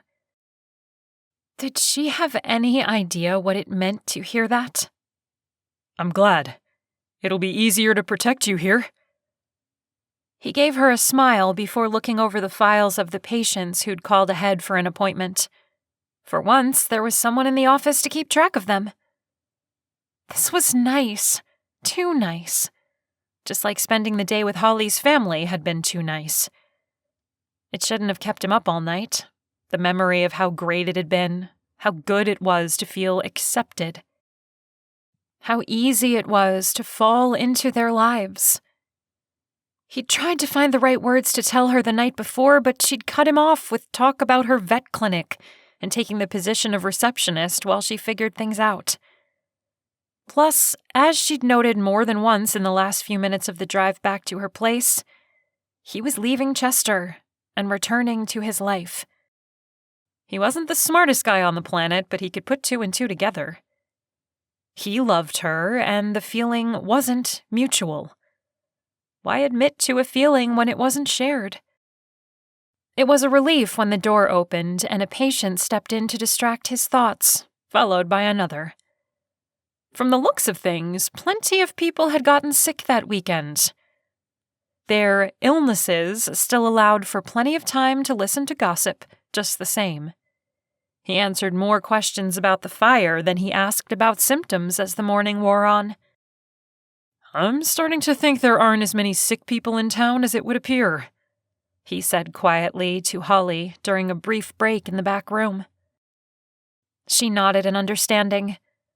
"I've fielded more than my share of questions, too," she confessed, "and there was plenty of swooning over you." "Me?" He touched his sternum. "Stop kidding yourself. You're a hot topic once again. So brave and dashing, the object of many a daydream." She batted her eyelashes, which was the most adorable thing he'd ever seen, even if she was teasing. "I hate to break so many hearts," he sighed, shaking his head. "If they only knew their physician lived a double life and won't be around forever." He meant it as a joke, of course, but she didn't take it that way. Her smile slid away. "Yeah, I bet. Anyway, you'd better get back out there." She hurried back down the hall to the front office, leaving him wondering what he'd said. He was still wondering as they closed up shop for the day, when Holly would barely look at him. "Did I say something wrong?" He had to ask as she gathered her things. "No, not at all." Only she still wouldn't meet his gaze. "I'd better get going. I have a property to look at a few blocks down from here, and I still need to call my insurance company." "I can go with you," he suggested. "No thanks, you're still undercover. Besides, everyone would see us together. I've heard enough whispers about us today to last me the rest of my life." There was something almost savage about the way she slung her tote bag over one shoulder, coupled with the edge in her voice. "Holly, don't go like this. Don't leave angry." "I'm not angry," she shouted with her back turned. "No, you certainly don't sound angry." She whirled on him. "You're the one who goes hot and cold on me. One minute I think we're heading for something special. Yes, it's scary. It's unknown and untested, but it's nice, right? Isn't it? But then you stiffen up or change the subject or tell me you're going on a date with someone else or leaving soon, and you may as well throw a bucket of ice water over me. I never know where I stand. Holly. She charged on, unwilling to let him have his say. There was too much weighing on her, clearly. No, I'm not naive. I don't think that spending the afternoon with Mom and Jack is the answer. I wasn't trying to trick you into anything. I wasn't using Jack to get to you. I never said you were. But you barely said a word the entire ride back. Why? And this morning, you acted like it never happened at all.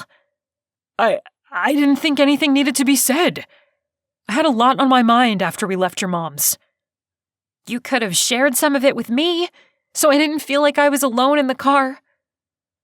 We may as well be on different planets sometimes, and I don't know what to think about it.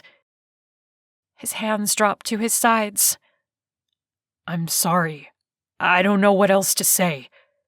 You know how complicated this is.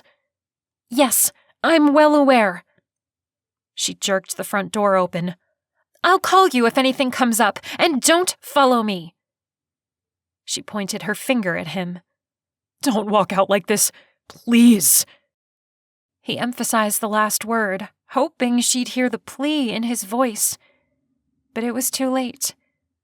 She was already gone, leaving him with a sense of having failed and his heart trampled. He'd give her a second and then follow. He still had a job to do, and she still needed to be protected.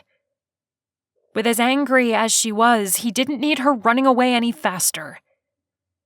Maybe when things were settled, he'd have the chance to tell her how he felt. He was already past the point of risking his heart. His destiny was in her hands, and he didn't want to lose her. Chapter 29. The jerk! How could Mason be so blind? He talked about his double life, about how he wasn't who he was supposed to be, about leaving town once the case was closed. Did he ever once imagine what that might do to her? How it might make her feel?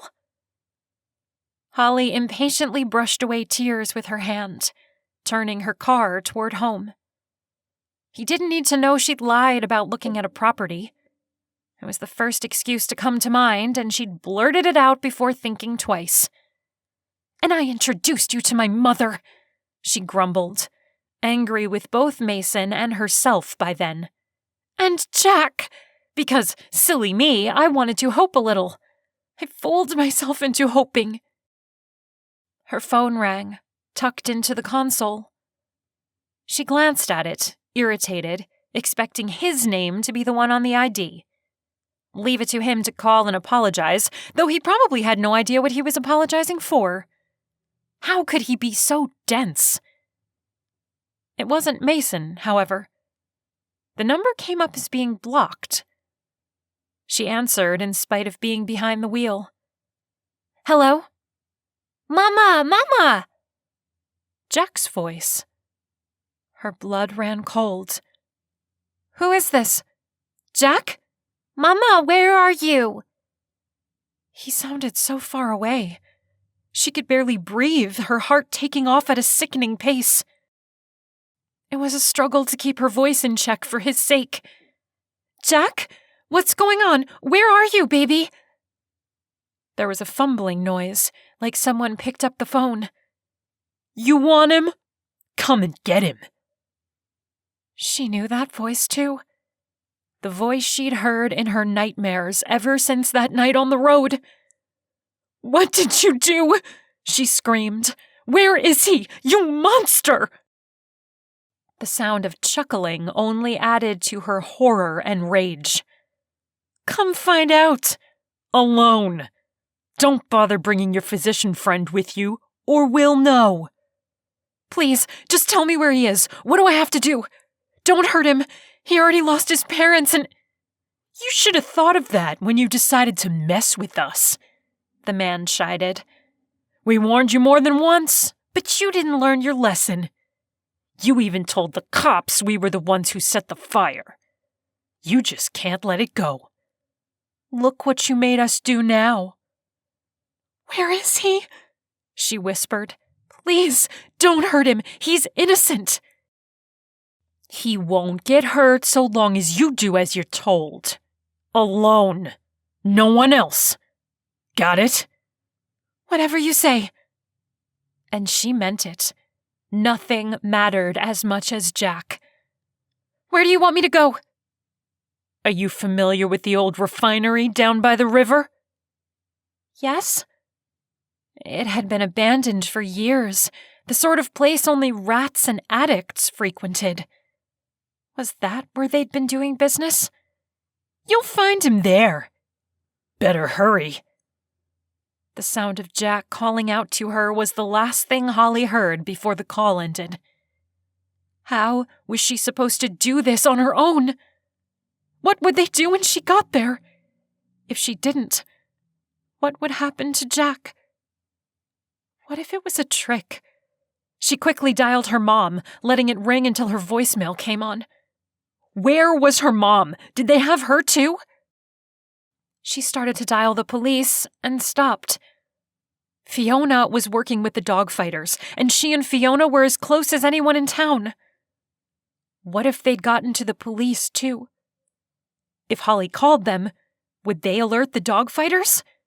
She couldn't risk that. Mason would help, but if she called him, would they know that too? He'd put a tracker on her car without her even knowing it. Could those goons have put something in her car to alert them if she tried to call him? It wasn't something she could risk. At that, only the thought of what might happen if she didn't hurry kept her from falling apart as she turned the car in the direction of the river. "I'm coming, honey," she said as her foot pressed harder on the accelerator. "Mama's coming." Chapter 30. Something was wrong, but Mason couldn't quite put his finger on it. Not just with Holly, but with her story. For one thing, there weren't any properties a few blocks from the office currently up for lease. None that he could see as he rolled down the street, searching for her car. Was he stalking her? It would seem that way to anyone unaware of the situation, he was sure. He'd given her a few minutes to cool down before looking for her, but he was quickly growing uneasy the longer it took to track her down.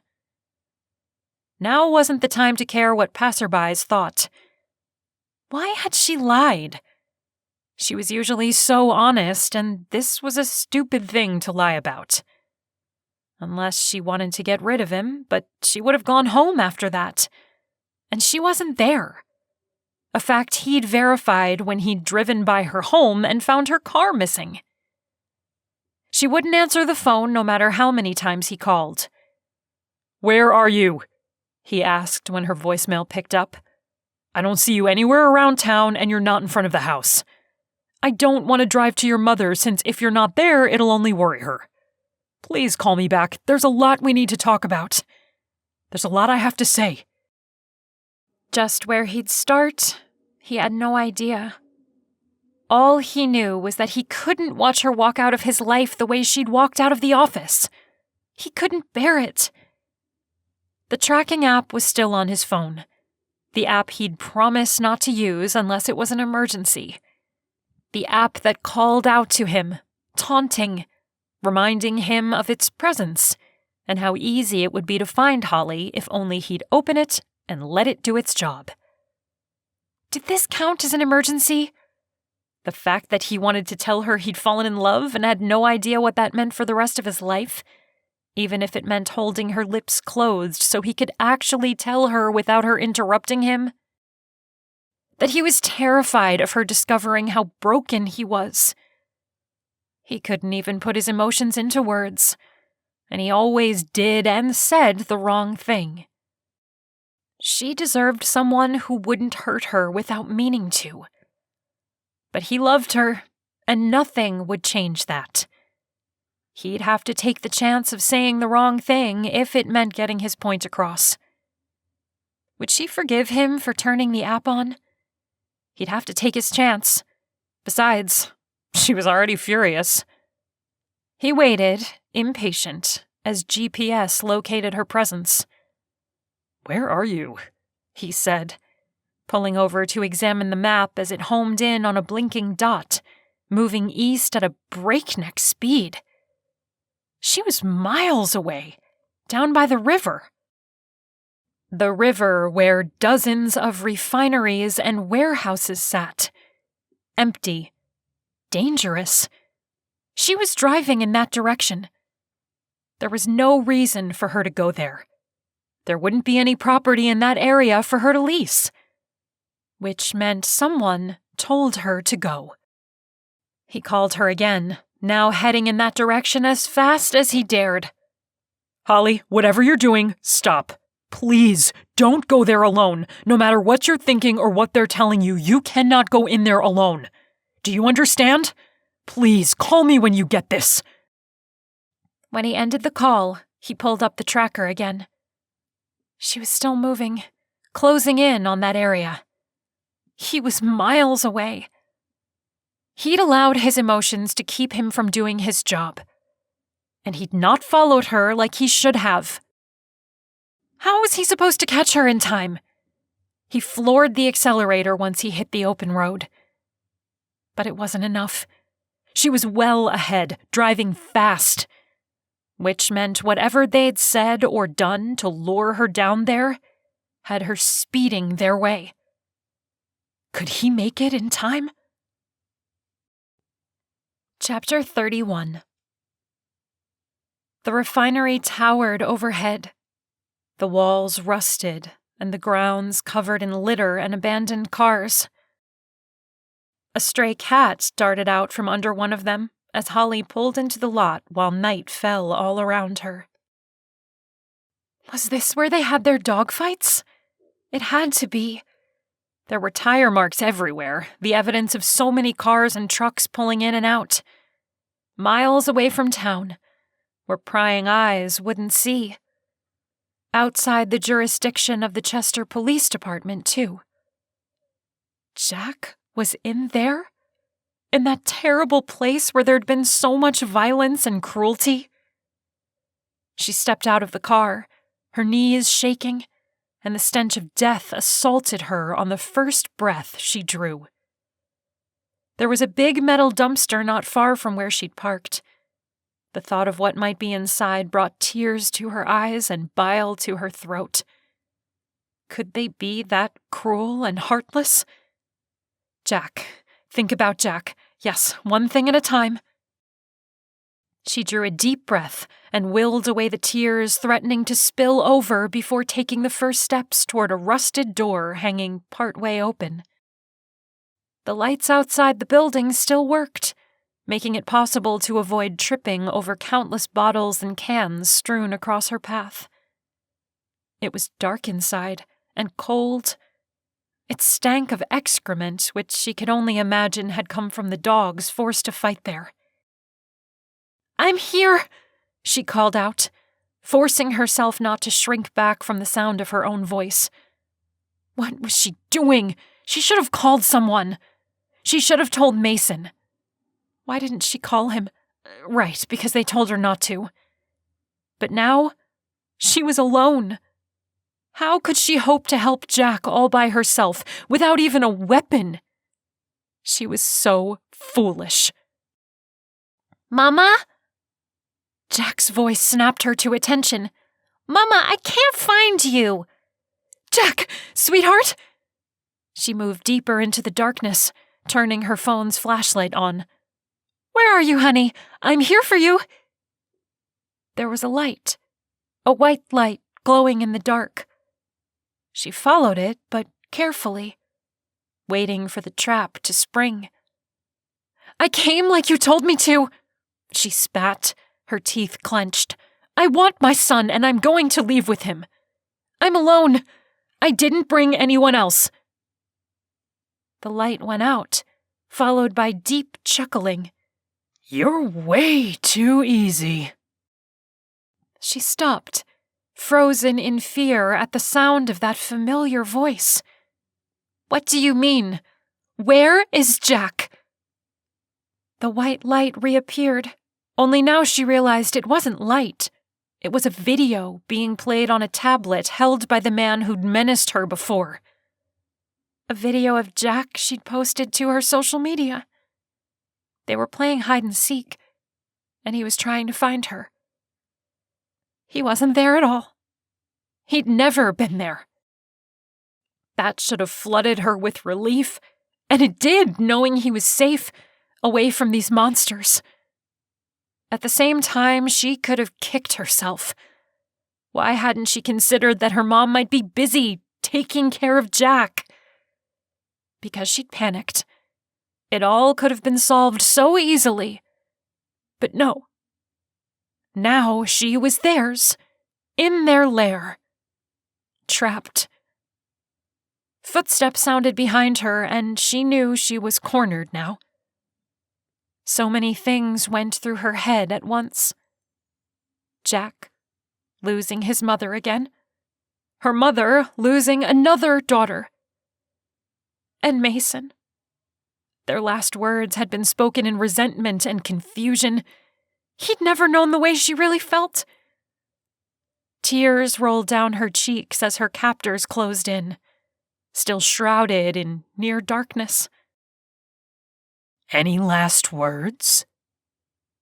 The man in the hat stepped in front of her, making her heart stop for one agonizing moment. Last words? Was this it? She could only hope she'd loved enough, that Jack would be okay without her, that her mom and brother would make it through by leaning on each other, that her dogs would be safe and cared for, that Mason could forgive her for wasting even one precious moment, being too angry and hurt to come out and tell him how she felt. "Sure," she growled, throwing her head back and staring straight at him. "Go to—" An ear-splitting crash stunned them all, and Holly darted out of the way in time to avoid being hit by the car that had suddenly come crashing into the building with its horn blaring. It was impossible to see what the car looked like or who was driving, thanks to the high beams casting blinding light. But the driver managed to mow down two of the men who'd only just been surrounding her before swinging around to make a return trip. It was chaos, with men running in all directions and shouting orders while other men screamed after being struck.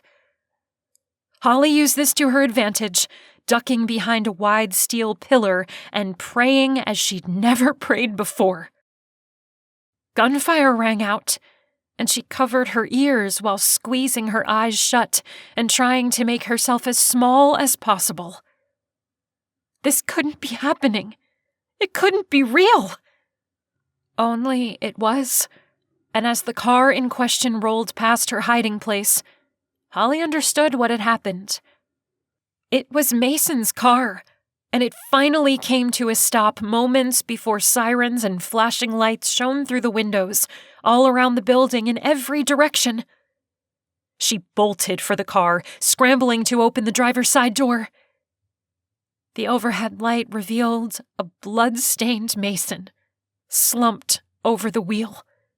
"No, no!" she wailed, shaking him.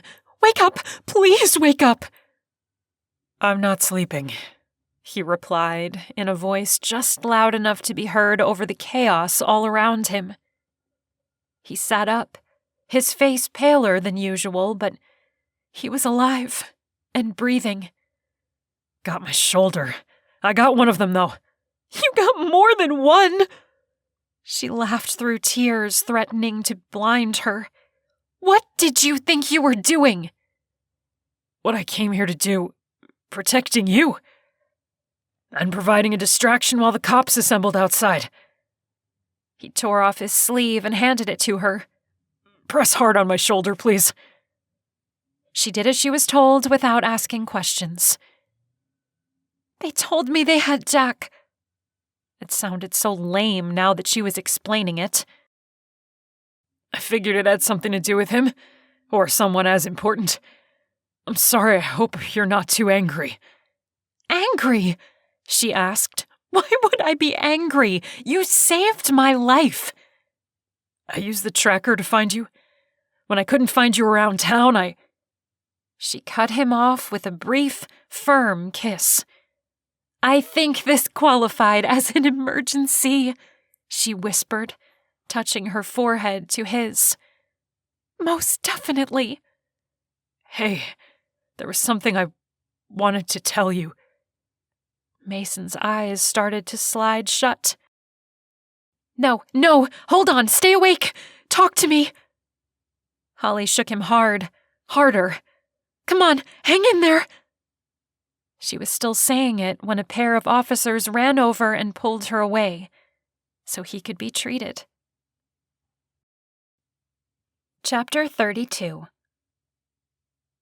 This was unexpected.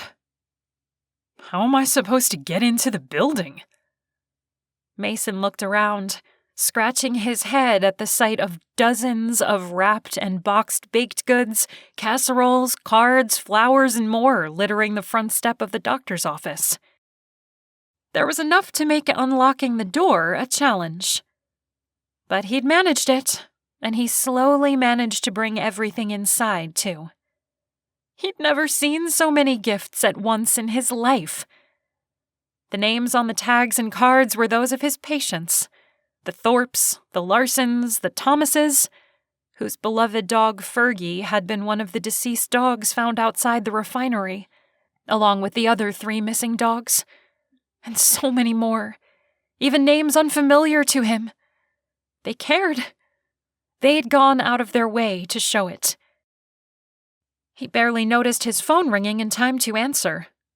Noah, you're not going to believe what I found when I got to the office. More gifts than you know what to do with? How did you know? Lucky guess. Noah chuckled. I feel terrible, though, Mason admitted. They're giving these things to their town physician when I'm not even qualified to have my own practice.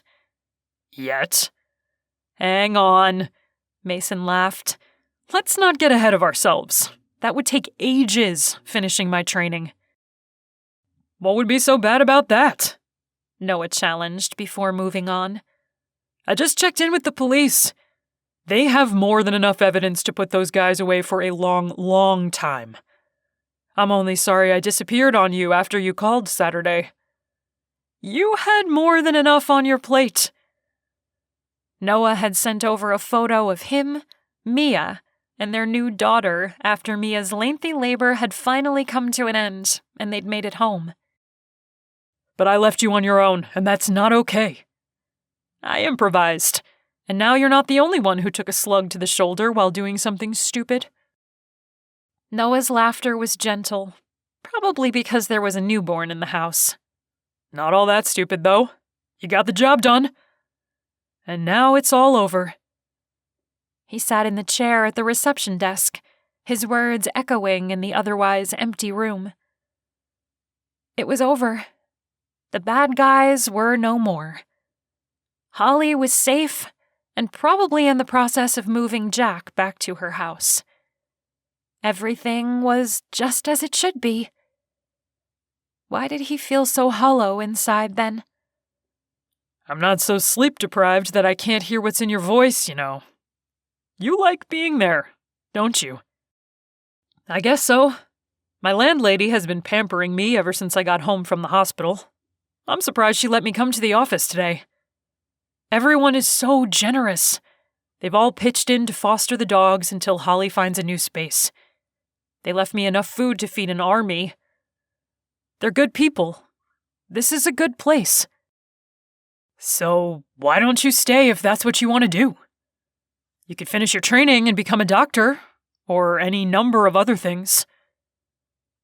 It was the first time anyone had put words to what had been knocking around in Mason's heart for days. I've never seen myself living this life. You think any of us did? Especially coming back from what we faced? I'm serious. I know I didn't see much of a future at first. Neither did Ryder, Elijah, Colby, Gunnar. None of us could have predicted where life would lead. Noah chuckled and no doubt shook his head. Life's funny that way. The worst thing you can do is turn your back on what you want when it's standing right in front of you. If you found what you want, what you need, what right do you have to turn away because it wasn't exactly how you pictured it? Mason sighed. You're right. I know.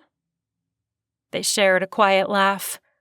Listen, you've found a woman you care about, who cares about you and is willing to put up with you. I don't know about that. Did Holly care about him? He'd yet to have that confirmed. I do. Remember, I talked to her yesterday. I think she'd be good for you. I liked her. I wouldn't recommend you spend your life with just anyone, you know. It's just that I don't want to let her down. I don't want to fail her the way my parents failed each other and me and everyone around them. So don't. Make a decision to not be that person. I don't think you could be that way if you tried, frankly, but that's just my opinion. Faint crying interrupted them, and Noah chuckled. Whoops, time for feeding. Mom's sleeping, so I'm on duty. Hang in there, Dad. Mason smiled as he ended the call. He sat for a long time in silence, surrounded by the evidence of how many people had taken him into their hearts. He hoped Holly was one of those people. Chapter 33. Hello, is there a physician in the house? Holly nudged the door open with her shoulder, a plate of cookies in one hand and Jack in the other. Wow! Jack immediately set to work, examining each plate and dish and sniffing one bouquet after another. It looks like a restaurant in here. She giggled, reading the cards. But where is Mason? Back here.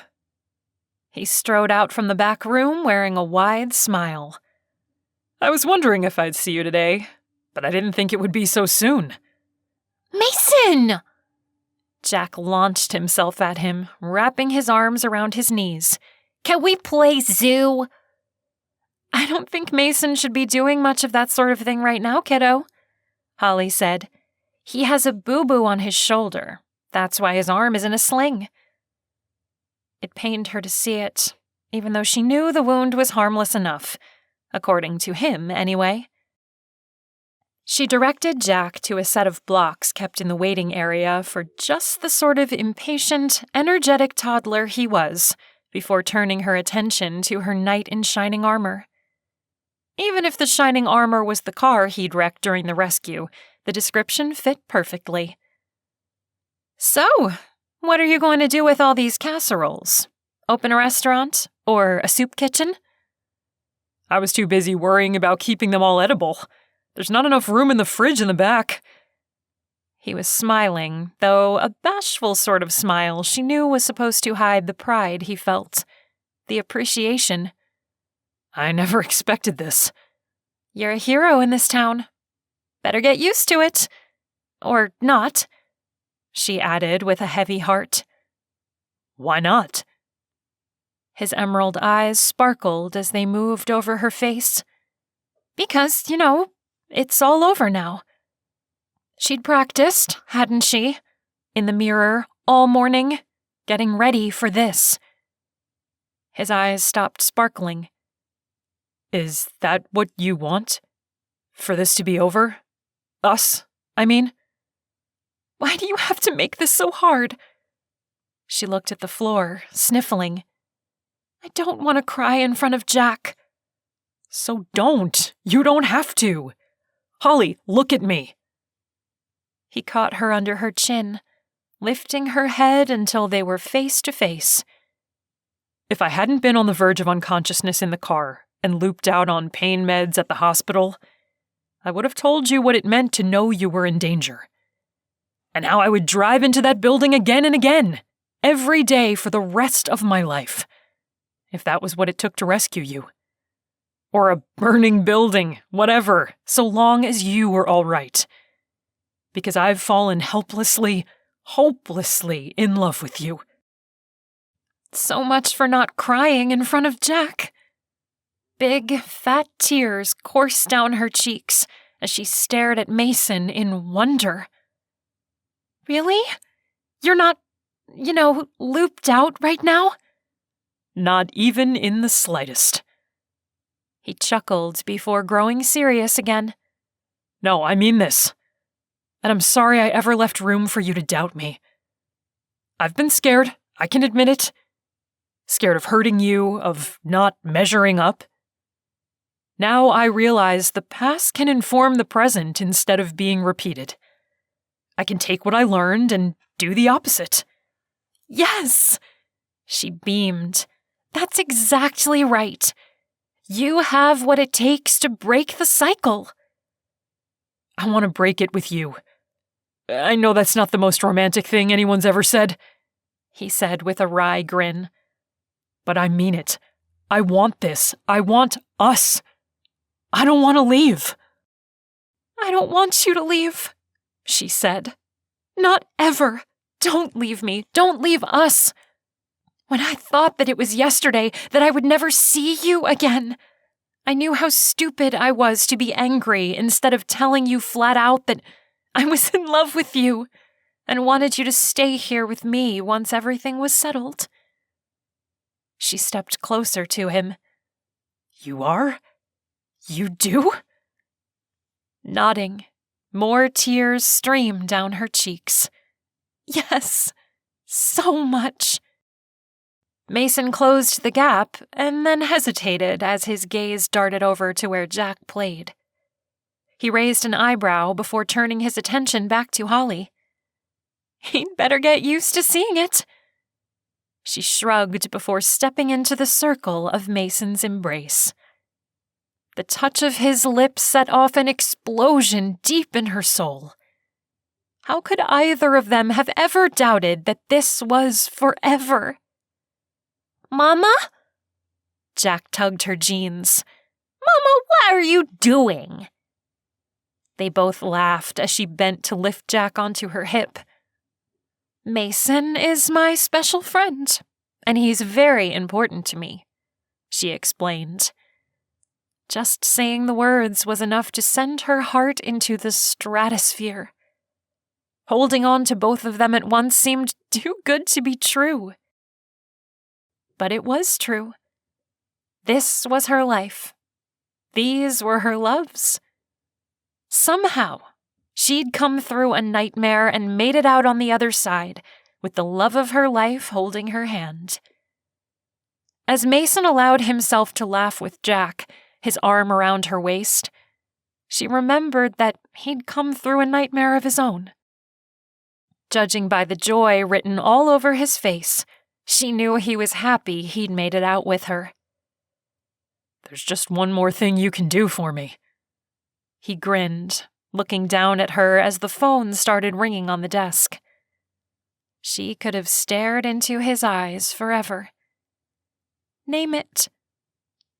His brows drew together as he grimaced in mock pain. Help me find a receptionist? Epilogue. 10 years later. Daddy? Dad? Yes? Mason glanced in the rearview mirror at the brood sitting behind him. What is it? Are we there yet? 9-year-old Hannah flopped back in her seat with a pout. We've been driving forever. We've been on the road for exactly 34 minutes, Holly announced as she turned in her seat. In case you were wondering, that's not forever. You're so impatient. Jack, ever the big brother and the voice of reason, looked down at his little sister. At 13, he made sure everyone knew how tiresome he found his younger siblings to be when they acted this way. You're always complaining. Knock it off, Isaiah called out from behind him, kicking the back of Jack's seat. He was the youngest, all of 5 years old, but he had more than enough attitude to keep everyone in line. Mason and Holly exchanged loving, if exasperated looks as they continued on their way to Noah's, for the Guardian Group reunion. It had been way too long since they were all together, even though they kept in close touch and discussed the guys Noah hired from time to time. Guardian Group was still going strong. "Mom?" Jack asked. "Yes." "How many kids will be there? Anyone my age?" They both knew the real question Jack was too shy to ask. Would there be any girls his age there? He was just starting to wake up when it came to girls, a situation they'd both been dreading for a while. Midnight feelings? Piece of cake. Stomach viruses? All 3 children plus the adults had suffered the same bug at the same time, and they'd made it out alive. Temper tantrums? Old news. Girl trouble? The talk? Mason wasn't sure there was any way to prepare for it. "Among the 6 of us, there are plenty of kids," Mason explained. "Nobody as old as you, though. Noah's daughter Kelsey is the oldest, and she's 3 years younger than you." "That's right. She was born right around the time we met." Holly's hand closed over his knee, her rings flashing in the sunlight. "Yep, Mia was the first one to have a baby, so everyone else is younger." Mason met his son's eyes in the mirror. "That okay with you?" "Yeah, sure." There was no missing how he relaxed, letting out a deep breath. The poor kid probably wished he hadn't spent so much time getting ready if there weren't any cute girls to look cool in front of. "I wouldn't want to be that age again," Holly whispered as the kids started another conversation among themselves.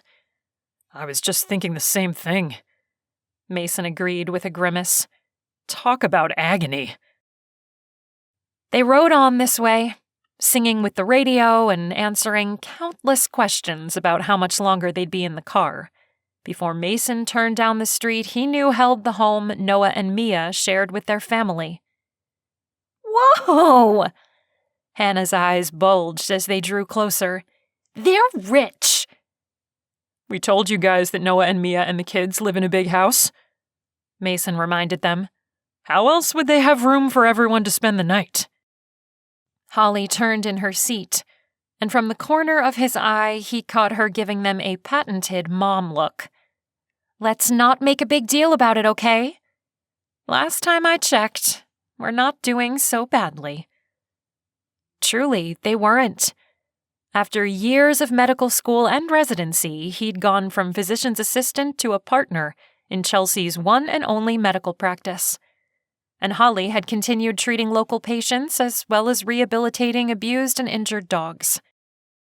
They'd built a beautiful life together, buying a ramshackle Victorian just before their wedding and restoring it one room at a time. "But they're rich," Jack insisted. "Super rich." "Enough." Mason laughed as he pulled alongside a row of vehicles he knew belonged to his friends, his team. It was almost surreal, knowing they'd be together again. And soon they were parked.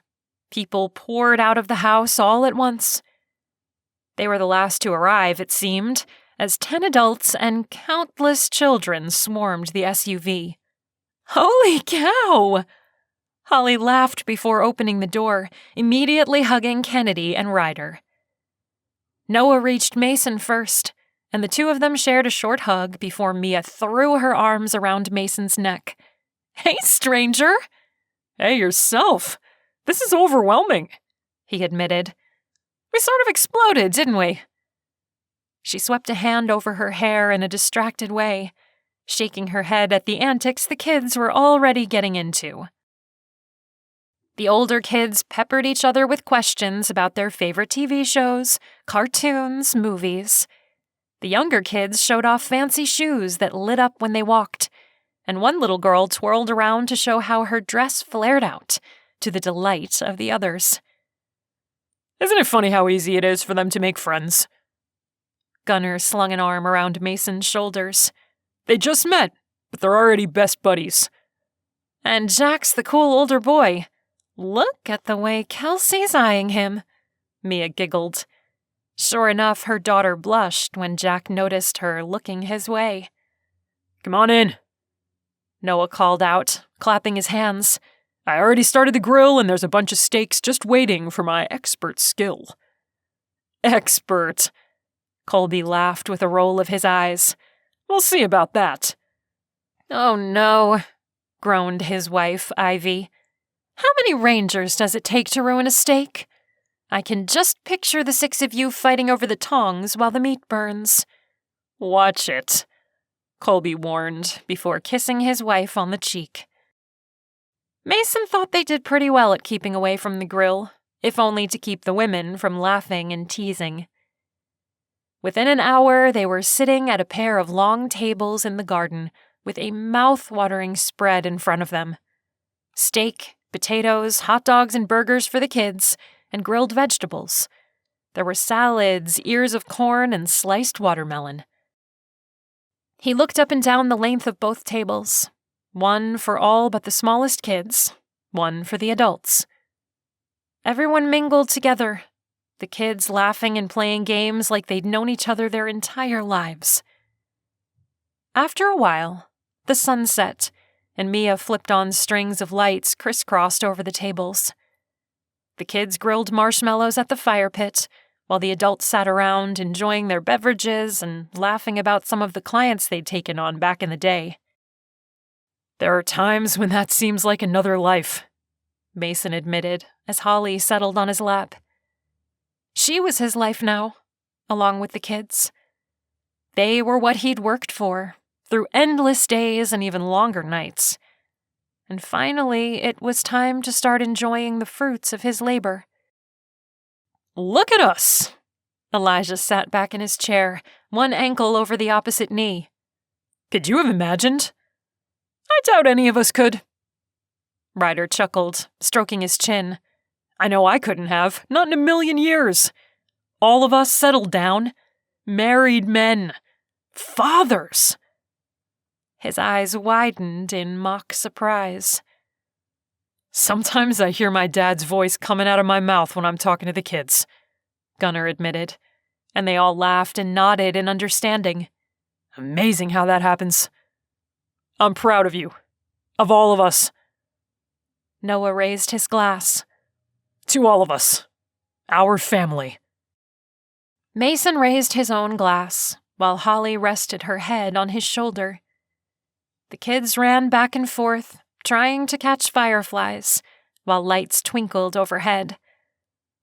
No, he never could have imagined 10 years with his soulmate. A stable, happy home invariably full of kids and at least 1 or 2 foster dogs at a time. A thriving practice. A town full of friends. "You okay?" Holly whispered, her eyes shining against the overhead lights. Better than okay, he whispered back. Much better. This has been Mason, a clean Army Ranger romance, Book 6. Written by Bree Livingston, narrated by Liz Krane. Copyright 2019, Bree Livingston Publishing.